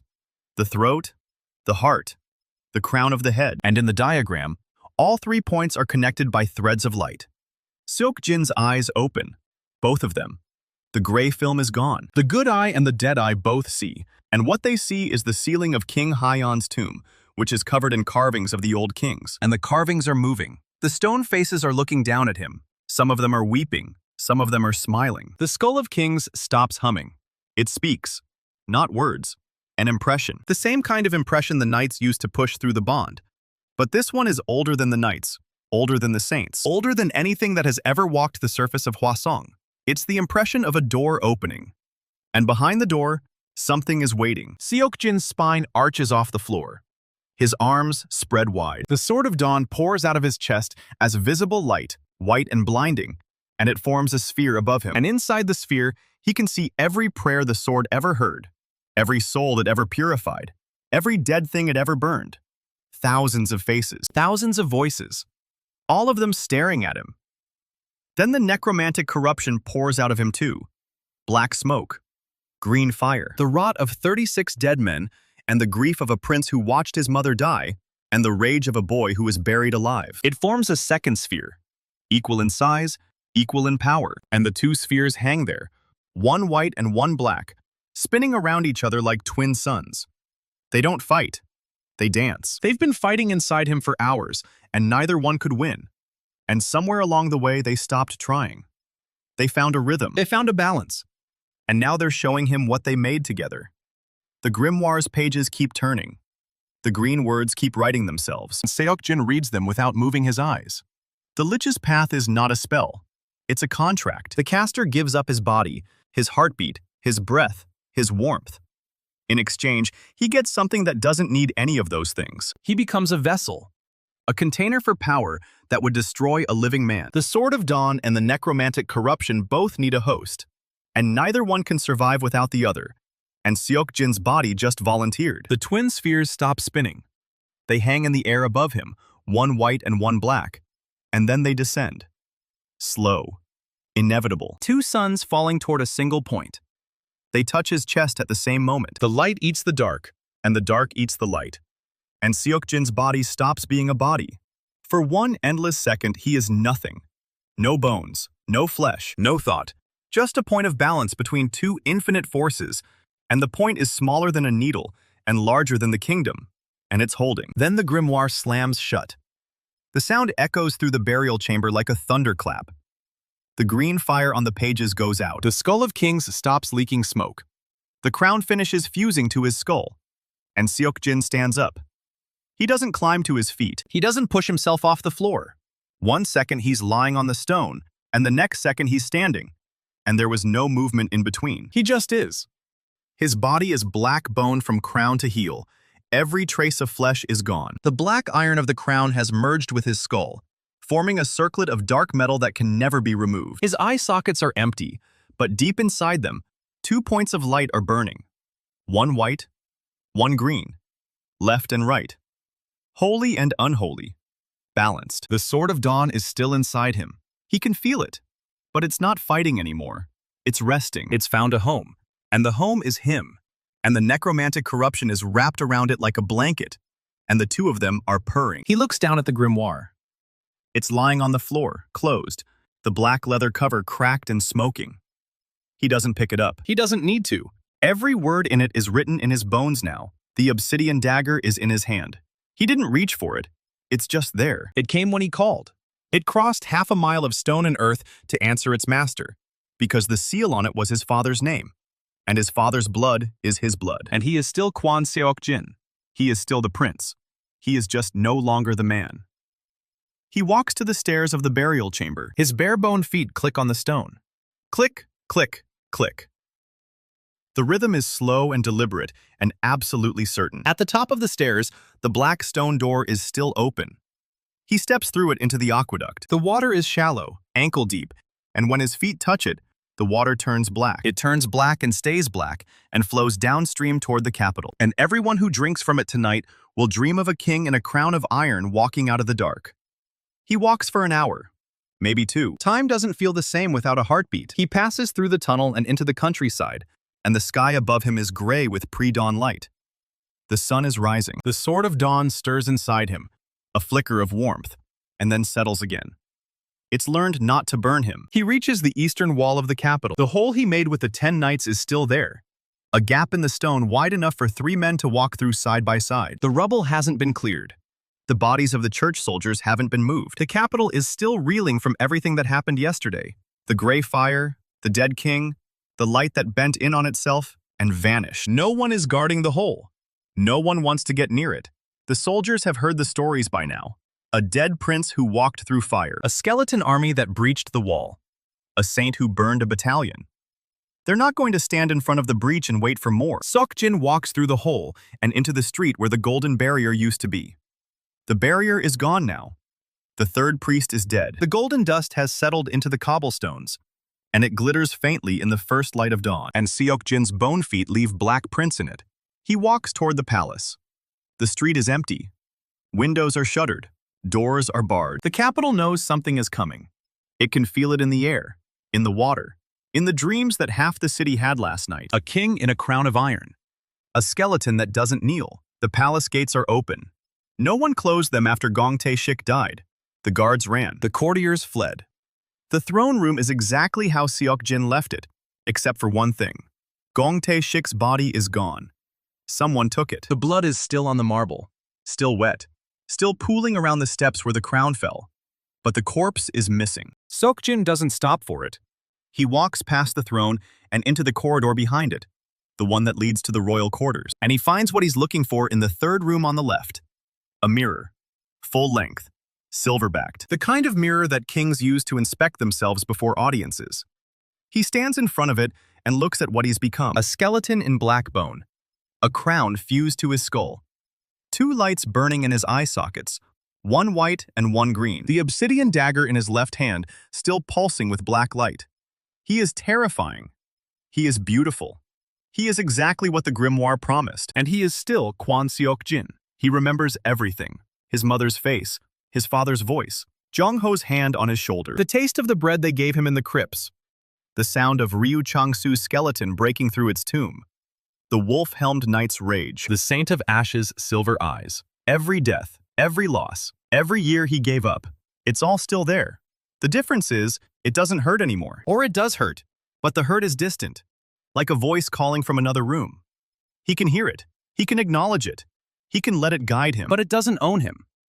The pain is just another thread in the bond now. He raises the obsidian dagger and touches the tip to his chest, right where his heart used to be. The bone rings like a bell, a low, clear note that spreads through the palace and the streets and the walls and the fields beyond. Every dead thing in Hwasong hears it. Every grave, every battlefield, every unmarked pit where soldiers were thrown after the coup. 36 dead men hear it. The ones that are still his. The originals who moved when he was about to die. The hollows who burned. The full bonds who collapsed. The knights who shattered. He calls them, and they don't rise, because their bodies are gone or broken or scattered. But their impressions answer. A chorus of 36 voices, and every voice says the same thing. We are here, my king. The bond is back. Not the way it was before. Not fragile threads that snap when a priest waves a relic. This is something new. This is the bond of a lich. This is a claim that doesn't break. Every soldier who ever died for him, every soldier he ever raised, every dead man who ever called him master, they're all in the bond now, even the ones who were destroyed, and they will never leave. Seok-jin lowers the dagger. He turns away from the mirror. He walks back through the corridor and through the throne room and out into the courtyard. The sun is fully up now. The sword of dawn hums inside him, and for the first time, he understands what it's saying. It's not a song of purification anymore. It's a song of recognition. The sword has spent 15 years inside a saint's collar, touching death every day, and it learned something the church never wanted it to learn. Death is not the enemy of life. Death is the other half. The balance. The thing that gives life its shape. Sword has found a host who understands that. A host who is both dead and alive. A host who stands exactly at the point of balance. And the sword is willing to follow him, not as a weapon, as a partner. Seok-jin walks out of the palace gates and into the main square. The square where the church used to hold its purgations. The square where they burned heretics and hung traitors and executed princes. It's empty now. The pyres are cold. The gallows are bare. The church banners that used to hang from every building are torn and burned. But there's someone in the square. A figure in gray robes, silver eyes, arms crossed. Yoon Sol-hwa, the Saint of Ash, leaning against a pillar with gray fire flickering around her fingers. She looks at him. A skeleton in a crown, 2 lights in his eyes, a dagger in his hand. She sees exactly what he is, and she grins. Our girl says it took him long enough. Seok-jin stops in front of her. He doesn't speak. He doesn't need to. The bond is singing with 36 voices, and the sword of dawn is humming in his chest, and the skull of kings is warm in his grip, and she can feel all of it. She asks if he's done running. He says he was never running. He was dying. There's a difference. She laughs. The gray fire around her fingers brightens. She says she's been waiting. The church is scattered. The capital is terrified. Gong Tae-shik's body disappeared, but everyone knows he's dead. The council is in chaos. The High Confessor is barricaded in the cathedral with the last of the Inquisitors. Seok-jin asks about Jong-ho. She says he's in the fortress with Ma Jae-won. They made it out before the church counterattacked. She says Jong-ho is worried sick about him. Ma Jae-won is praying. She thinks that's funny, given whose side he's on now. Seok-jin looks at the cathedral. He can see it from the square. A massive stone building with a golden dome. The dome that used to shine with holy light. It's dark now. The sword of dawn is gone. The relics are drained. The prayers are not being answered. He asks her if she wants to help him finish this. She says she's been waiting for him to ask. She asks what the plan is. Seok-jin raises the obsidian dagger. The black light pulses, and the bond sings. And 36 dead voices rise in a chorus that she can't hear, but can definitely feel. He says the plan is simple. He walks through the front door. She burns anything that tries to stop it. And our boy, Our skeleton, our lich, our king of ashes and iron, starts walking toward the cathedral. The sun is on his bones. The crown is on his head. The dagger is in his hand. The dead are in his bond. The sword of dawn is in his chest. High Confessor Yoon Ha-jun is in that building. The man who blessed the coup. The man who trained Ma Jae-won to be a weapon. The man who told the kingdom that killing Seok-jin's family was God's will. He's in there with his prayers and his guilt and his last handful of soldiers. And Seok-jin is going to have a conversation with him. The kind of conversation you have when you've been dead twice and you're not in the mood for apologies. Yoon Sol-hwa walks beside him. Gray fire pools in her palms. The street ahead of them flares white and green and gray. 3 lights moving in formation. 3 powers that the church said could never coexist. Turns out the church was wrong about a lot of things. The cathedral doors are 20 feet high and made of iron-reinforced oak. They're sealed, barred from the inside. Probably blessed. Probably covered in holy symbols. Probably the strongest doors in the capital. Seok-jin doesn't slow down. He raises the obsidian dagger and presses the tip against the crack between the doors. The dagger was sealed with his father's name. The cathedral was built by his grandfather. The blood of 3 generations of kings is in these stones, and the blood remembers who it belongs to. The doors swing open. No resistance. No explosion.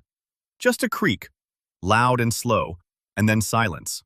Seok-jin steps into the cathedral. The inside is vast and dark, lit only by a few candles near the altar. The pews are empty. The incense has gone cold. And at the far end of the nave, standing in front of the altar with a relic staff in his hand and fear in his eyes, is High Confessor Yoon Ha-jun. He's an old man, bald, thin, dressed in white robes with gold trim. The staff in his hand is carved from the same bone-white material as the tear. First-order relic, probably capable of devastating a normal undead. Seok-jin is not a normal undead. The High Confessor demands to know what he is. His voice shakes. His grip on the staff is unsteady. The relic in his hands is glowing, but the glow is weak, like a candle next to a bonfire. Seok-jin doesn't answer. He just keeps walking, down the central aisle, past the empty pews, past the statues of saints whose names he used to pray to. The sword of dawn hums louder with every step, and the statues start to crack. One by one, hairline fractures racing up their marble faces. The saints are not looking at the High Confessor anymore. They're looking at Seok-jin. Yoon Sol-hwa stays at the door. She says she'll keep the soldiers busy if any of them get brave. Her voice echoes in the empty cathedral. She sounds almost bored. Almost. Underneath it, there's something sharper. She's been waiting a long time for this, too. The High Confessor raises his staff. Holy fire ignites along the length of it, white and burning and desperate. He shouts the words of an exorcism, the same words Ma Jae-won used in the forest, the same words that nearly killed Seok-jin when he was nothing but a boy with 6 skeletons and a head full of hope. The words hit Seok-jin's chest and do nothing. The sword of dawn absorbs them. The holy fire just feeds it, and the necromantic corruption just wraps around it, and the balance inside him doesn't even waver. He keeps walking. The High Confessor tries again. A different prayer. An older one. A word he probably hasn't spoken since he blessed the coup 15 years ago. The word that made him a conspirator instead of a priest. Seok-jin stops. He's 10 feet from the altar now, close enough to see the sweat on the old man's face. Close enough to smell the fear. The High Confessor demands to know why he won't die. Our boy tilts his skull. The white-green lights in his eye sockets flare. And for the first time since he woke up in that burial chamber, he speaks out loud. His voice is not the voice of a man. It's the voice of a tomb opening. It's the voice of 36 dead soldiers speaking through one throat. It's the voice of a lich. He says he already did. He died twice. Once in the palace courtyard, when his brother had him executed. Once in a burial chamber under the foundations of this city, when the sword of dawn burned through his heart and the necromantic corruption rotted his lungs and the grimoire took everything that was left. He says death doesn't want him anymore, and neither does God. He raises the obsidian dagger. The High Confessor thrusts the staff forward. A last, desperate blast of holy fire, and Seok-jin catches it in his bare-bone hand. The fire pools in his palm and turns green. The necromantic corruption eats it, and the sword of dawn blesses the meal. And the balance tips for half a heartbeat toward the dark before swinging back to center. He asks the High Confessor if he wants to know why he's still alive. If he wants to know why Seok-jin hasn't killed him yet. The old man doesn't answer. He's trembling too hard to speak. Seok-jin says it's because he wants him to watch. He wants him to see what happens next. The church is going to fall. Not today, not tomorrow, but soon. Every temple, every monastery, every relic and every saint and every prayer. The whole thing is coming down. And it's coming down because of what the High Confessor did 15 years ago. Because he blessed a coup that killed an innocent woman and her children and called it God's will. He says God heard him, and God is not pleased. He lowers the dagger. He turns his back on the High Confessor and walks toward the altar. On the altar, there's a golden chalice, a silver reliquary, and a book. The book is the cathedral's record of blessings. Every wedding, every baptism, every funeral the church has performed in the capital for the last 200 years. Seok-jin opens the book. He finds the page for the night his mother died. He finds the entry, written in the High Confessor's own handwriting. Blessed the execution of the traitor queen and her issue. God's will be done. He closes the book. He picks up the golden chalice. He raises it over his head, and the Sword of Dawn pours light into it, and the necromantic corruption pours darkness into it, and the chalice cracks. It splits down the middle, and the two halves fall to the altar, and the metal turns black and cold. Then he walks out of the cathedral, past Yun Sol Hua, past the soldiers who are standing frozen in the street, past the empty pyres and the broken gallows and the shattered statues of saints who never answered his prayers. He walks to the center of the square. The sun is high now. The Sword of Dawn is quiet. The bond is calm. He raises the obsidian dagger to the sky and sends a command through the bond, not to his 36 soldiers, to every dead thing in Hwasong, every grave, every forgotten battlefield, every corpse that was ever killed in the name of the church. The command is simple. Rise, your king is calling. And across the city, the dead start to stir. The dead of Hwasong crawl from every forgotten corner. Our boy gave the command, and the bond delivered. Across the capital, graves crack open like old scabs. Cobblestones heave in the merchant quarter. Skeletal hands claw through the muck of the riverbank.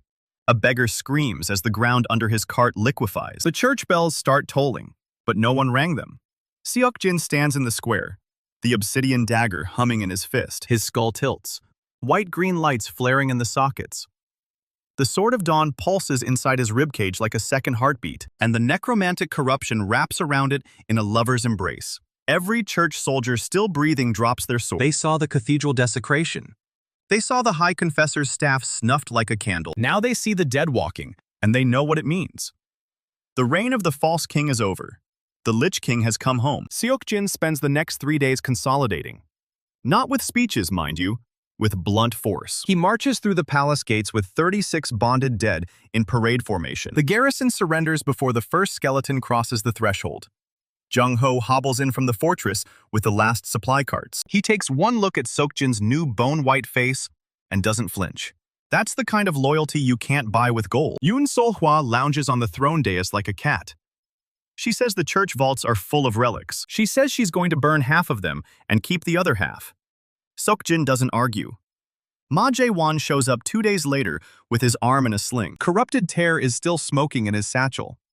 He says the eastern tower is a crater. He says So-mina is gone, walked out of the rubble, silent as stone. He says the Sword of Dawn's absence left a wound in the sky. Our boy just nods. He can feel that wound. It's where the holy light used to pour into this world. Now it pours into him. The capital settles into an uneasy quiet. Corpses patrol the walls. Living citizens keep their heads down.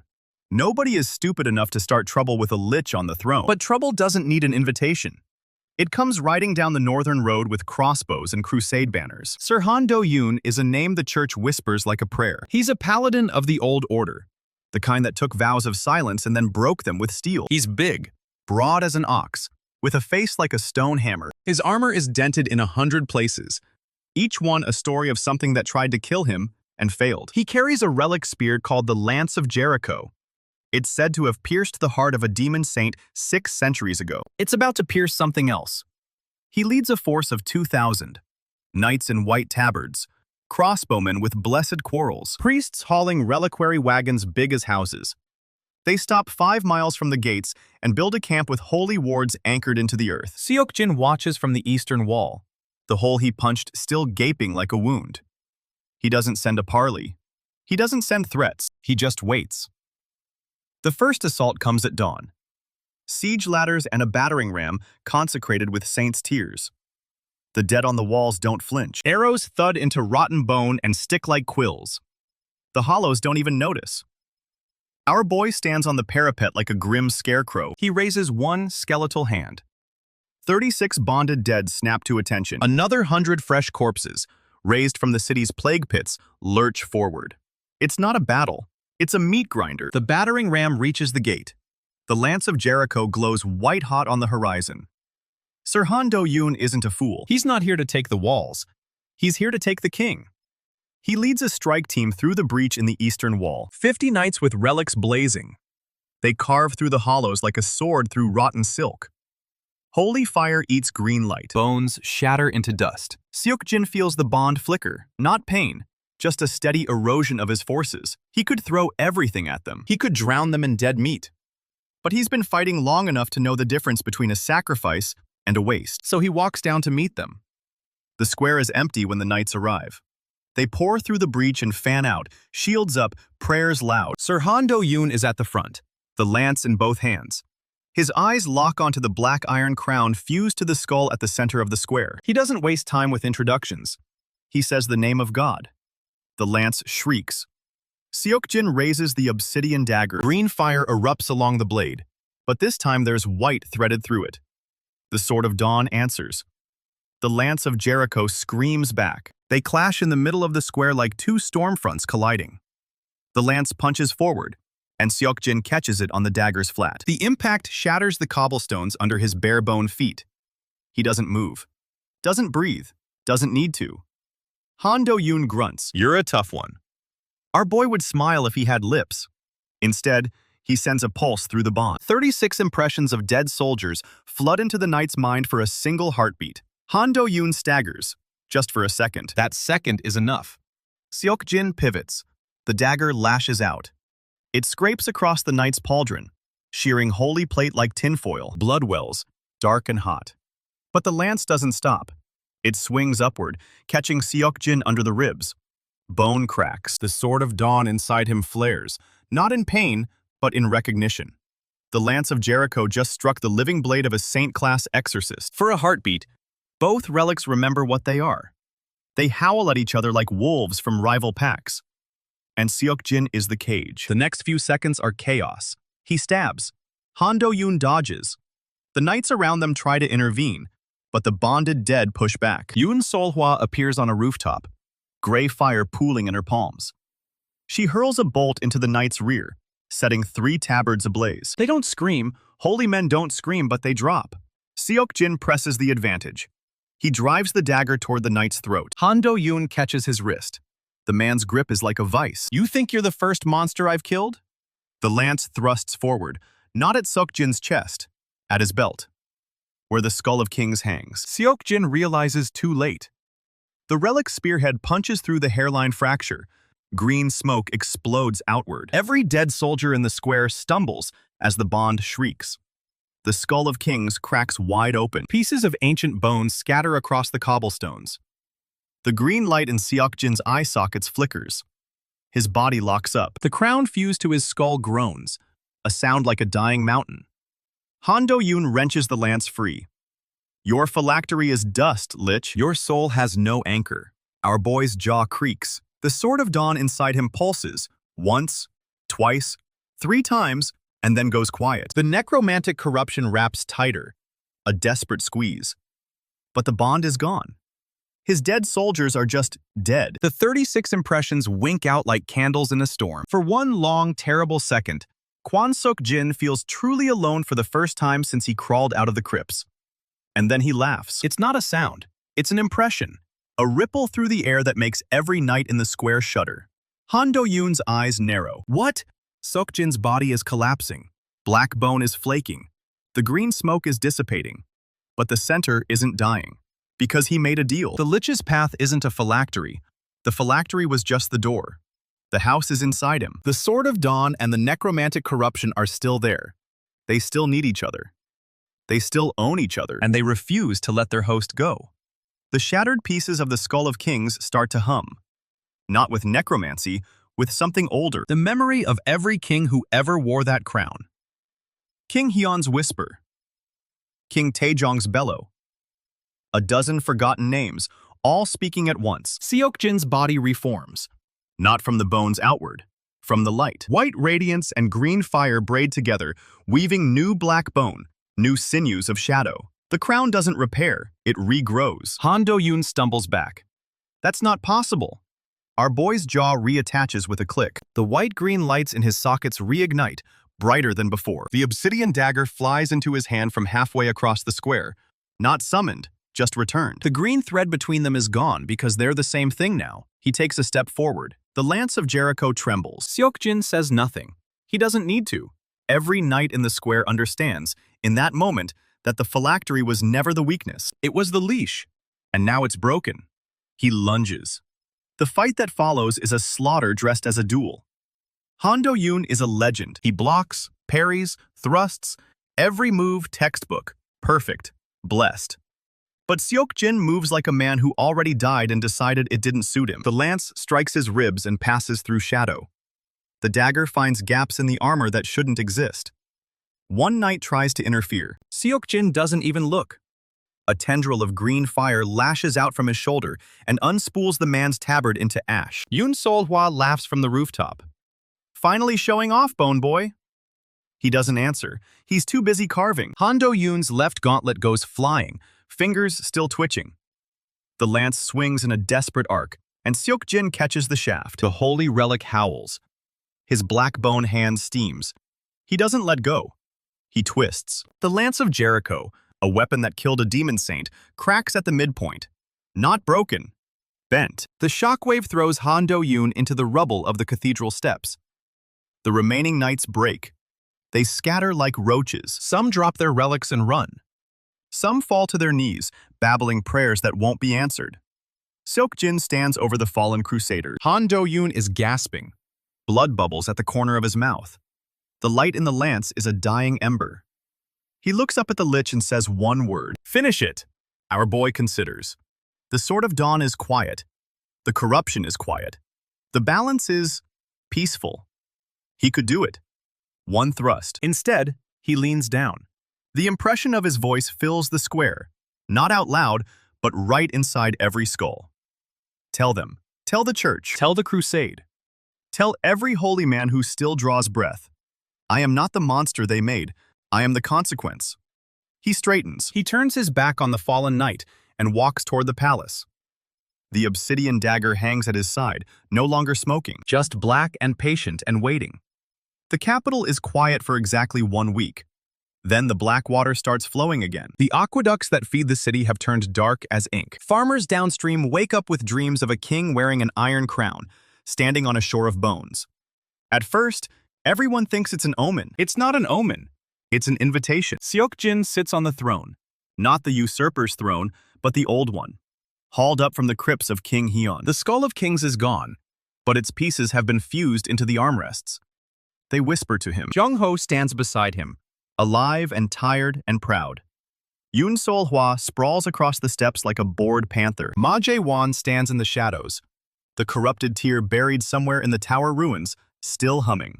And our boy, our Lich, our corpse king, our revenge-bent monarch, stares at the northern horizon with white-green eyes. Because the crusade is broken, but the church isn't dead. High Confessor Yoon Ha-jun is still somewhere out there. Lord Un Sung-min, Commander Baek Seo-jin. 3 traitors left to settle. The bill is long. And somewhere beyond the mountains, beyond the holy cities and the saint-blessed ramparts, the voices of the dead are starting to answer. Not his dead, not his soldiers. The ones who died before kings, before churches, before the light itself. Deep in the earth, something stirs that even the Sword of Dawn can't recognize. Seok-jin feels it through the bond that no longer exists. Because the bond was never just bones. It was a promise. And Lich Kings keep their promises forever. He rises from the throne. Jung-ho asks where he's going. Seok-jin doesn't stop walking.